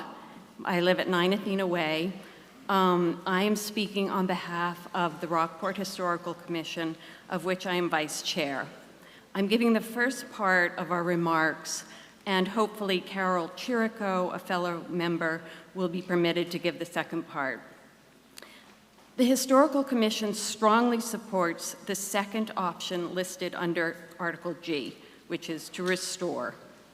Restore means the town retains ownership of the historic old firehouse and either restores it with the help of grants or enters into a long-term lease with a separate entity which will restore it. The Commission strongly rejects the first option, which is demolition. And here's why. The Commission would like the town to build on the substantial efforts of the town's designer selection committee, comprised of town staff and volunteers who hired the architects Spencer, Sullivan, and Vogt to conduct a comprehensive conditions structural assessment completed in February 2021. Rather than ignore the hundreds of hours of work and valuable drawings and report created, the town should build on that effort and not throw it away. The conditions assessment can be used as a guide for the rehabilitation of the building. It calculated the preliminary cost estimate for the necessary repairs at approximately $350,000. The long-term 10-plus years improvements were estimated to cost an additional approximately $200,000. This building is historically significant. It was used as a firehouse from 1855, making it almost 175 years old, and used until 1938 as the town's firehouse. That was when the new headquarters were built on Broadway. In addition to its use as a firehouse, it was also used by the town as a courtroom and a police station on the second floor. Beginning in the 1940s, it was used as a VFW hall. It has had a long life at the center of the town of Rockport. The firehouse is a contributing building to Rockport's downtown historic district. In addition to its historic cultural significance, it is also architecturally significant. The building retains most of its original exterior appearance, including overall shape, wood siding, window pattern, and chimney. It also retains the original Rockport granite foundation and post and beam structure. The firehouse is an integral part of the Dock Square streetscape, which is composed of 2.5-story, mid-19th century structures set close together with gable ends to the street. Removal of the structure would create a jarring gap in the rhythm of the streetscape. The conditions report also addressed the condition of the firehouse. It needs restoration, but it is not condemned. Some of the recommendations include repair or replace the ground level floor framing, reinforce the second floor level framing, inspect the north elevation sheathing and wall framing, and replace or sister deteriorated studs. A very important finding that came out of the designer selection committee process was the determination of the building's status. It is listed on the State Register of Historic Places. And we have confirmation of that, both from Math Historical and our own building inspector. And hopefully my fellow commission member, Carol, will be able to tell you the significance of this listing. Thank you. Thank you, Ms. Shaw. Ma'am in the green. And, Yeah. Carol Chirico, 25 Dock Square. May I come up front? You may. Thank you.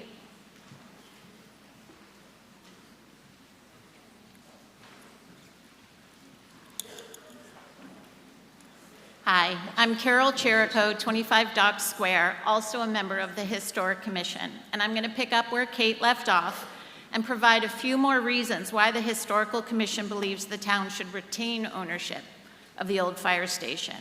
First, for those of you that may not know what the Historical Commission is, it's 5 members, 2 alternates, appointed by the Board of Selectmen, who work with homeowners in the 4 downtown, well, we have a downtown historic district. We have 3 others that abut the downtown historic district, to make sure that their proposed renovations to their property are in character with the historic nature of the town. And we have guidelines that support that. Basically, it keeps Rockport looking like Rockport. So what does it mean to be on the State Register of Historic Places? First, when you're on the State Register, you have certain exemptions from FEMA building requirements. FEMA sets a cap on what can be invested in buildings in certain zones, like a flood zone. But if the building is on the State Register, that cap is waived. It also exempts buildings from certain provisions of the Americans with Disabilities Act. So it takes away some of the difficulty of restoring historic buildings. What does it mean to be in the Rockport Historic District Commission? You are subject to the guidelines. And our guidelines have a strong presumption against demolition. Basically, the bottom line is demolishing a contributing building in a historic district is not considered an appropriate treatment. It's better to restore buildings in historic districts. In order to rebut that presumption, the applicant who wants to demolish a building, in this case it would be the town, has to prove one of two things. The first is that rehabilitation is not possible. We have the conditions assessment that not only says that restoration is possible, but it gives us a roadmap. The plans are done, the priorities have been set. The town would have to hire a licensed engineer to prove that the building could not be restored. And as I said, we've already hired someone to prove that it can be.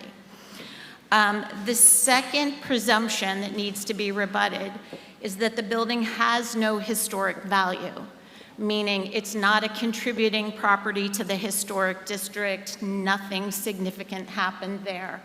Again, the town's going to have a really hard time proving that.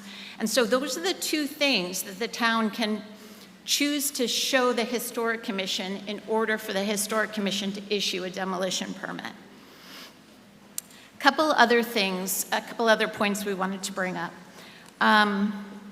Another reason the Historic Commission opposes demolition is because it would set a really dangerous precedent.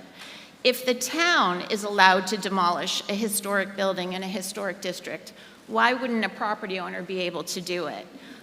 You can just imagine the argument made, well, the town did it. If it's good enough for the town, it's good enough for me. And then we would have a really probably more litigation about why I can't demolish my building in the historic district if the town did it. Another consideration is that demolition may have other impacts. Buildings provide a barrier to storm surge, and the loss of this building and its 3-foot solid granite foundation may have impacts beyond just demolishing the building. It may allow storm surge to infiltrate Dock Square, possibly creating the need for a FEMA map change. So, there's a lot of considerations. It's, in my opinion, not just as simple as saying, wouldn't a park be great? We are proposing for the town to retain ownership and do what many other towns have done when they have surplus property. And just for your planning, Ms. Chirico, you have 1 minute. Okay, especially surplus historic property. The Mass Historical Commission has this great tool for towns called a listserv, and you can pose a question on the listserv and seek responses. I posed the question, what towns have used their surplus historic property for other uses by leasing to a nonprofit or for-profit developer? I got so many responses. Yes, a pub is one option, but other towns have used them for restaurants, nonprofits, food pantry, yacht club, art association, and often these are fire stations or police stations because towns upgrade. So next steps, we're asking you to vote for option 2 to allow the town to restore the committee. And then we don't have to reinvent the wheel. There are examples of legal documents that other towns have created, requests for information, requests for proposals, and long-term leases that would allow the town to retain ownership, but... And if you could conclude your remarks, I'm sorry. You got it, sorry. Allow the town to retain ownership, but not cost the town any money, and the town would also have the ability to set the terms of the long-term lease, whether it be public use, obviously restoration, and the Historic Commission would oversee the restoration. Okay. Thank you. Thank you, Ms. Medea. And just before I start the clock on you, Ms. Medea, before I start the clock, just to reiterate so no one is surprised, again, from here forward, if you are going to move the question, that is what you must state. You can't, I know you're not doing that. You can't argue, get your point in, and then move the question. That's not the voter's failure. It was my failure, but it won't happen again. Ms. Medea. Thank you, sir. Jamie Medea, Holbrook Court. I agree with everything Carol just said. I rise to comment only on the expense to the town of demolishing this building. I emphasize her point with respect to tidal surge and storm damage coming in through what was a building and coming through that blank tooth in the smile of Rockport into the remaining elements of the town. She used the phrase FEMA.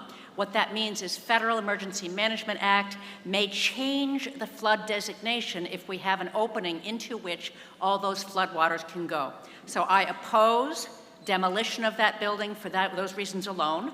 I also support the fact that I referenced previously with respect to the Conservation Commission. The state has proposed regulations with this managed retreat. Let's all retreat from the ocean and just step backwards from it and let the ocean come in. I do not agree with that, especially here in Rockport, where we need that barrier that we already have. So I ask you, please do not support demolition and do support any form of restoration that keeps the building, especially because historic buildings are exempt from that proposed managed retreat. Thank you. Thank you, Ms. Medea. Mr. Seavey. Charlie Seavey, 19 Ridgewood Road. Of course it's a historic building. It's older than me. That being said, the first thing I wrote down when I started reading this Warren article is, what's the question here?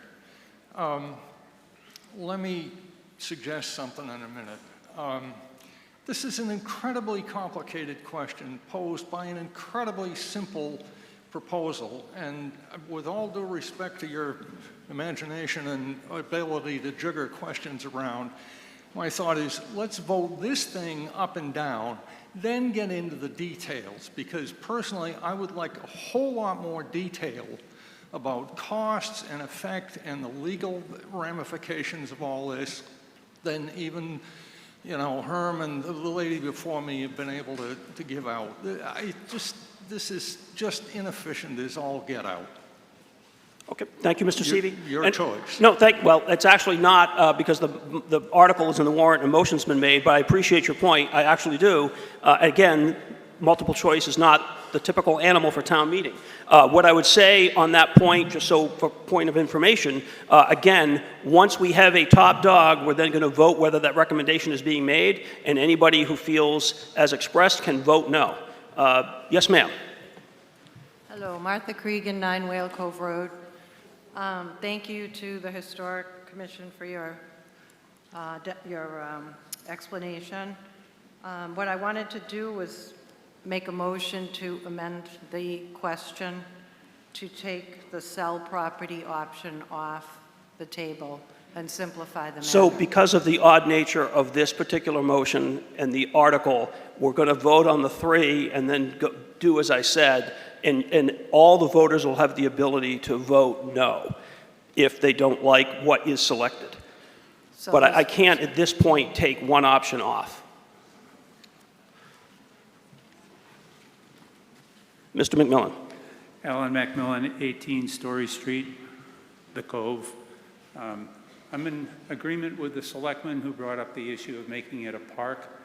It is a historic structure. I belong to a well-known historical society, have been deeply involved in history and protection, but you have to consider the location. Under current Wetland Protection Act rules, laws, etc., A new building at that location would have to be built up on stilts to avoid the storm damage. Putting it down on ground level and simply restoring the building in its location is inviting further damage, winter storm damage, and who will be responsible? The town. We don't need more expense, and I agree with the selectman over there that that would make a nice park. It would give people more options downtown, and they could leave the granite wall behind there as part of the foundation if that would satisfy people. But spending money to rebuild the building is throwing money into the ocean. Thank you. Thank you, Mr. McMillan. Mr. Arsenian? Toby Arsenian, 95 Granite Street. Aside from the proposal to tear down the building being an affront to the Historic District Commission and calling the legitimacy of it altogether into question, I have misgivings about turning it into a park. It would be probably the priciest pocket park this side of Manhattan. And if we can spend, or I might say squander, that sort of money on a few thousand square feet in order for people to see the water, maybe we should consider the extravagance of buying parks along the coast in other locations. If you look at a map of the town, you would notice that the town of Rockport doesn't own any of the coastline between Granite Pier and Pigeon Cove. So if we can afford to buy up houses and tear them down with merry abandon and no concern for the cost, maybe we should have a pocket park somewhere else and a different view. I think the Board of Selectmen are interested in the park because they're interested in all of the downtown commercial ventures and encouraging the tourists. And I say, the hell with the tourists. Anyway, I asked before when we were asked to sell it, would there be a reserve price? Now we get a very low estimate. I'm incredulous on the value of the building. The building is not a wreck, and simply the location itself is worth well more than $1 million. So I'm skeptical of the estimates.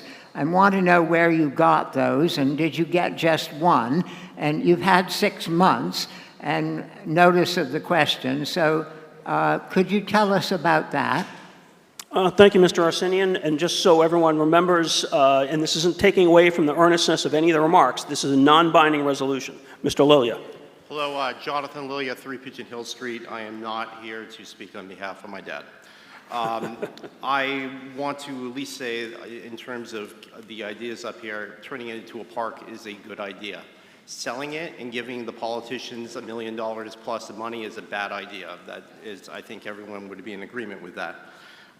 Having it as a park is a place for the town to be able to see the water. As much as Mr. Arsenian does not believe that Rockport is a tourist town, it is. Those are the facts.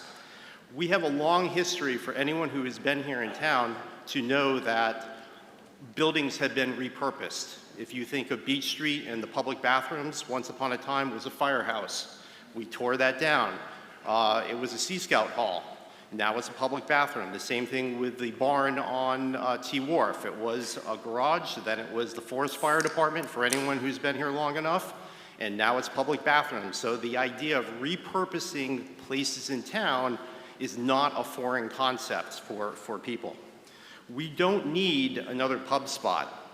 I was one of the last people who worked as a waiter in the blacksmith shop. Beautiful facility overlooking the harbor. You see the tide come in and out. Great place to have a restaurant. Why can't that be repurposed into a restaurant again? And then the final decision is there's no idea of what we're going to use it for. We're spending money to build a barrier to keep water from coming in. I'm not so sure that that's a good use of town money in that particular spot when there are other buildings that have small, very small, the Brenner Room, small, the community room at the PD department, bigger rooms, the community house, large rooms like the auditorium here for town meeting in this spot where we can meet and do things and discuss stuff. We don't need another building with no clear definition for it. Thank you. Thank you. Thank you, Mr. Lilia. Yes, ma'am? Monica Lawton, 11 Story Street. Speaking as the former chair of the Designer Selection Committee that worked on developing the plans for restoration of the building in 2021. It was a pleasure to work with Kate Johns on that effort. And selling the building, in our opinion, in my opinion, would have been a terrible mistake. The town doesn't own any waterfront property, and this is one of the rare opportunities for the town to hold on to a property that is in an iconic location with a view to motif number 1, unlike any other in town. And if you were to demolish that building and sell that building, you'd have no control over what goes in there. Unless the building is restored, it would likely have to be built up on stilts to comply with FEMA. And in that case, it could be totally out of character with the other buildings along that waterfront.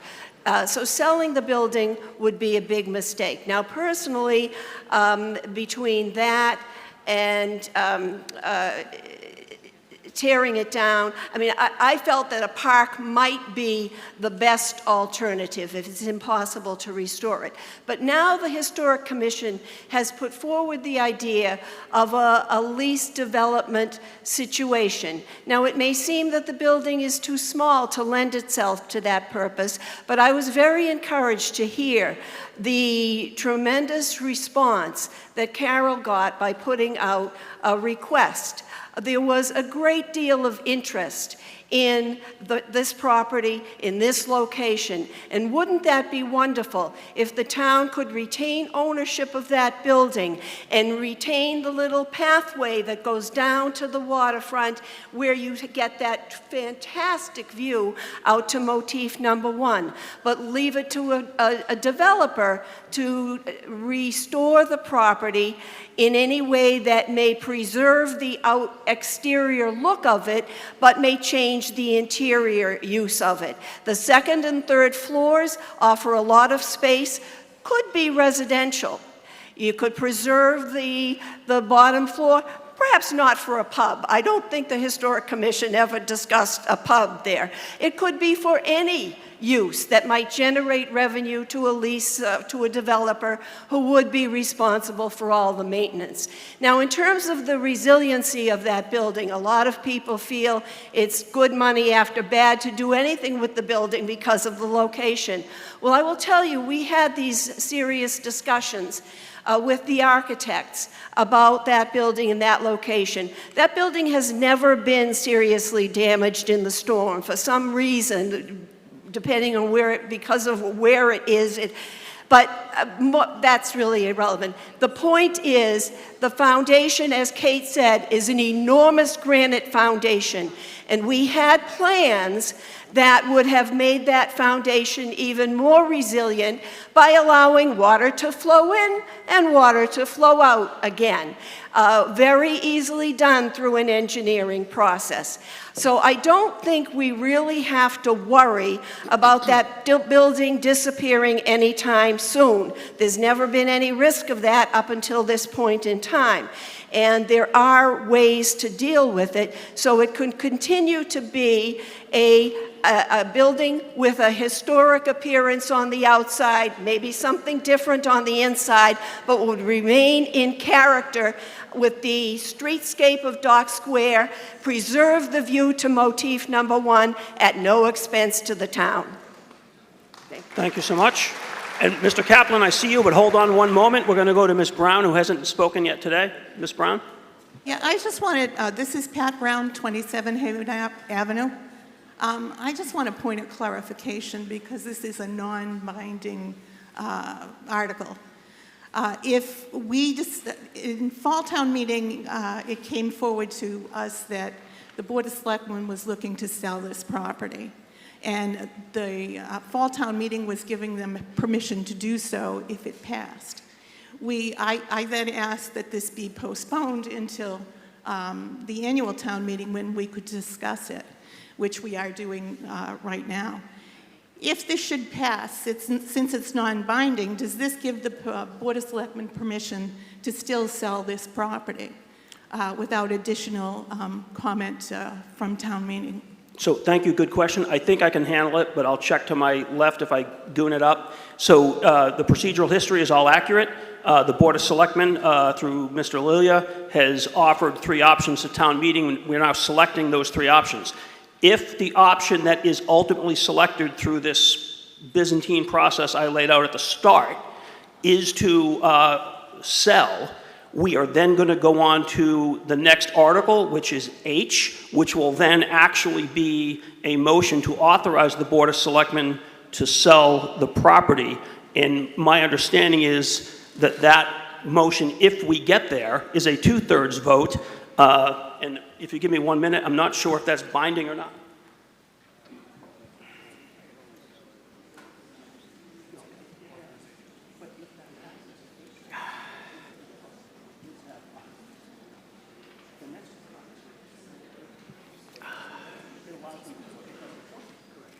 And my understanding, I think this might be the completion of the question. So again, we're talking about a non-binding resolution to figure out what we're going to recommend. And out of those 3, if the one is sell, we're then going to go on to a motion under Article H, which would authorize them to sell or to explore selling. And if we get there, they can explain that more. That requires a 2/3 vote. I do not believe that it compels them to sell, however. So right now, all we're doing, because of the motion last fall to go to the selectmen and have them study it, the comeback from the selectmen was, here's 3 options, and this group is to determine which of the 2 options is coming out of those 3. That's the best I can do. So if this town meeting votes one way or another, the Board of Selectmen still doesn't have to do anything the town meeting asks them to do? So once we get through this, by the way, if we get through this and the top dog is not sell, then there is going to be no motion under Article H, and I cannot tell you where that goes, what rabbit hole that goes into from there. But if the top dog is to sell, then there'll be a motion under Article H. But in the same respects, anything that this town meeting states, they are non-binding recommendations to the Board of Selectmen. They can still do what they want to do. My understanding is that if we get to H, it's to authorize to sell, and you can't compel them to sell. I think that's correct. Is that correct? That's correct. I got that from Town Council. Thank you so much. Mr. Kaplan? David Kaplan, 14 Drumlin Road. First off, I'd like to offer my heartfelt apologies to those of you who may be praying that I'm about to make a motion to end debate. I'm not going to do that because I feel that there's great passion on this subject, and that conceivably someone might have not yet made up their mind. Primarily, I know it's been said, but I want to strongly emphasize, this is a non-binding whatever, and I am certainly no mind reader in general, and that goes doubly for the board of the select board, but it seems to me they've asked us to tell them what in general we think, and I say, let's tell them what we think and worry another day about what we're going to actually do. Thank you. Okay, thank you, Mr. Kaplan. By the way, I just lost a bet because of what you said at the start. Yes, sir. Laura Evans, 77. Oh, no, I'm sorry, Laura. There's a gentleman who hasn't addressed town meeting yet. I was pointing at him. I apologize, Ms. Evans. Yeah. Yes, sir. Eugene Hayes, 20 Highview Road. I'd like to have a motion to end discussion. All right. Is there a second? All right. Moved and seconded? No? I'm sorry? No, we haven't taken that vote yet. It was moved. I asked if there was a second, and I think there were a second, third, fourth, fifth, and sixth. So now we're going to move the question. But thank you. Yes, ma'am. What's your point of order? Wait for the mic. I'm not sure if it's a point of order or not, but is it proper for someone to be able to stand and take precedence over those who have been in line already? So as I said at the start, and it's sort of alchemy to this, I don't have a perfect answer, but one of the things I said at the very beginning is preference will be for people who have not yet spoken. That gentleman not yet spoken. Ms. Evans has spoken several times, so I'm trying to follow my understanding of the bylaws of Rockport. I think the second person in line has not spoken. Okay, I understand, but the motion, I recognize the gentleman, the motion's been made and seconded. We're going to go to the previous question, but thank you. Okay, the motion has been moved and seconded. It is in order. It's not a debatable motion. Again, it requires a 2/3 vote. I know everyone's been through this drill now. If the motion to end debate fails, we will then immediately go back to discussing the three options. If the motion to end debate passes, we will then immediately vote on the three options under the procedure I laid out earlier. You'll have 12 seconds from when I say the words vote now. You'll press 1 or A for aye if you support ending debate on the underlying motion. You will press 2 or B for no if you oppose ending debate on the underlying motion. Is everyone clear on the question before you? All those in favor of ending debate, press 1 or A for aye. All those opposed, press 2 or B for no. Ready, vote now.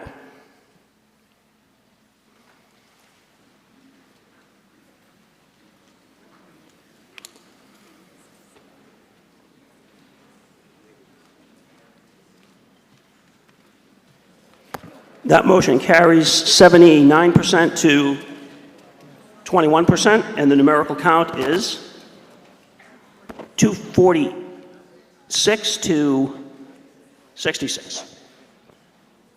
So we now go to voting on a three-option motion. Never to be done, hopefully never to be repeated.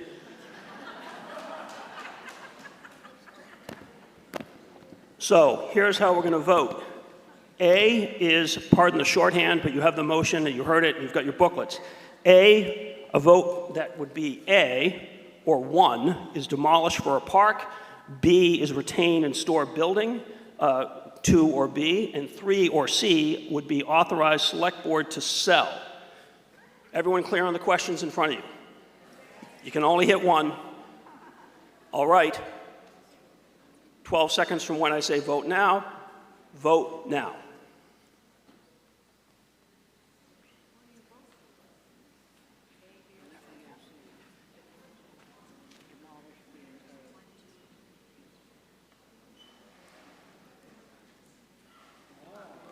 So, retain and restore is 64%. Demolish for a park is 23%, and authorize select board to sell is 14%. We now will vote between A and B, demolish for a park and retain or restore. That's going to require a little bit of electronic magic behind me, so stand by, please.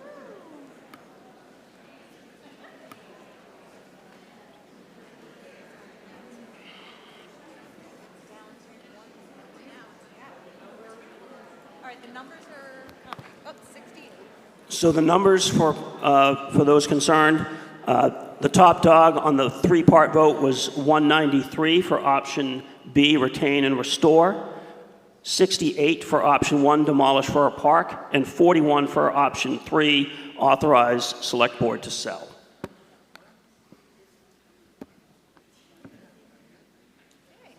And we have our slide up. Again, we're going to vote electronically. You have two choices. You can only make one.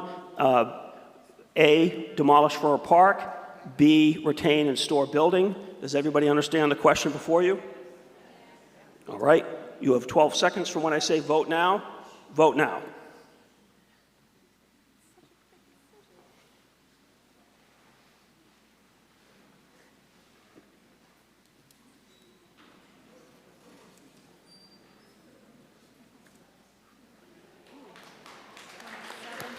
And the top dog is B, retain and restore building with 73%. A, demolish for a park, came in at 27% or 85.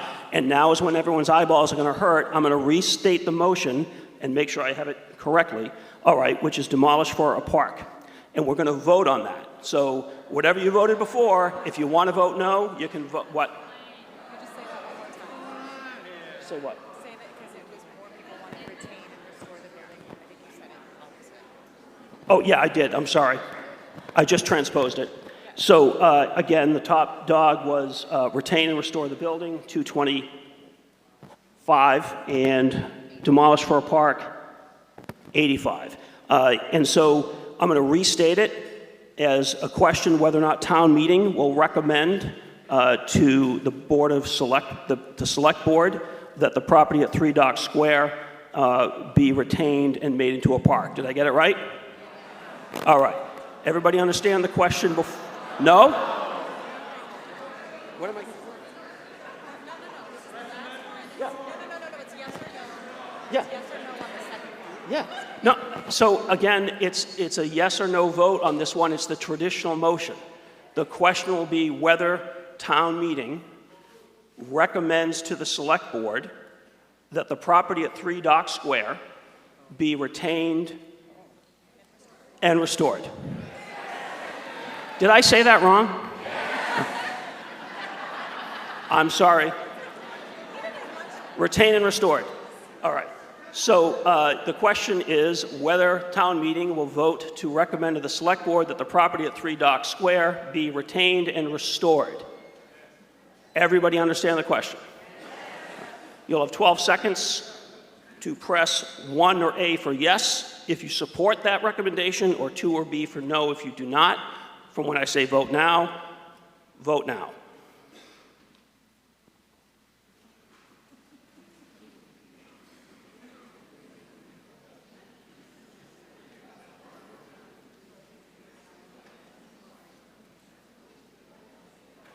And that motion carries 81% to 19%, and the numerical count 243 to 56.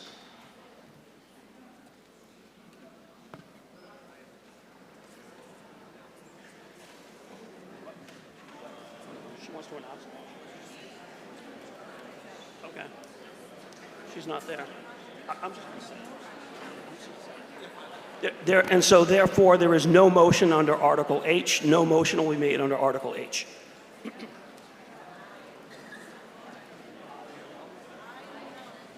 Okay, we go to Article I, which will be followed by L.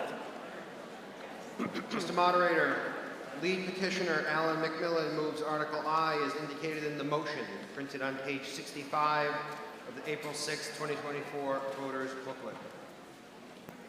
Moved and seconded. The question is on, the question before you is whether to request the select board to petition the general court for a home rule exemption to remove fluoride from the municipal water supply. This is a non-binding resolution and requires a majority vote. The floor is open to discussion. Mr. McMillan.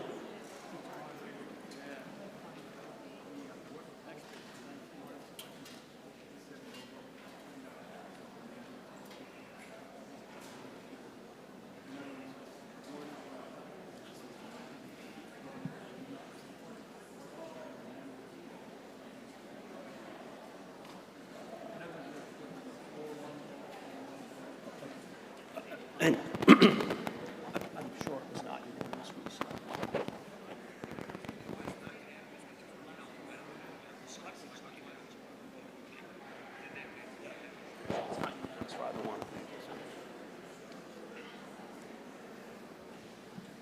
Alan McMillan, 18 Story Street, Pigeon Cove.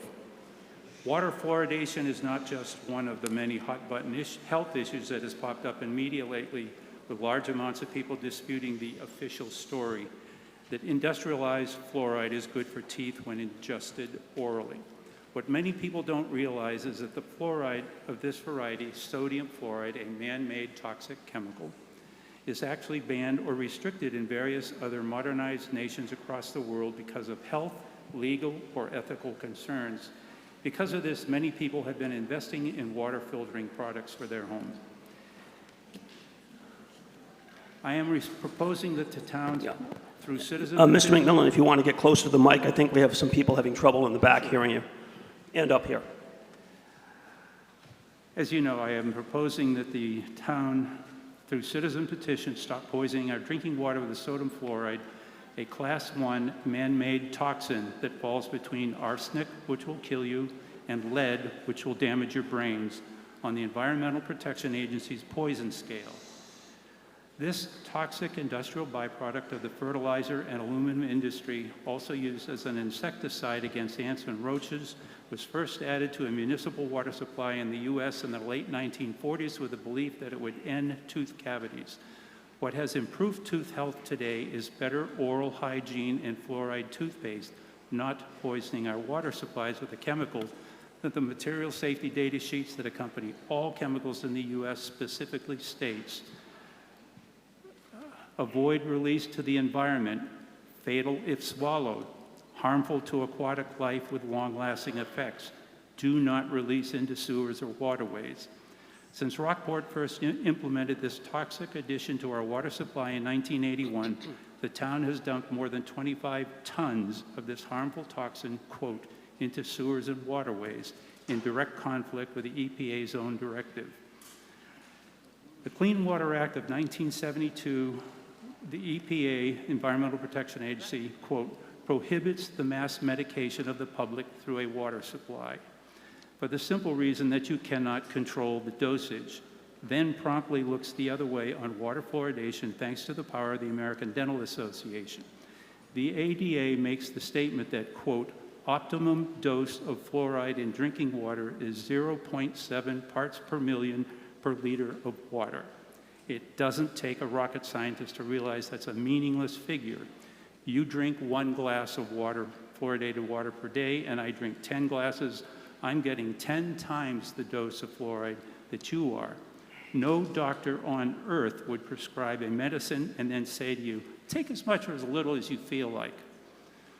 Currently, a number of national organizations, including Food and Water Watch, Fluoride Action Network, Moms Against Fluoridation, and other advocacy groups, are suing the EPA in federal court in California in a bid to force the agency to prohibit water fluoridation in the U.S. due to fluoride's toxic effect on children's developing brains. Remember that arsenic is a poison that will kill you, and lead will damage your brain, and this sodium fluoride, which you're drinking every day, falls in between those two. We used to put lead in our pipes, finally banned in 1986, lead in our paints, banned in 1977, and lead in our gasoline, 1923 to 1996, until we learned the hard way that doing these things hurt us and our children. If poisoning our water supply with a known toxic is good for us, why do 73% of Massachusetts communities not fluoridate their drinking water supplies, including all of Cape Cod and the islands, all of Berkshire County and Western Mass from North Adams to Lenox and Pittsfield, and the second largest city in the Commonwealth of Massachusetts, Worcester, does not fluoridate its water. The city of Amesbury voted in 2009 to do the very thing I'm asking for. They voted to stop fluoridating their drinking water, while the neighboring towns of Georgetown and Rowley also do not poison their drinking water with fluoride.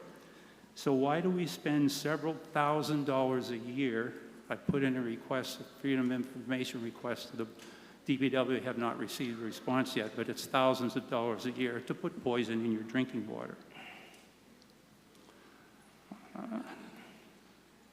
A substance that hurts babies' brains, sodium fluoride, is a neurotoxin that ultimately gets dumped into the ocean off Bearskin Neck. Do not release into the environment.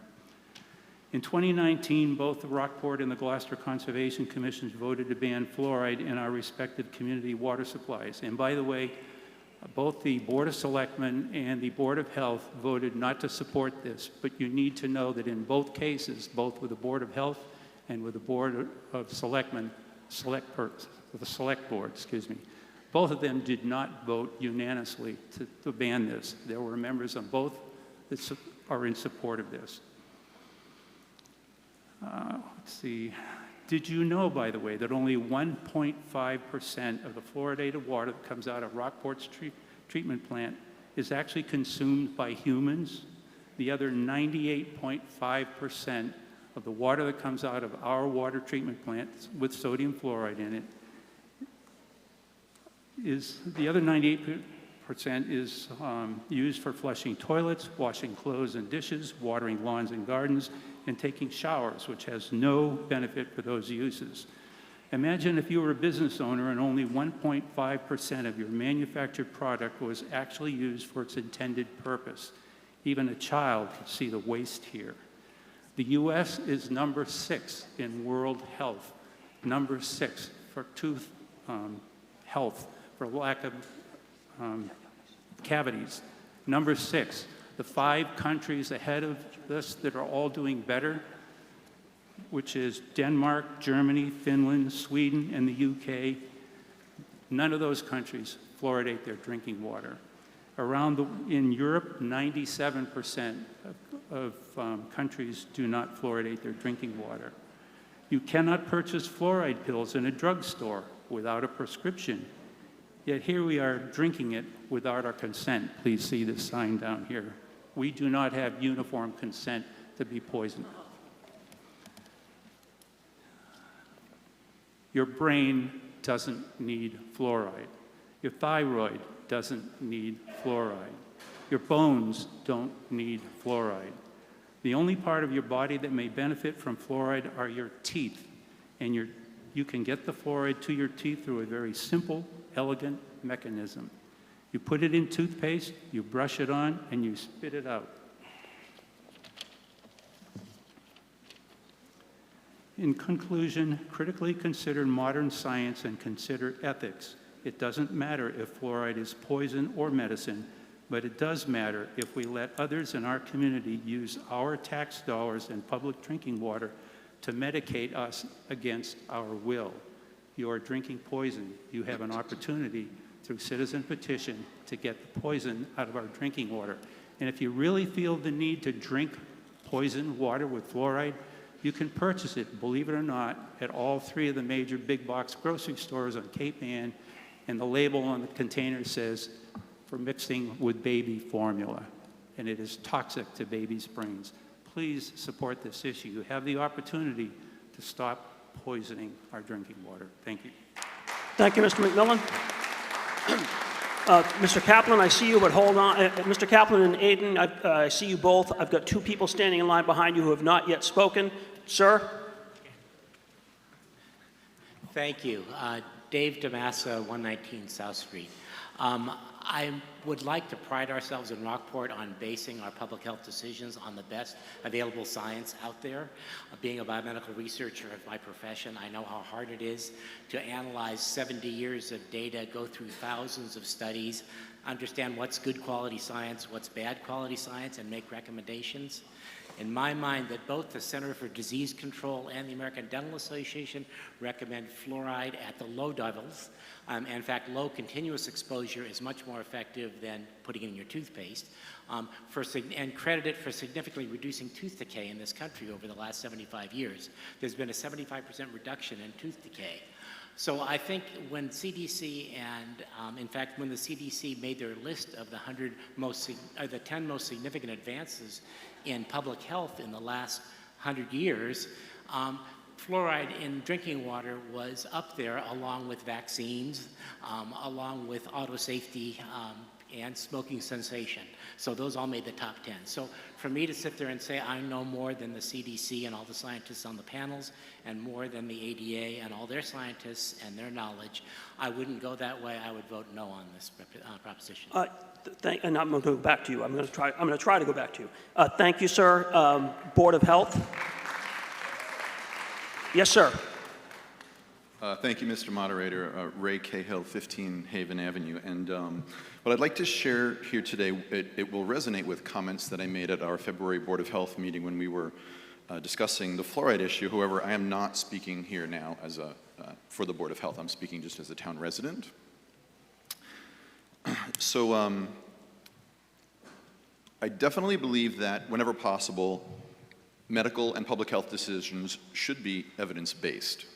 I also believe that revisiting and challenging our knowledge, whatever it is, with an open mind is what makes that knowledge stronger.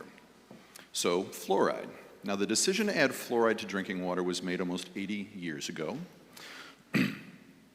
And I found it very helpful learning the history behind why water gets fluoridated.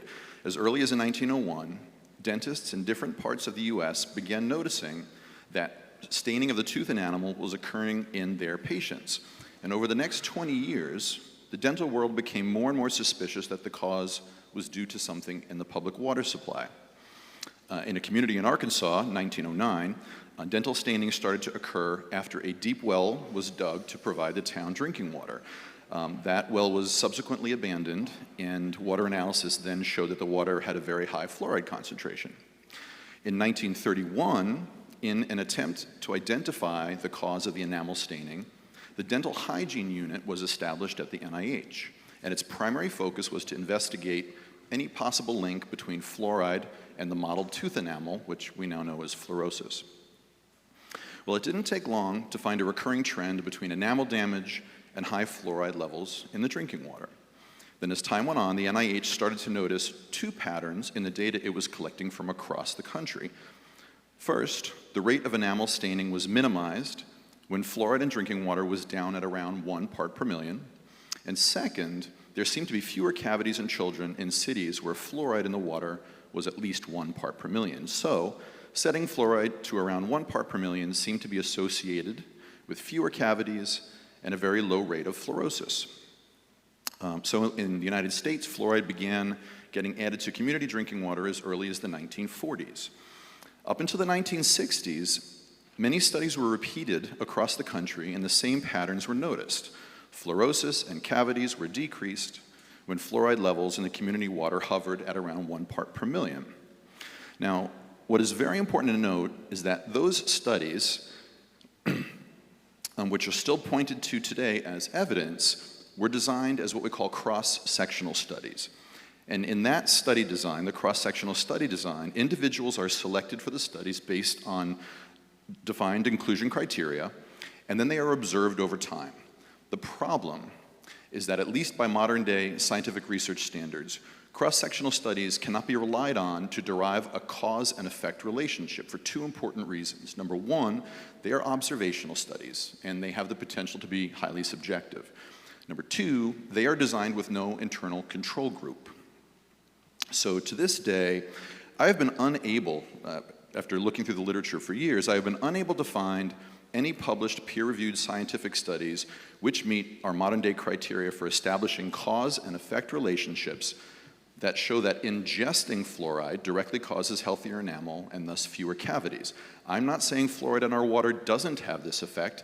I'm saying there's an absence of research to reliably point to that establishes that cause and effect relationship. And here's an interesting fact that highlights this.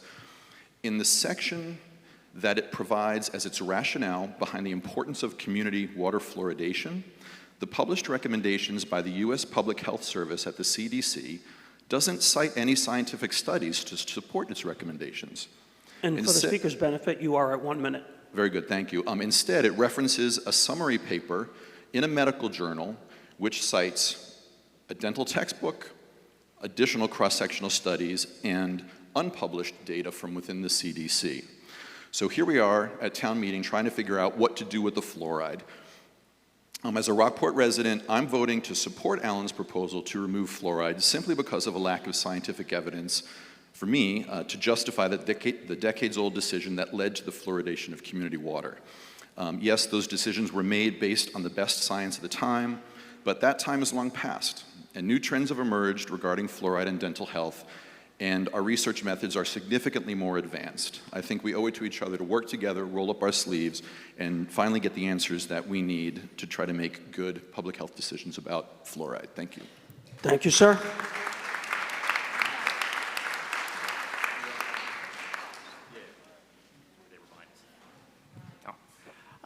A question. There was certainly a ballot initiative on this not super long ago. I'm curious as to what we think has changed so that this should be brought before the voters and take up the time and energy of the voters again, if anything has changed.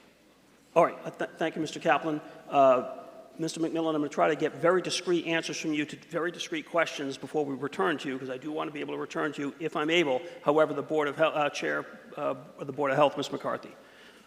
Board of Health, and then me. Hi, Barbara McCarthy, Chair of the Board of Health. I would say that this has come up before, and Mr. Kaplan is right. We have talked about this several times over the course of years. We look back on the history, and this has come up many times. It comes up every 2 or 3 years, which may not be frequent enough. And that was part of our discussion, is that the science is evolving as we speak. We've talked about that today and several other topics. So I think it behooves us in some of these health issues, these public health issues, to talk about them more frequently versus less frequently. The second thing is that the number of communities, as Alan has spoken about, that do not fluoridate the water grows all the time. And I think we have to pay attention to that. And I think the third thing, and I think Ray pointed this out at our board meeting, is that it's very difficult to undo something that we've done for years and years and years. It's a lot easier to say, yes, we'd like to enact something. It's very difficult to say, let's undo something. And I think that was part of our discussion. So as Alan said, it was not unanimous, which it has been in the past. It was an open and closed 5-0 decision year over year over year. It was not this year. We had very rigorous discussion, and as Ray gave some of the science associated with that, it will come up more frequently, and we've asked to put this back on our agenda and not wait 3 years to do it. Thank you. Thank you, Ms. McCarthy. Mr. McMillan, if you can just confine yourself to those 2 discrete points for now that were raised. There were 2 questions to you, I believe. No? Okay, all right. Yes, sir. You all set? Yes. Okay. Aidan McCarthy, 58 High Street. Almost put my address there. Oops. So let's see here. I wanted to just sort of offer, I think, some degree of, because there's the question of like, well, Western Mass doesn't do fluoridation of water. I mean, again, astrophysicist, not a chemist. But the geology out there is very different. They have limestone, which absorbs in water much more differently than granite does. So, you know, their natural drinking water is going to have a different chemistry than ours. So they're probably already meeting their 1 parts per million kind of thing. I think that I forget his name, who talked about all the studies and these sort of cross-sectional stuff. I think that's really interesting. But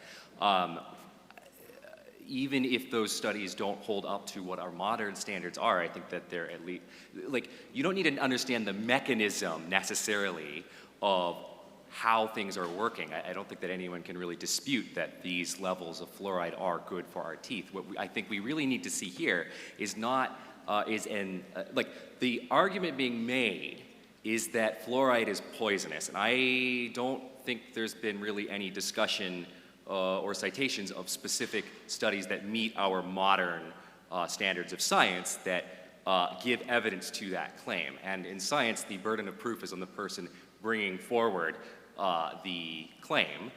So I, for once in my life, have can be like, well, this is the way we've done it, this is the way we understood it. You need to provide evidence that the contrary is true, rather than say, you know, maybe those old things don't hold up. Because even when old science doesn't necessarily, it was done differently, that doesn't actually invalidate it. For example, like, you can get to the moon with Newtonian physics, but that's wrong. Technically, it's Einstein physics or whatever. Not an important detail here. But the other sort of thing there is my dad and I talked a lot about this, and he was born in the 40s. He was 73 and he died. But and he and also my mother, who's, you know, in between sort of our ages, obviously, they all have a lot more like cavities and crowns and stuff. And I lost 1 tooth when I was a kid to a cavity because it was like in a really weird spot that I couldn't brush. But otherwise, I've never had any cavities other than that one where it was just really bad and I had to get the whole tooth pulled.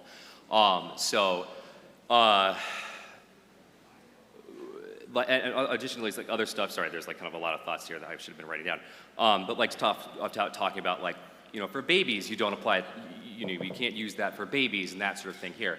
Well, there's lots of things that we don't give to babies that we give to adults. Like, you know, we don't let babies or children sit in a seat without a car seat, that kind of thing. So that kind of argument I don't think is really relevant to this discussion of like, well, we don't give it to babies, why should we give it to adults? Because like, there's lots of stuff that we do that's different between adults and babies and children and all that kind of thing. The other sort of thing of, you know, things being poisonous, lots of stuff is poison if you have too much of it. If you have too much water, you will die. If you have too much iron, things will get thrown out of whack, but you need iron, you need water. There's even a hypothesis that just oxygen itself is what ultimately kills us because it just oxidizes us.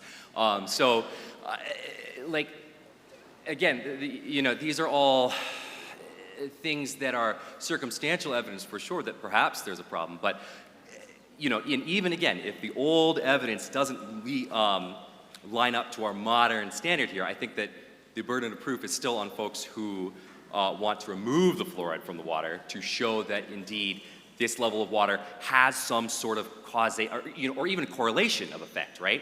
The correlation between better teeth and fluoride is there.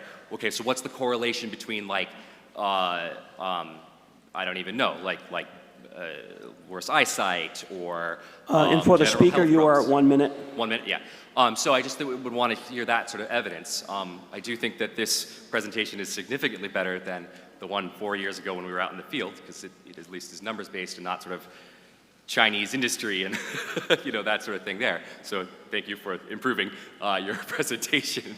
But yeah, I just don't think that we have evidence to believe that this is actually harmful. We only sort of have, we have other ways to do it, and I think that, again, the burden of proof is on the person bringing the new claim forward. So that's it. Thank you.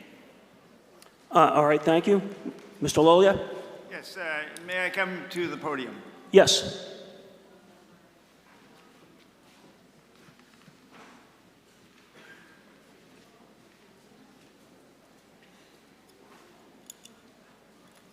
So I'm coming to you, not as a selectman, I'm coming to you as a retired board-certified toxicologist. I feel I have something to offer to the discussion. So good afternoon. Some of you see fluoride, or sodium fluoride in particular, only as a toxic substance and fluoridation as a personal hazard.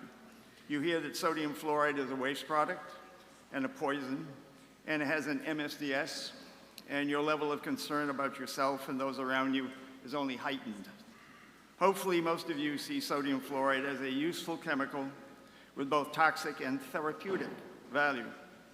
I would remind all of you that many substances in your world and mine can be viewed as toxic substances, given their effects in animal models and humans. But I would also like to remind you that a chemical may be toxic at one level and entirely harmless at another, a lower level.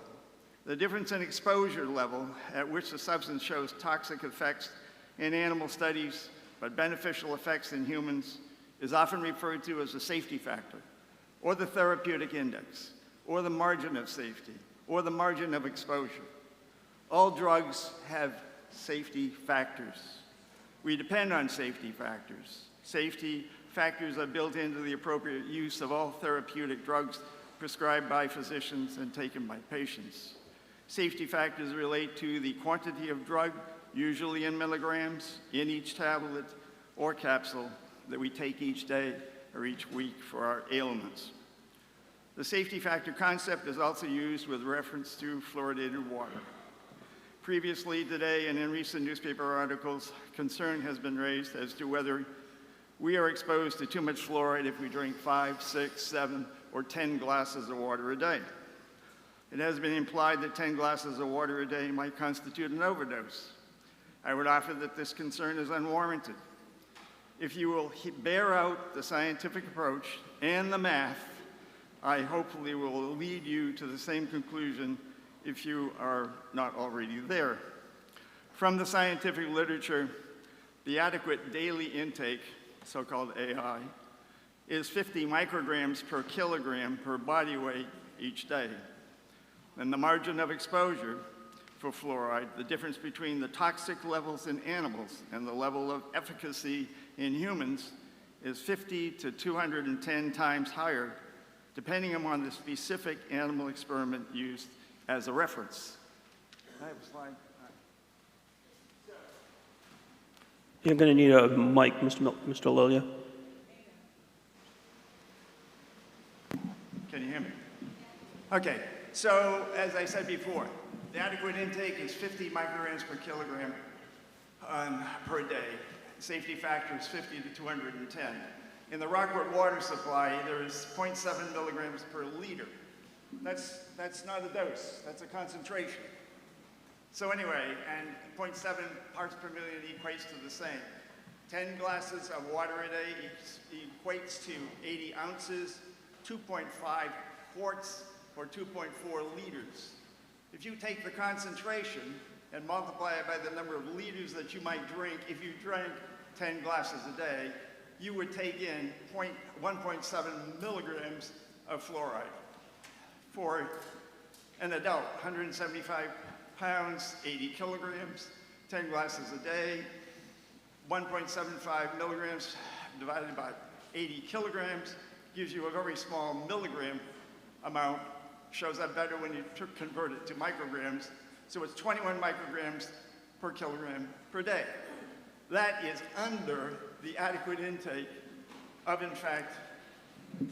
And for the speaker, you are at 1 minute. Is that a point of order? So this is... Hold on, Mr. I'm going to stop the clock mentally. Is that a point of order? Wait for a mic, please. Is this a point of order? And we'll get you a mic. Oh, I'm sorry. Could you come down to this mic? The mobile mic is over here.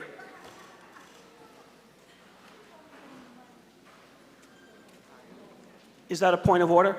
Point of order. Mary Frances, 67 High Street. Could we just call the question? No, that's not a point of order. I'm sorry, ma'am. I can't take that. Not a point of order. You need to sit down. Thank you, though. Mr. Lilia. So anyway, 1.7 milligrams divided by 80 kilograms turns out to be 21 micrograms a day, which is less than the adequate intake. It is not an overdose. 10 glasses of water a day or not. You aren't going to overdose yourself with 10 glasses.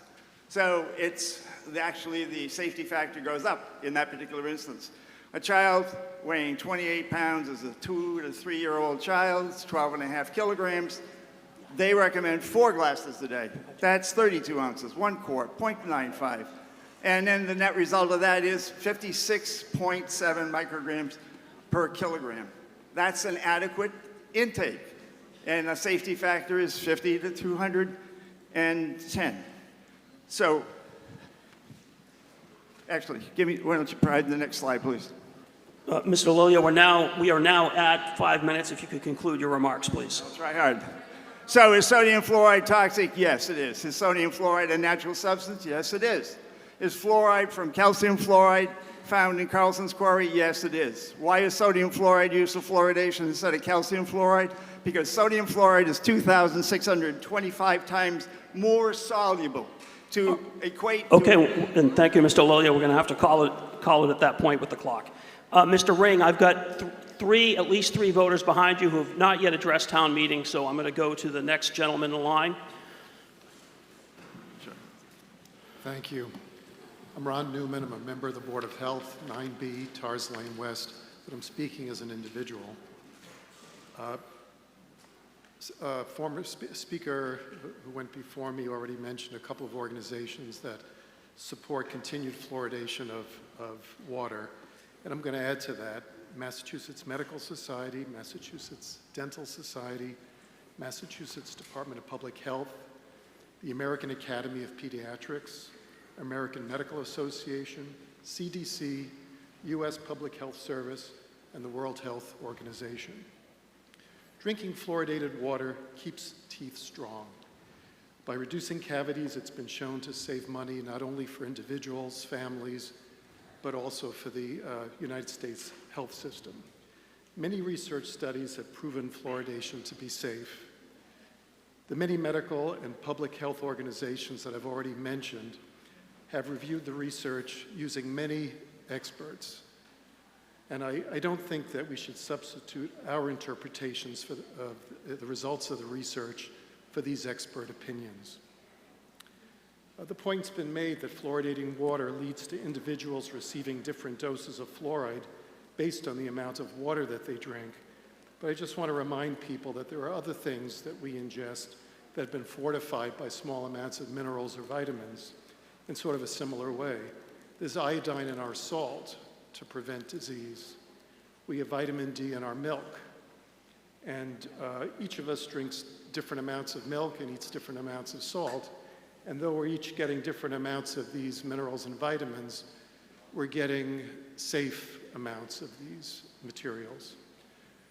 So I urge you to vote no on this article. I think it's well-intended. People mean to keep us all safe. But I think until there's more concrete evidence that what has so far been shown to be safe and to be beneficial, until otherwise, we have information otherwise, I think we should continue to keep fluoride in our water. Thank you. Okay. Thank you, Ms. O'Malley. Jane O'Malley, 63 Pigeon Hill Street. I'll be quick. Research, you can find all the research you want either way. I really appreciate Alan McMillan's perseverance on this, so I'm just going to speak personally. As someone with autoimmune multiple chemical sensitivities, and there's a number of us, there's a growing number, unfortunately, of us in these challenging toxic times, but whether or not fluoride's good for us is irrelevant. Do we need it in our water seems to be the point here. I think, the big question asked earlier, what's changed in the last 4 years is every year we're learning about something else in our water. Now I'm freaked out about microplastics, and it turns out you pretty much can't avoid them. The other thing is my workplace, Hogan Regional Center, when individuals have dental issues, the dentist prescribes fluoridated toothpaste, and in large letters it says, do not ingest. So it's meant to be topical by nature. Again, safe or not, whether you choose to use it, we make health choices all the time when we go shopping. We buy organic or not, sugar-free or not, caffeinated or not. I can go on. But we make these choices. We're adults. We're a wealthy town. We can afford toothpaste. We can afford fluoride. For kids who can't, maybe the schools can work with the Board of Health and the dentists. We don't need it in our water. Less is more. We've got a lot of crap. There's going to be more crap in our water. Excuse my language. One other point, I forget, but that's probably it. Thank you, Alan McMillan. Thank you, Ms. O'Malley. Yes, ma'am. Hi, Rebecca Macy, 251 Main Street. I'm one of the things that's changed in the last 4 years. I moved here 2 years ago, so I know that a lot of you have been here a long time, but I'm trying to participate here. And I just want to say, I think it's probably beyond the scope of this meeting and most people in this room to effectively analyze the scientific evidence. I appreciate the science. I work in health sciences. I also, though, personally will be voting on this issue as a matter of autonomy and self-determination. I don't want people putting things in my water. That was a point that was brought up earlier. So while I believe that the science is mixed and we could argue effectively either way, I would assume most people in this room didn't come here prepared to evaluate the scientific evidence. That's not really what we're voting on, in my mind. So in my mind, this is voting, do we want this done to our water supply, or do we want to make these decisions on an individual consumer basis, as was just mentioned? So Thank you. Yes, ma'am. Louisa Cassidy Johnson, 2 Sandpiper Lane. I'm very grateful for the science that's been shared. I've learned a lot. I would like to move that we call the vote. Is there a second? Moved and seconded? Yes. So we've been through the drill before. That's a motion to end debate. It requires a 2/3 vote. If the motion to end debate passes, we will then return immediately to vote on the underlying motion. Everybody understand the question before you? All right. All those in favor of ending debate on the motion under the fluoride article, press 1 or A for yes. All those opposed to ending debate, press 2 or B for no. You'll have 12 seconds from when I say vote now. Vote now.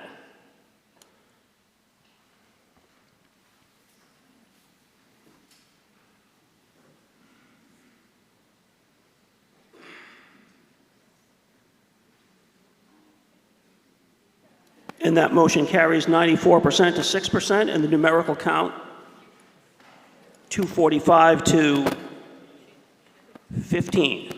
So we now return to the underlying motion.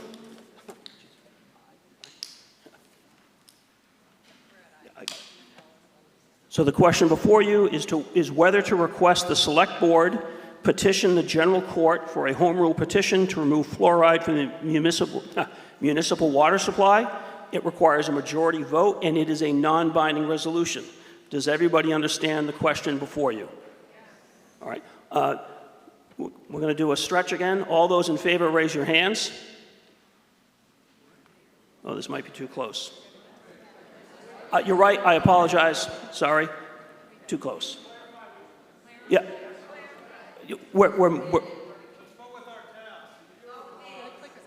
Hold on. We're going to go to the clickers. Yes, we are. Sorry. So again, the motion is whether to end debate.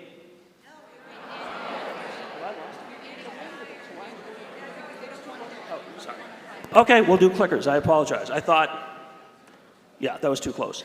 So requires a majority vote. It's non-binding. All those in favor of the motion under Article I, press 1 or A for yes. All those opposed, press 2 or B for no. You'll have 12 seconds from when I say vote now. Vote now.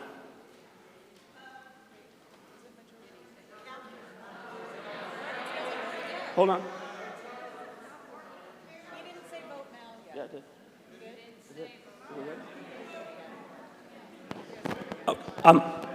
I'm gonna do it again. I'm gonna do it again. I don't have the answer what exactly happened. I'm gonna try it again. What's your point of order? I'm gonna state it. So, again, the question before you is whether to request the Select Board petition the General Court for a home rule exemption to remove fluoride from the municipal water supply. It requires a majority vote. It's non-binding, and we will vote by electronic means.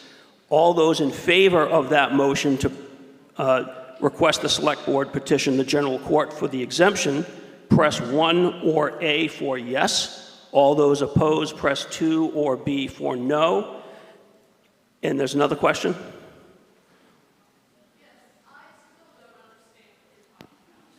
Okay.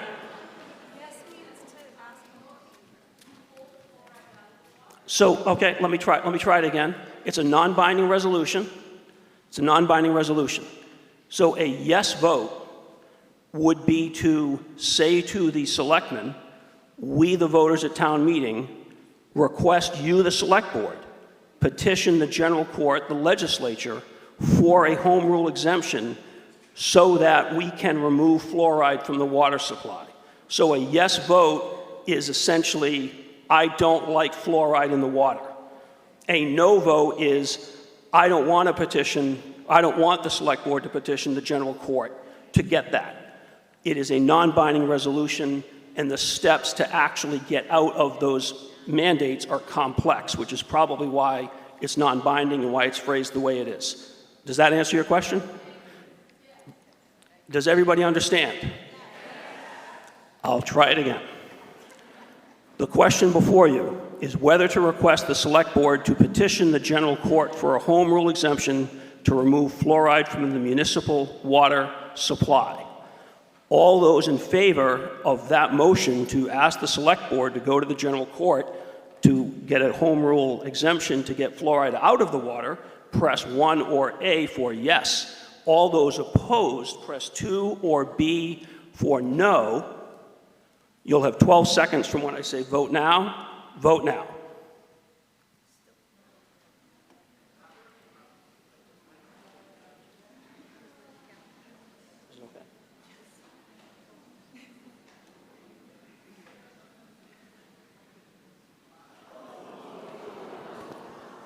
That motion fails, 48% in favor, 82.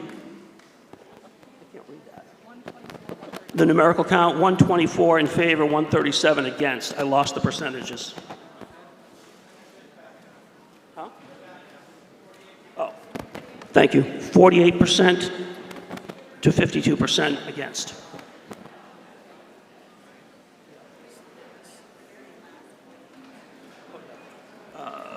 Mr. McMillan, if you could retrieve your personal property.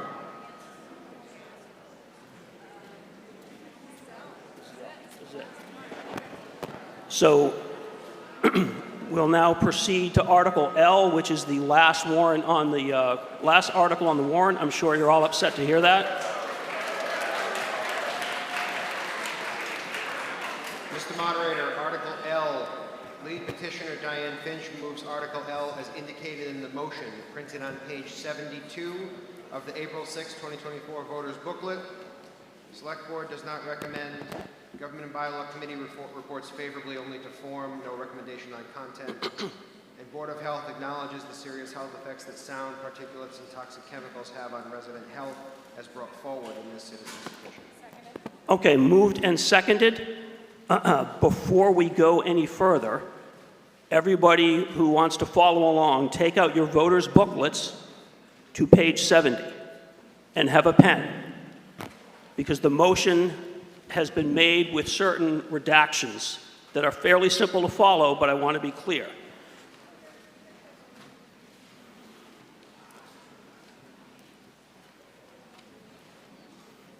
So, if everybody turns to page 70, anybody not with me? Page 70?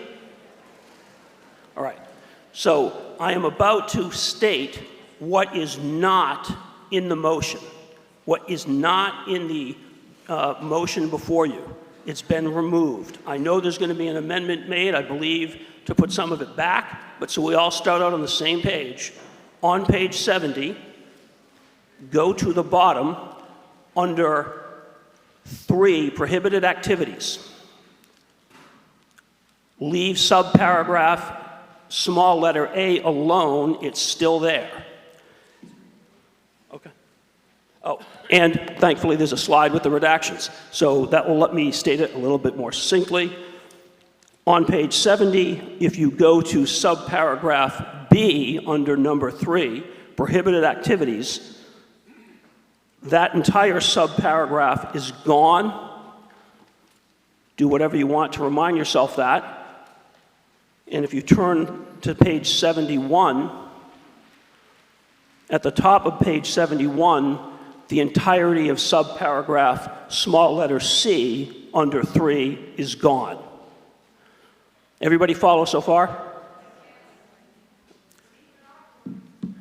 Well, and that's why, right, but that's why I'm stating it. And also, just for, if you want, there's another TV screen right behind you that has the same. Okay, so staying on page 71. Under section 4, penalties shall apply as follows. Leave Roman numerals 1, 2, and 3 as they are.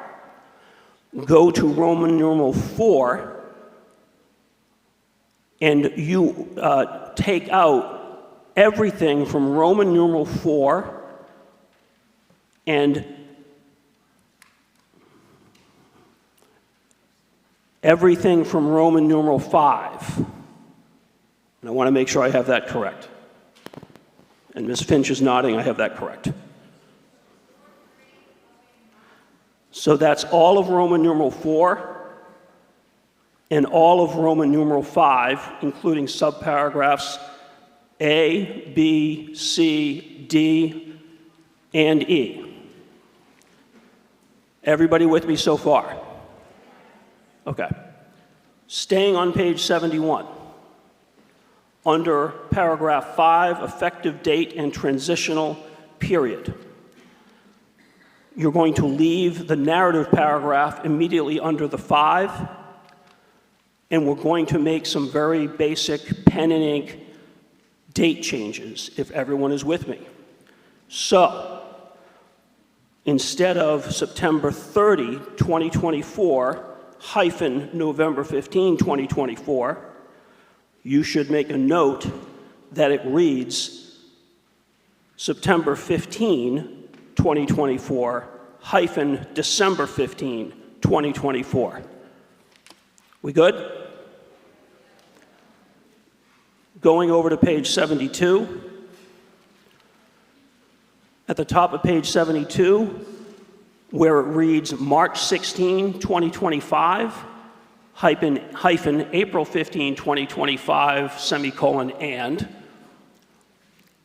it now reads March 15, 2025, hyphen May 15, 2025, semicolon, and. Everybody got it?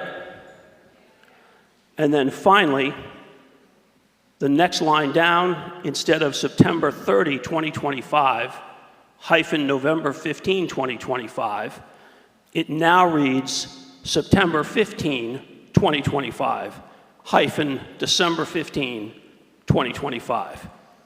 Everybody follow me? That is how the motion reads. That is the question currently before you. And I will briefly, because I didn't do it, state the question. The question moved and seconded. The question is on whether to amend the Town of Rockport Code of Bylaws, Chapter 14, as set forth under Article L relating to gas-powered leaf blowers with the changes that we all just went through. Floor is open to discussion. Ms. Finch. Can you hear me? Okay. First, thank you for surviving all day. Whether you vote for this or not, you're great for being here. I am barely awake at this point, so hopefully I can read quickly so you don't have to suffer through a long one. Quick note on the changes I made. I was new to writing a petition. I had borrowed words from many towns around the country that have already passed these types of phasing out gas leaf blowers. And I spoke to a lot of people in Rockport, and I heard from the Board of Health chair, as well as I spoke to the chief of police. I listened to my group of supporters, and we made all these changes together. Simplifying it, making it less harsh in the sense that a lot of towns actually will fine a landscaper on someone's property, and then they also fine the customer. And Chief Horvath pointed out to me that someone could be in their house and not even know what the landscapers were using. So even though that was in many other laws that I saw around the country, I removed that quickly. So thanks for the patience. I'm new to this. But you should know that Town Council did review this petition with a fine-tooth legal comb. So it is a nice, valid potential bylaw. Okay, first, the slide up there, yes. So you know when you're hearing them. There's something distinct and different about those compared to all other lawn equipment, and we all know that. We don't need science to tell us that. But everything I'm going to tell you comes from very strong scientific journals and studies. The harm caused by these machines is much more than nuisance noise. The harm caused by this, there are multiple harms. So hearing loss and tinnitus are the tip of the iceberg. The noise alone can cause nervous system disruption, confusion and learning difficulties for children, hypertension, and even cardiac issues, especially if you already have any of those. You're at much higher risk. The fumes and tiny particulates are blown around at speeds 3 times that of a hurricane wind. Do we need that to move leaves? The particulates and fumes are linked to respiratory diseases like asthma and lung cancer, as well as blood cancer from benzene, which is one of the hydrocarbons that comes out in very large quantities. We all inhale these toxins. We don't see them, but we inhale them if we're anywhere near them. I worry about seeing people using them, a lot of workers who might be part-time without health insurance. I see them all the time. Schools of medicine and public health are coming out with more and more evidence proving these blowers are harming citizens, even those who are far away from the blower. As you'll see in a minute with a map, one blower, just one, emits 11 pounds of CO2 in a half hour, or 40 minutes to be exact. 11 pounds, one. How often are you seeing just one blower when the crews come? Other greenhouse gases also come out of them, but we all know CO2. We've also got carbon monoxide and other hydrocarbons. Most use two-stroke engines. Those were banned from roads in the 1970s before blowers were all around us. They were hardly used. They were invented in the 70s. Carmel, California, of course, California was the first to ban them in 1975. You know, that beautiful little town on the coast of California. Since then, 400 that we know of, 400 towns and cities have either phased them out or are in the process of phasing them out or are introducing it as we are. It's climbing fast since COVID because people are working from home and they have to shut down Zoom when there's one within 50 feet. Citizens of Rockport, including the most vulnerable, children and elderly, studies show, should not be expected to wear headphones and respirators in their own yards, or walkers walking by a group of blowers. Our own Board of Health saw the science that I'm presenting and acknowledged that in agreement that the science presented in this petition is harmful to the public. 2 select board members voted in favor of it, and 2 running for select board are in favor of it. Once you learn about the health impacts on children, elderly, and workers, all of us, it's difficult to turn a blind eye. You can't anyway because they're so loud. Especially given the wide range of alternatives for cleaning up lawns and parks and roadways. I'm going to stop reading for a minute and tell you that I've been researching this since November, and I've interviewed more than 20 landscapers from around the country, landscape businesses, who have been using battery for a long time, even before the latest iteration, the latest technologies. I did post some video on one of them who makes $1 million a year in Connecticut, and he just took on a partner who has been using gas blowers for 30 years or however long they've been around. And this new partner joined him because there was so much demand, he had to join another company with his. And I have this interview if anyone wants to hear it. So this new partner switched all of their equipment, and here's what they said. They had piles of gas blowers that couldn't be fixed, and some of them were only a year old. Okay, I heard some last 2 or 3 years, but this guy, 30 years in business, said it directly. And he's now all electric, and they're growing at 30% a year. Every landscaper I interviewed who has been using battery technology said the return on investment, mainly because they're not buying all the gas and oil that gets mixed together, and they're not getting they don't have to pay as much in maintenance, they're getting returns on investment between 10 and 50% in the first year of investment. It makes sense. You just add up what you would have spent on gas and maintenance and oil. So yes, they are a bit more expensive than gas blowers, but you make more money in the long run, which 7 landscapers told me they never had to raise prices by going to electric.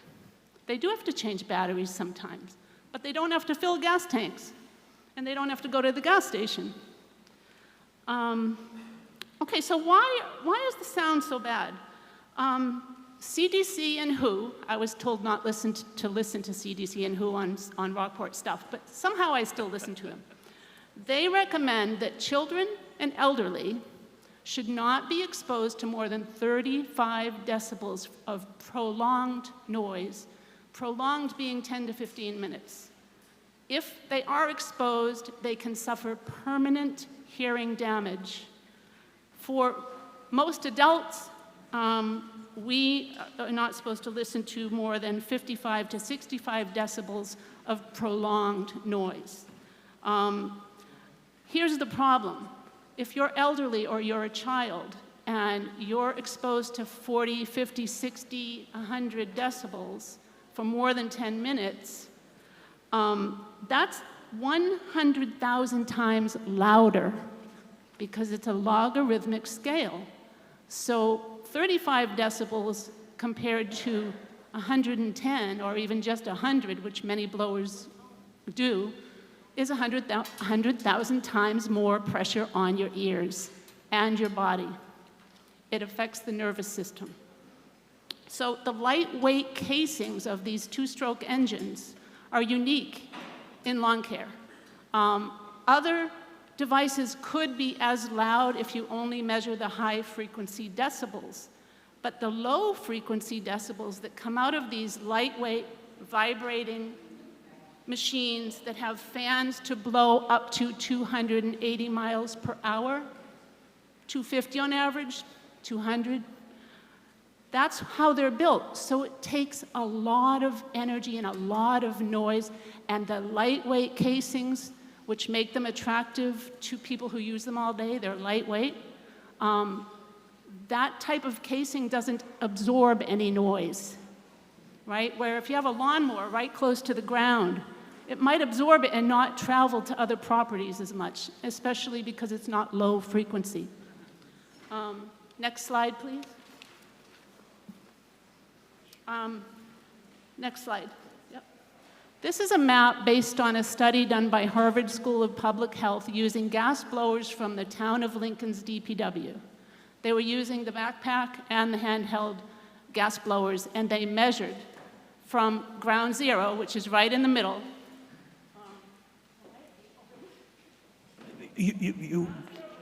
For the speaker, you have a minute and a half.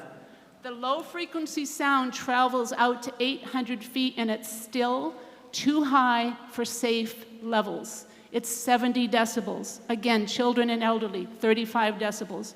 Everyone in that circle is exposed to sound that is unhealthy, can cause hearing loss, tinnitus, even cardiac or hypertension issues. Next slide, please. And that's just another example. Next slide, please. Okay. I think I've said enough about the fumes, so I'm going to show you this. Think about, we have an idling law that says no cars or trucks should be parked near a school running for more than 15 minutes. This gives you a really good example of why we can't be using these things near schools. This is probably the most important slide. Edmunds Research, a very reputable research firm, measured the emissions, hydrocarbons in particular, which are carcinogens, coming out of these leaf blowers, and in the same lab measured the emissions coming out of the 2011 Ford Raptor truck. This is an older study. And when this came out, bans started happening, okay? That shows you that a Ford Raptor truck can drive from Texas to Alaska and create the same amount of hydrocarbons, including benzene, as a blower in a half hour. Ms. Finch, you're at 10 minutes. If you could conclude your remarks. All right, so there you go with the emissions. That also includes the climate issue. I already told you 11 pounds of CO2 per half hour. So the last thing I want to say is I learned a few things from all of my interviews with landscapers from around the country. We are going to have to wrap this up, Ms. Finch. You're going to have to conclude very quickly. One thing I learned is when they go to battery technology, they change the way they've done things. They don't have it on the whole time like we see with the gas blowers. They turn it on and off, on when they need it.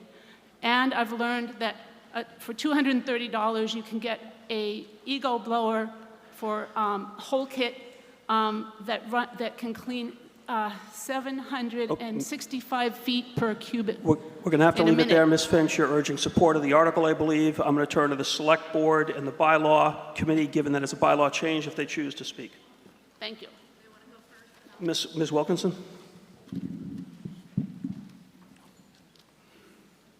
Thanks, Mr. Moderator. The Board of Selectmen voted, I believe, 3-2 to not support this article. I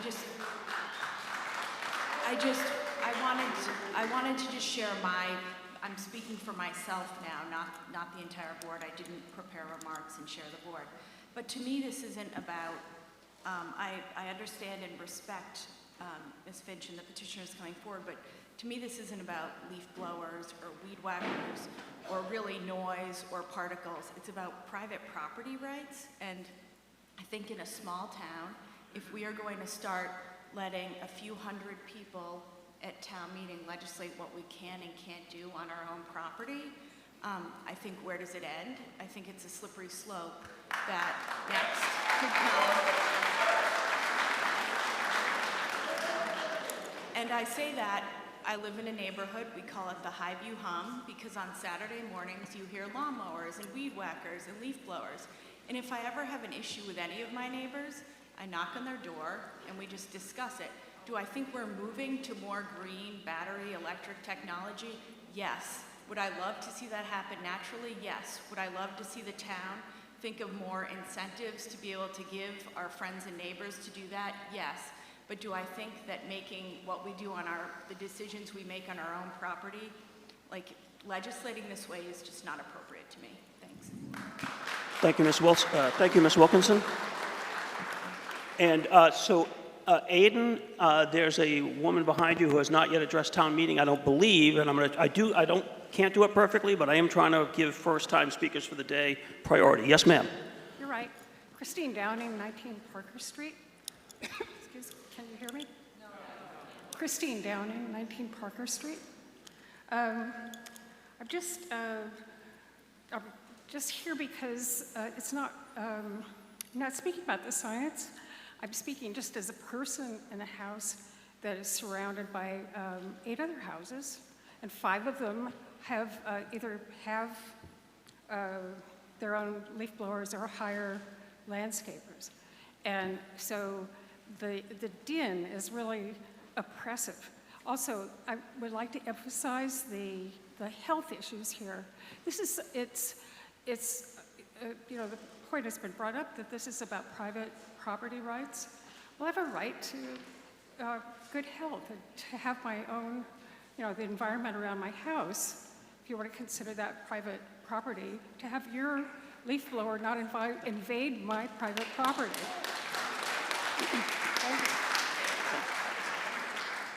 There are a couple of other things. Last year, the DPW patched some cracks in front of my house, and excuse me, and then this came also from in winter. Then I get these big piles of snow that melt on I'm on a corner, and so they're big. They melt down. They have all kinds of junk in them, including lots of crumbles of asphalt, and asphalt is one of the issues here, because when a high-powered leaf blower gets going at that, it turns it into an aerosol, which we breathe, and then it lands on everything, and it settles on your lawn or wherever your garden, and it stays there. It doesn't go away. The particulates stay. So when you're gardening again later, that's still an issue. The people who were cleaning the streets after this patching job and you know, cleaning up some of this leftover from snow piles, used leaf blowers to clean it up. So it put all of that stuff back into the air and then settles it back down. And I also am concerned about them.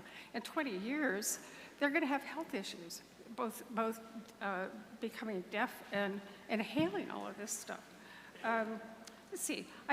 Another thing is that I started keeping my leaves about 4 years ago, and since then I have a lot more diverse population of birds, and I have a lot more insects, and I've got fireflies. I didn't have fireflies before. Let's see, I think that's it. I'll just leave it at that. So, thanks. Okay, thank you. I'm going to ask for some assistance from the people in line. Anyone who has not spoken yet today, please step forward. Yes, ma'am. Thank you. Beth Shapiro, 40 Stockholm Ave. I want to speak to a couple of things that Diane didn't mention. One is that some people say, well, just close your windows if you don't like the noise. But in fact, low decibel sound travels through brick, through concrete, through windows, travels right through the building, right through our bodies. So there really isn't a way to prevent low frequency sound when it's happening from affecting you. Also, with issues like this, where more and more science shows that there are serious health effects, society begins to take action, right? So seatbelts, requiring seatbelts. Lots of people said, it's my own private car, I shouldn't have to wear a seatbelt. Or smoking in public places, or unleaded gasoline. As we understand the negative health effects of things, it behooves us in society to respond to that and make changes. And Rockport can be among the 400 plus towns across the country that are taking action on that, or we can wait until we're forced to. There's some very distinct advantages to being in the forefront, not the least of which is the health impacts of the people who live in this town. As someone who also has multiple chemical sensitivities and lots of respiratory issues, to me, this is not a small thing. I already have tinnitus. I don't need all the leaf blowers around me to make it worse. So, somebody said earlier about a different issue. This is what communities do for each other. This is one of the things communities do for each other when there's solid evidence that something is really harmful to health. We change it. We take care of each other this way. Thank you. Okay, thank you. Yes, sir. My name is Carol Lundeen, 40 Stockholm Ave. I'm in the landscape trade. I have a small, clean and quiet business. I have 2 neighbors who are in the trade. I don't want to hurt them or their businesses, but what I do want to do is protect kids. As Diane showed, a gas-powered leaf blower that's 800 feet from a school still has a low-frequency decibel level that damages hearing, especially of young people. So how would you like it if your kids, like Sarah's family came this morning, I'll circle back to early on, there were children there in your family. There are children in many of our families. And when you put kids in a school, even with brick walls, those low-level decibels, the low-frequency sound is penetrating that school, and you're trapping those kids in that school, and they can't do anything about it. Even if the school closes their windows, they're still getting affected. And young people right now have enough challenges ahead for them. Let's give them a hand and support their health. Thank you. Thank you. Yes, sir. First time speaker. Hey, you get a candy bar at the end of the That's meeting. okay. You can keep it. Give it to your children. All right. My name is Ihor Bilik. I live at 28 Highview Road. With all due respect to the select person who mentioned about property rights, I'm all for property rights. However, as we all know, there are certain limitations to property rights. For example, I wouldn't want my neighbor to have a farm set up right next door to me with cows and pigs, and etc. Nor would I want my neighbor to have a reservation for lions and tigers. I mean, that's the odds, of them escaping and coming to my area. So property rights, I understand that, but you cannot just say, oh, I can do whatever I want on my property. I don't think people here would agree with that. So similarly to this using the leaf blower, I very much in support of limiting that, even though it may affect your neighbor. Actually, it will affect your neighbor, and that's more reason to support that amendment. Thank you. Thank you, sir. Yes, sir. Good afternoon by now, I guess. My name's Alex Sands. I live at 43 Squam Road in Rockport. I own Anasquam Land Care. We provide organic and ecological landscape design, construction, and maintenance services to better our clients' lives and the environment. We've been doing this for over 20 years. We're always seeking to improve our products and services for our clients and environment. In the environment, we've done multiple things over the years, such as purchasing goats over 10 years ago for vegetation control. We've been investing in electric equipment for around 11 years. Battery leaf blowers, mowers, string trimmers, all different types of stuff. Robotic lawn mowers. Right now, we're still finalizing this investment of $150,000 lawn mowing team, essentially a truck with solar panels on the top and batteries and an inverter and mowers and all this stuff. So I have interest and experience, and I am qualified to speak on the subject. I want to present to you the pros and cons of both electric and gas blowers. I'm going to start and go through the technical specifications, the sound, the function, the weight. I'm going to go through the human health effects, the cost, the environmental costs, the social costs. Then I want to basically analyze this, and I'll go as fast as I can. I tried to make this as short as I could, but it is what it is. And then finally, I'll give my opinion as a professional and then as a Rockport resident. So firstly, the technical stuff. The product that we've selected is a company called Still. There's other companies on the market. We're trying to get the best one we can, so that's what I believe is the best one, the most efficient on the market. So that's the specs I'm going to use. I dispute what that woman, the statistics that she was quoting. I'll quote these. These are off of Still's website. This is from my own. Oh, I apologize. Thank you. Thank you, Mr. McMillan. All that to summarize, I was just saying that I'm using the company, the brand Still's specifications. They're on their website. So I'm comparing the highest power gas-powered leaf blower and the highest available battery-powered blower. The gas one costs $650. The electric one costs $700. The decibels of sound from the gas one are 78. The decibels of sound from the electric one are 59, meaning that the gas one is 32% louder. The weight of the gas one, including the gas in the tank. And for the speaker, you're at 1 minute. I have 1 minute left? You have 1 minute left. Wow, so I can't go through most of this.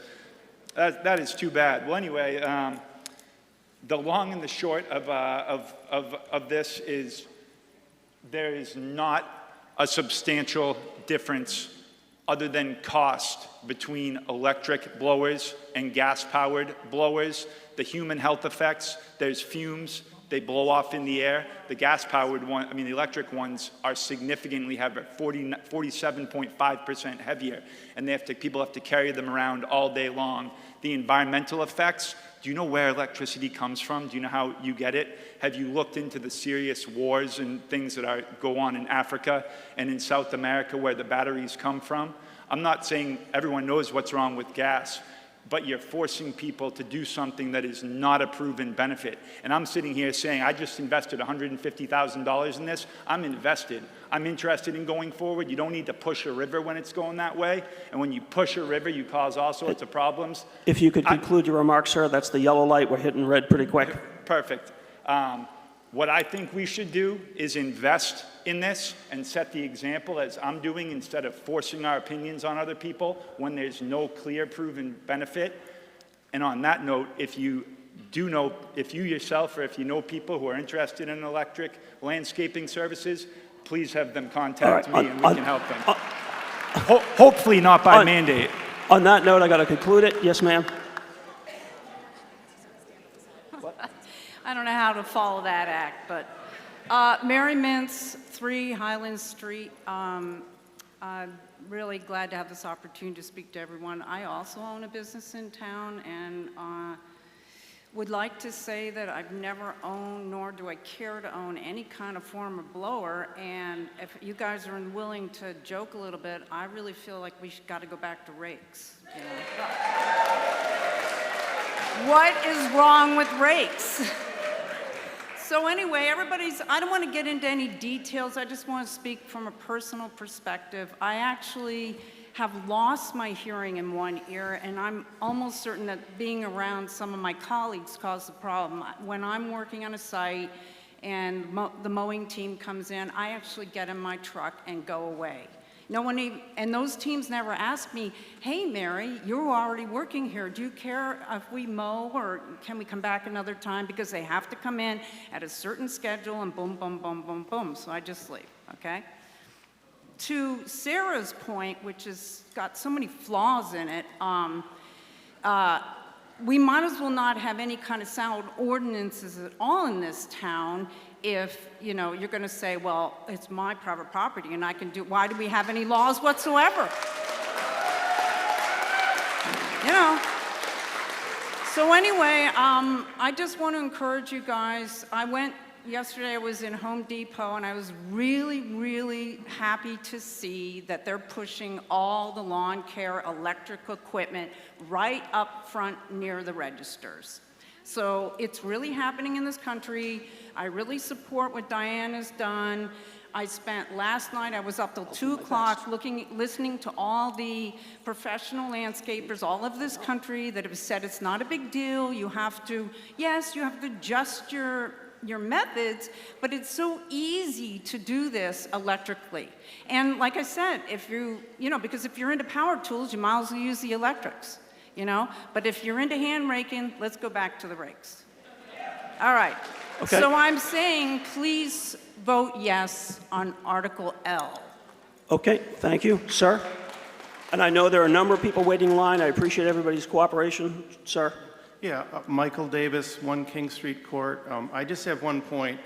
I strongly object to the suggestion that this is an inappropriate use of the town ordinance, because there are many, many things that town laws prevent me from doing on my property, and most for good reason.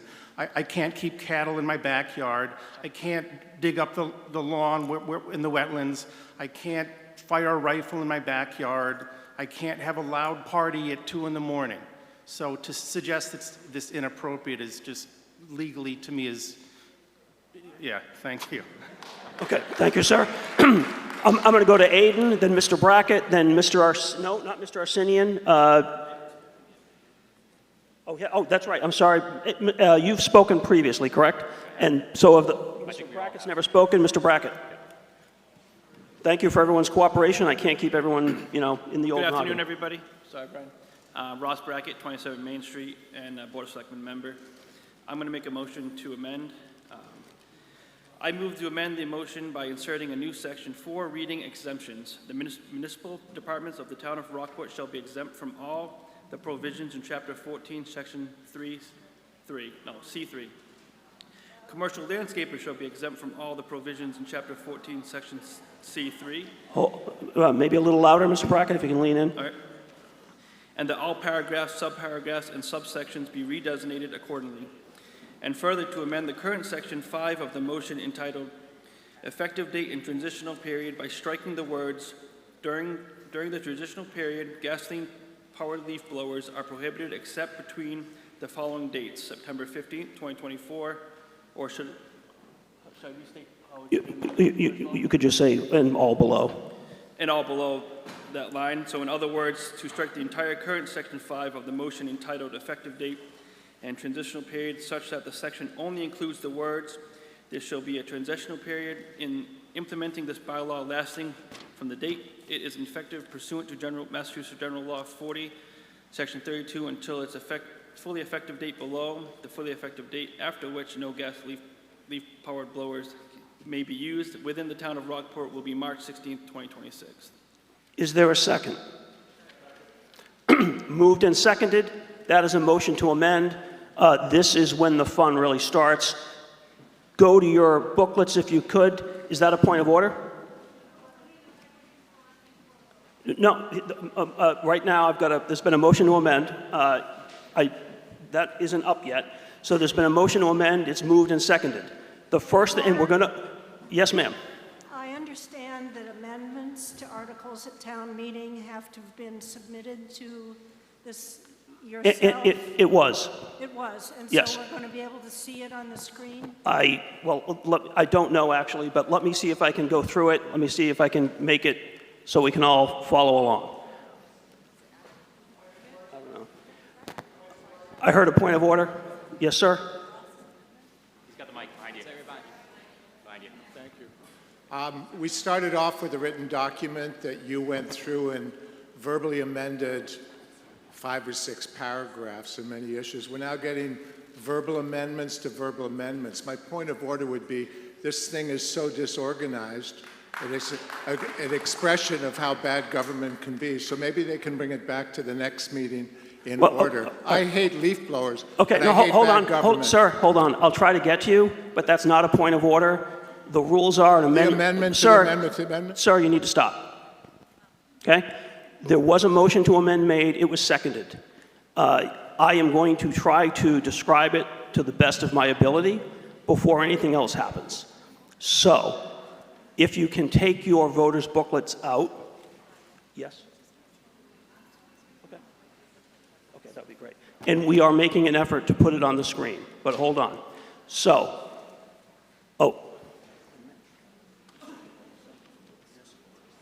So if you open up your voters' booklets to page 70,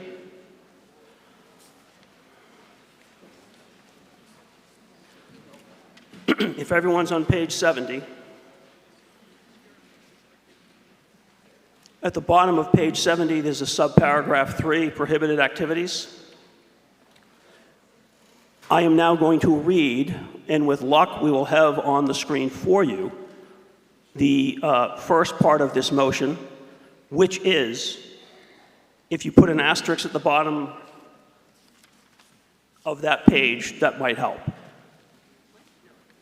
So the motion to amend is to insert a new subparagraph 4, which would read as follows.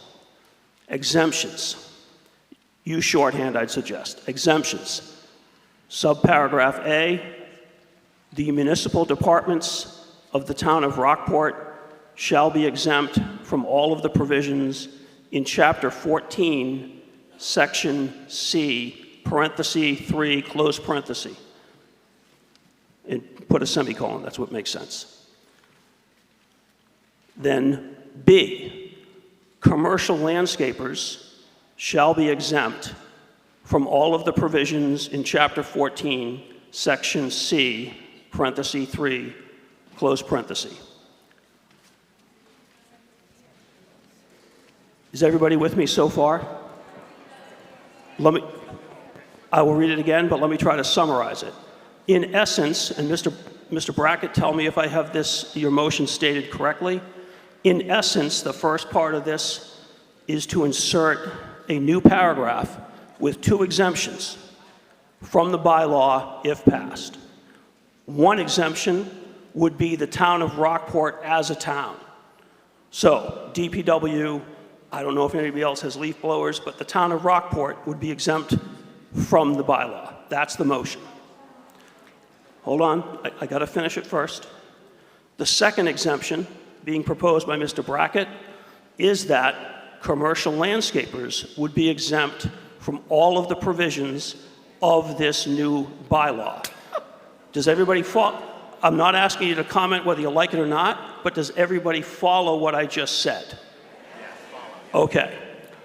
Before a vote, point of order, I would like to speak to this exemption. I just have one comment about it. No, if you have a point of order, state it, but that's not a point of order. Okay. When the motion is made, we will get to discussion, and you can, if you recognize, discuss the amendments. But first, let me try to explain as best I can Mr. Brackett's amendment, okay? Obviously, that would require renumbering paragraphs and subparagraphs. That's a clerical issue that can be taken. All right, and then next, if you go to the current Section 5, and to avoid any confusion, obviously that number would change if the 4 gets inserted. But what is currently in your booklets as Section 5 at page 71, if you go there, that is entitled Effective Date and Transitional Period.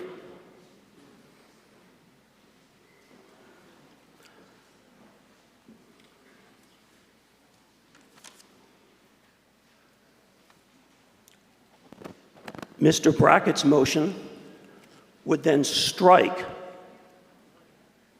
the last sentence, which reads, during the transitional period, gasoline-powered leaf blowers are prohibited except between the following dates. And he would then strike everything from that sentence down through the dates, which we went over together that were changed. So in other words, that second part of this motion would strike, it is, okay, and now it's on the screen, would strike the last sentence of the narrative under what is currently 5, effective date and transitional period, and all of the dates below. In other words, if that portion were accepted by town meeting,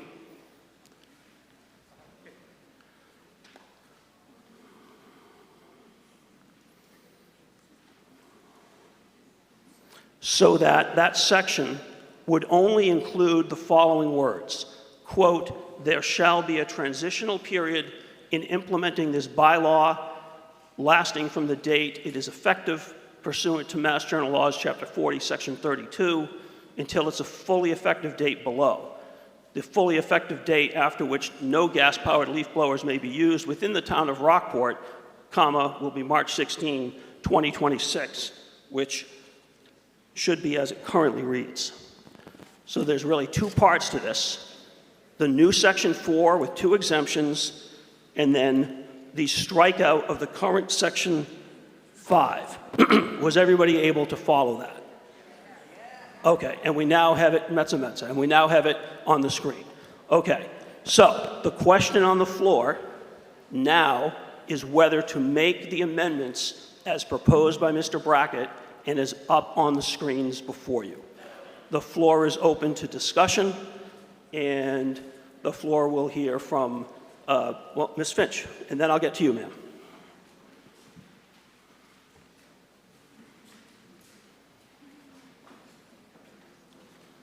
With all due respect to Selectman Brackett, the proposed amendments are taking away the most damaging commercial landscapers, most of the emissions, most of the health issues, most of the particulates are coming from commercial landscapers.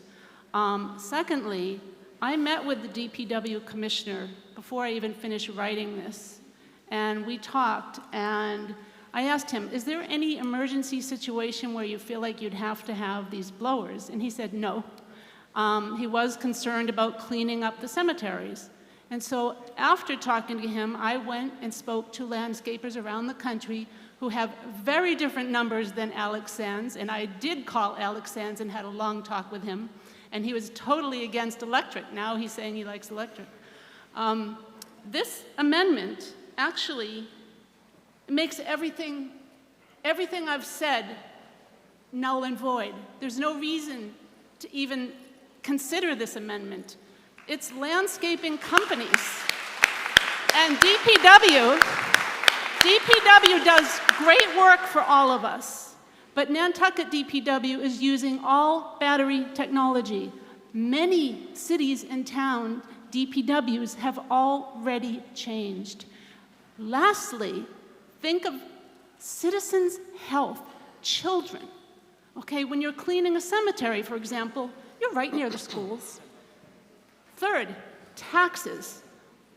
Taxpayers will save money within 2 to 3 years if DPW purchases electric equipment and stops using gas and oil and having to maintain those gas blower monstrosities. That's all our money, gas, oil, maintenance, 2-year warranties. Electric blowers have 5-year warranties, and the batteries have 3-year warranties, at least for Eagle brand. Last thing is Alex Sands had really wrong numbers on decibels. I've been researching this since November, and I am a medical science researcher. You need to learn logarithmic scales when you compare decibels to decibels. And also, this is one of the most powerful steel, brand you like, steel blowers. It weighs 20 pounds, but the battery can last between 5 and 6 hours. It is $1,200 if you want to go to this level of power. Most of the landscapers I interviewed in detail do much cheaper handheld versions for 90% of their work, Ego 765s. So there's a lot of misinformation, and I think what we need to know, what we need to understand is return on investment. You don't look only at a price, you look at return on investment. They are double digit in the first year, and that means taxpayers will save money. And by the way, we voted in 2021 for a net zero resolution asking the town, we voted unanimously to ask the town to come up with a net zero plan. This would fit right in. Thank you. Thank you, Ms. Finch. So I'm gonna go, Mr. Goodwin, is this a point of order? Mr. Moderator, this amendment is out of order. Don't you believe it's out of the scope, the original scope of the warrant article had nothing in it about commercial developers, had nothing in it about the town. Now you're adding exceptions, which were never in the warrant. Okay, the town has not been warned. So I do not believe it's outside the scope. I understand well, I'm not going to comment on the arguments. I do not believe it's outside the scope. It does leave the bylaw intact as to private citizens, so I'm not finding it outside of the scope. And just to be clear, we are now discussing whether to make the amendment, and we'll be voting on that. I'm going to go to you, ma'am, and then I'm going to go to the Department of Public Works. Yes, ma'am. Beth Shapiro, 40 Stockholm Ave. I need to say that this amendment is the most duplicitous thing I've heard yet in any town meeting I have been in. It completely guts not only the purpose of the proposed bylaw, but as Diane said, the actual impact of it. It completely guts that. And I think for Mr. Brackett, due respect, but this is politicking at its worst. To try to say, oh, I support this, but without this and without that, that's not supporting it. So if Rockport wants to put a ban in, then let's talk about what the timing of implementation is. What are the exceptions during the timing of implementation? But to take the two largest users of the polluting and health damaging equipment we're talking about and say, oh, no, they're exempt forever is ludicrous. And it's personally offensive to me as a voter in this town.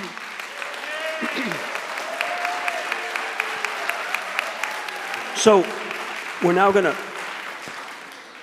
go to the Department of Public Works Commissioners. I understand passions are high. I would ask everybody to keep your comments, if you can, on the substance, not personalities, if we could, looking forward for the rest of the meeting.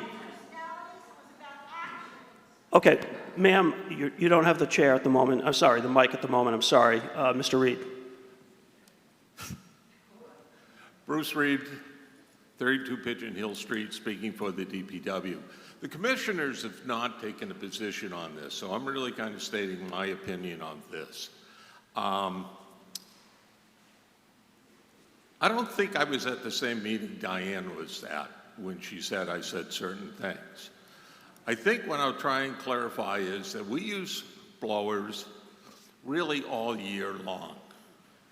And a lot of the reason we use blowers is to be efficient. We try to clean streets with them. We try to get grass off of sidewalks after the grass has been mowed in the parks. And we use them in cemeteries. We use them in ball fields. We use a lot of them. And we probably have about 10 of them, and we probably replace them about every 3 or 4 years. That's how we use them, but they are used year-round. And the key part of it is we use them to be efficient. We use them to keep the streets clean. I don't think people really would want to walk down Main Street if we aren't really cleaning those streets. We need equipment that's big enough and strong enough to do that. The DPW yearly looks to find out where electric equipment is and can it do the job for us. And we're going to continue to do that year after year. And sooner or later, we'll get to the point where we have all electric, but it's probably a long ways out. It's expensive, and we have to try and balance costs as well as efficiencies. That's what the DPW tries to do. Thank you. Thank you, Mr. Reed. Yes, ma'am. Monica Lawton, 11 Story Street. With all due respect, I mean, the DPW does a terrific job using their leaf blowers, but the point has just been made that why the leaf blowers are such a problem, because they are not just used for leaves. A leaf blower is a misnomer. It's used all year round for every manner of dirt, debris on streets, on sidewalks, on parking lots, everywhere. And that's why they have become a problem. And Beth Shapiro is correct. To eliminate or to carve out an exemption for the landscaping companies and the DPW, I'm sorry to say, much as I support the DPW, is just really outrageous, because that is the problem. These leaf blowers all year round in all manner, even blowing snow. So I urge people to vote against this amendment. Thank you, Ms. Lawton. Mr. Arsenian. Thank you. Toby Arsenian, 95 Granite Street. I think Beth Shapiro and Monica Lawton said most of it. There ought to be a concern for the employees of the DPW, too. I mean, there's obviously a concern for efficiency and money, but if they're being exposed to all of the fumes, supposedly for our benefit, then it's on our conscience, perhaps, if 20 years from now, some of them come down with cancer, or perhaps sooner. I don't think that, people have a right, to create rackets everywhere. The noise obviously travels. With light, we've got it all on the principles of light trespass. At the moment, we're supposed to be talking, I think, about Ross's amendment. That's correct, and I was taking your remarks to address that, but that's absolutely correct. The question is on the motion to amend that's on the screens. I would say that Ross's amendment more or less undoes the whole purpose and point of it, and I think it unfortunate that the DPW is more concerned about the efficiency and the cost than they are about the health of the employees. Thank you, Mr. Arsenian. Yes, ma'am. Mary Mintz, 3 Highland Street. Can we call this question of the amendment? You can, if that's the motion you're making. That's the motion I'm making. All right. Is there a second? Second. Moved and seconded. So the question is on whether to end a debate, stop discussion on Mr. Brackett's amendment, which is in front of you on the screen, and to the extent you were able to follow along as I read it in your books, this requires a 2/3 vote. We will vote by electronic means. If you want to stop discussion, you will press 1 or A. If you want to keep talking about this amendment, you will press 2 or B. Does everybody understand the question in front of you? All right, you'll have 12 seconds from when I say the words vote now. You'll press 1 or A for yes to end discussion, 2 or B for no to keep going. Vote now.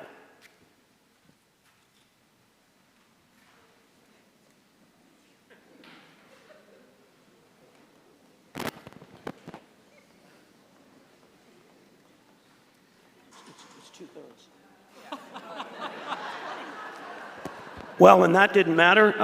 That motion carries by 97% to 3% in the numerical count.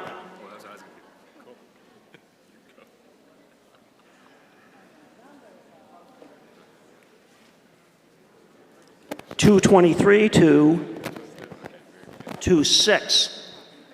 So we now, the discussion on the amendment is over, so we now turn to vote on the amendment. Everybody with me so far?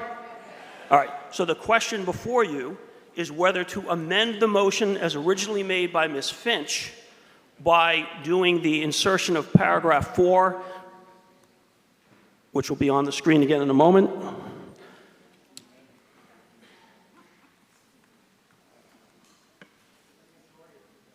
Majority.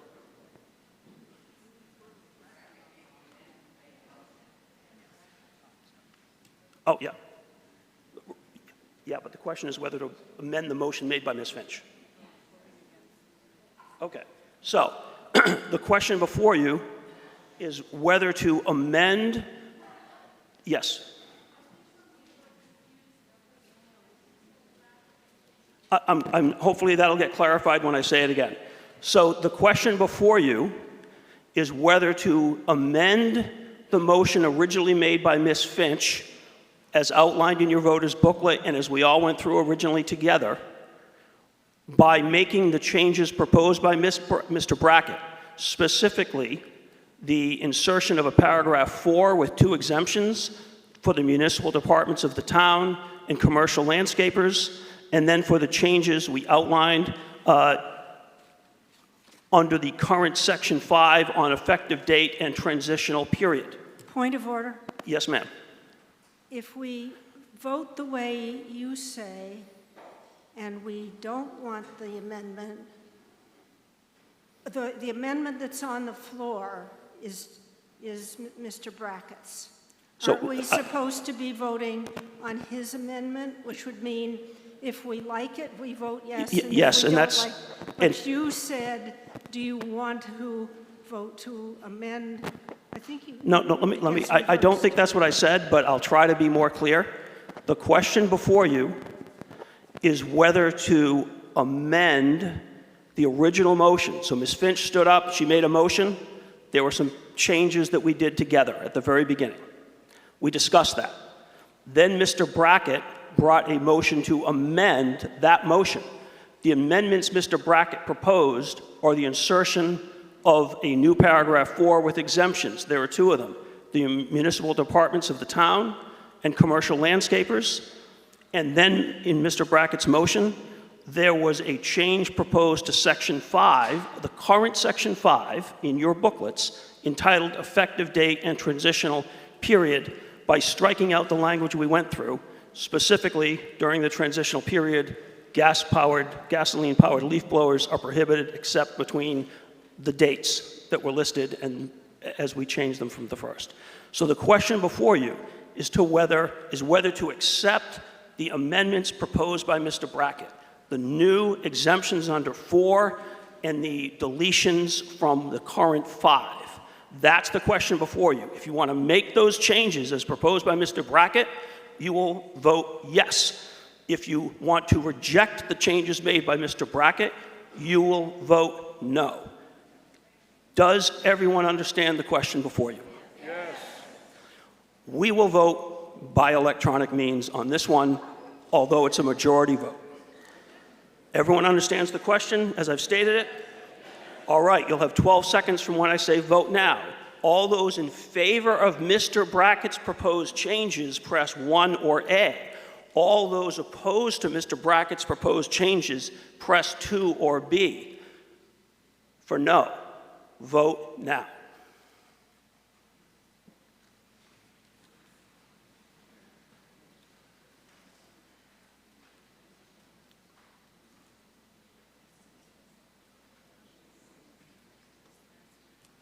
And that proposed amendment by Mr. Brackett fails, 72% to 28%, and the numerical count,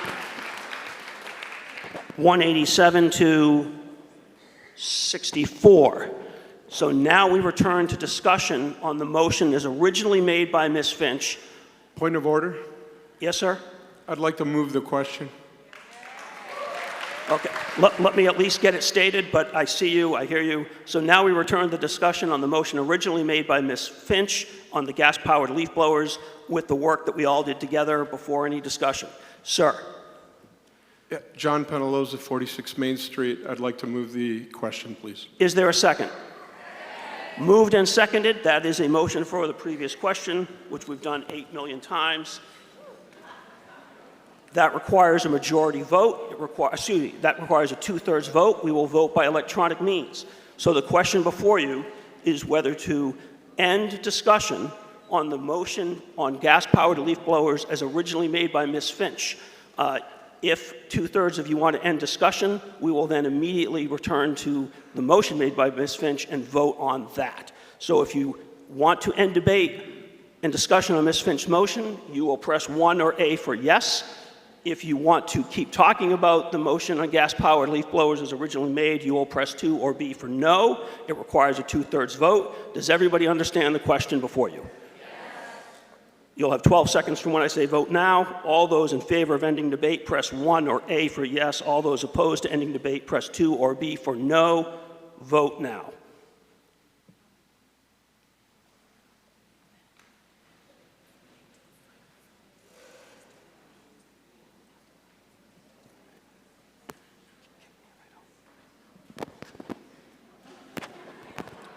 That motion carries 94% to 6% in the numerical count, 220 to 13. So, now we return to vote on the motion originally made by Ms. Finch.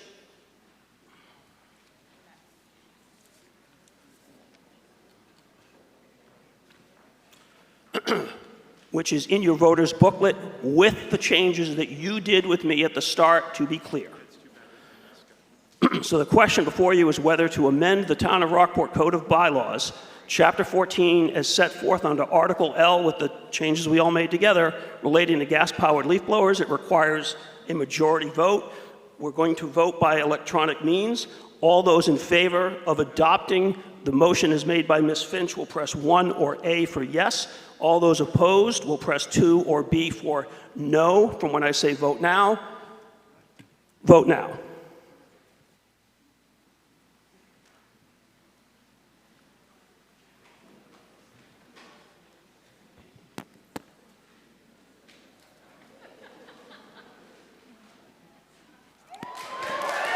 That motion carries 82%.